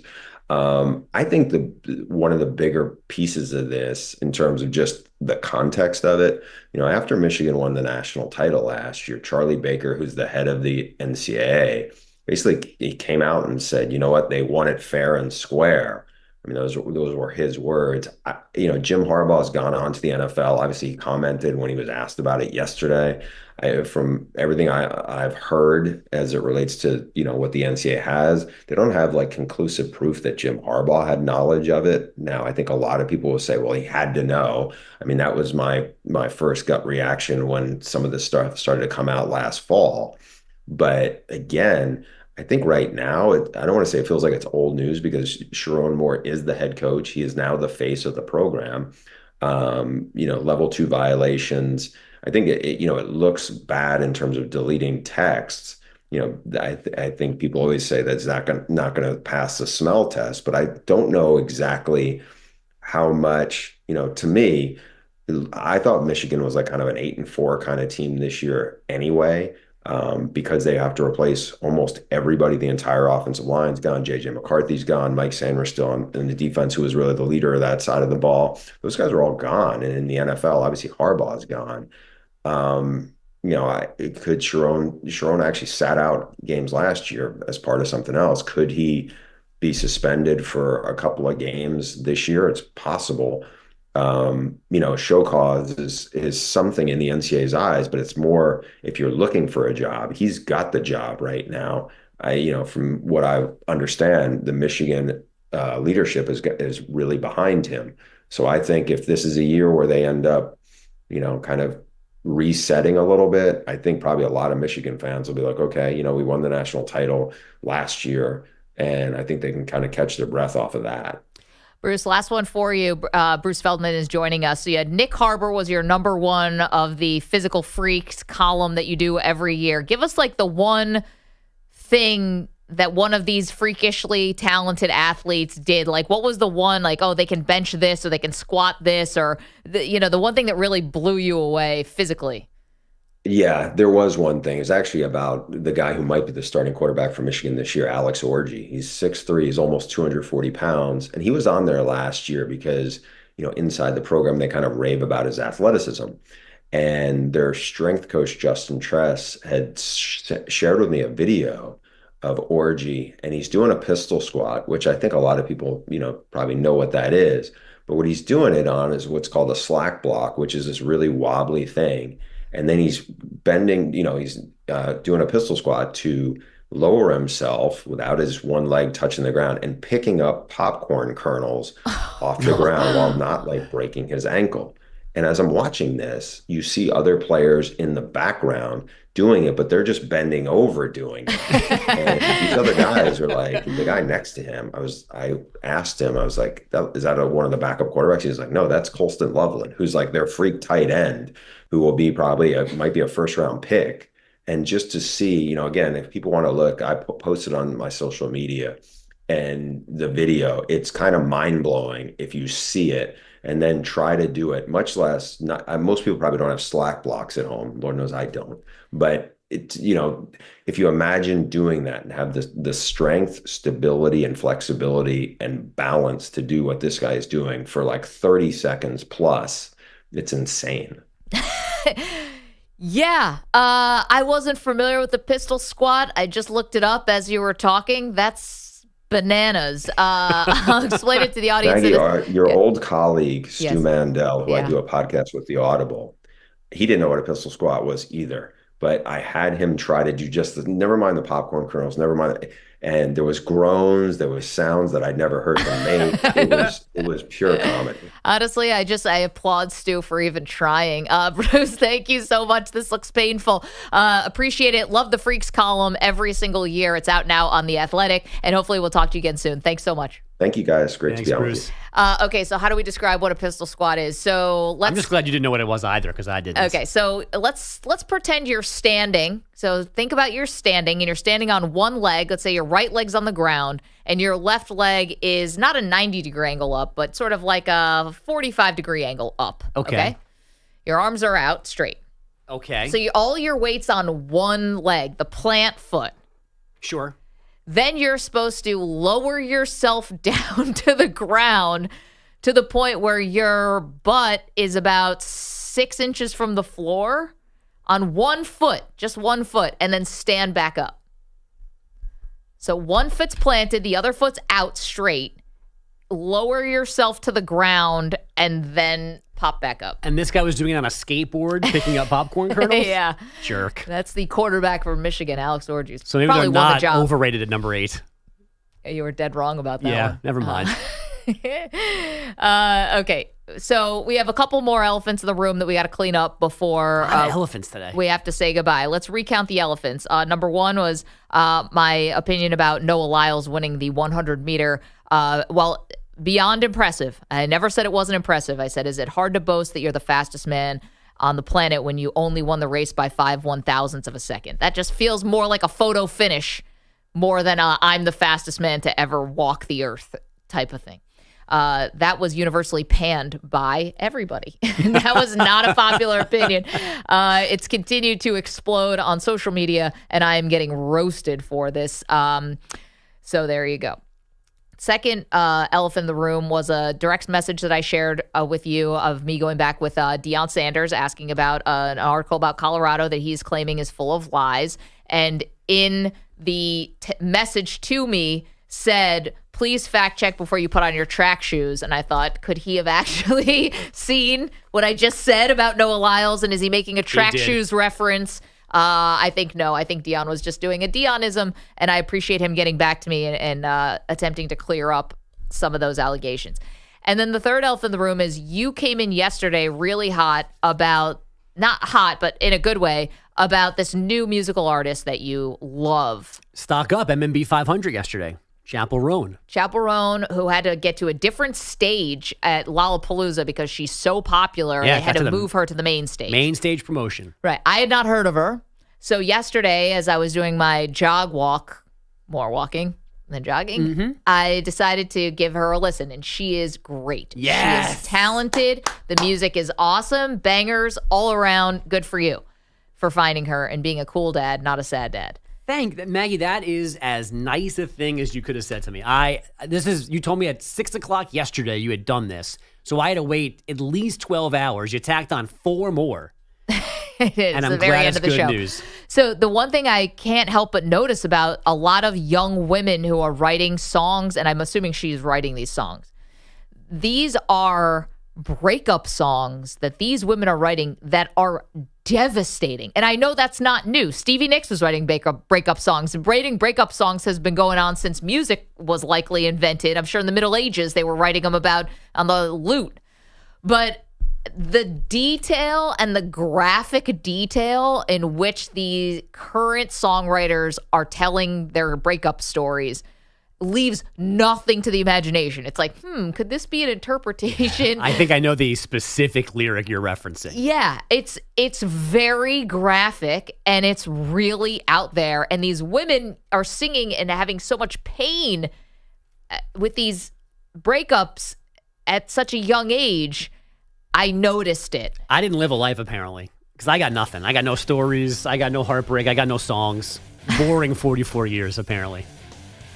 I mean, you saved yourself a lifetime of heartache. I guess. Or I'm emotionless. I don't know which it is. Ryan Botcher, thank you. Thank you to Pete Pilati. Thank you to EJ Stewart, to Andrew Kaplan, to Dexter Henry. Thank you, Bogish, for sitting in yet again for Perloff. We'll be back tomorrow. To the Weedos and the coffee drinkers, we love you.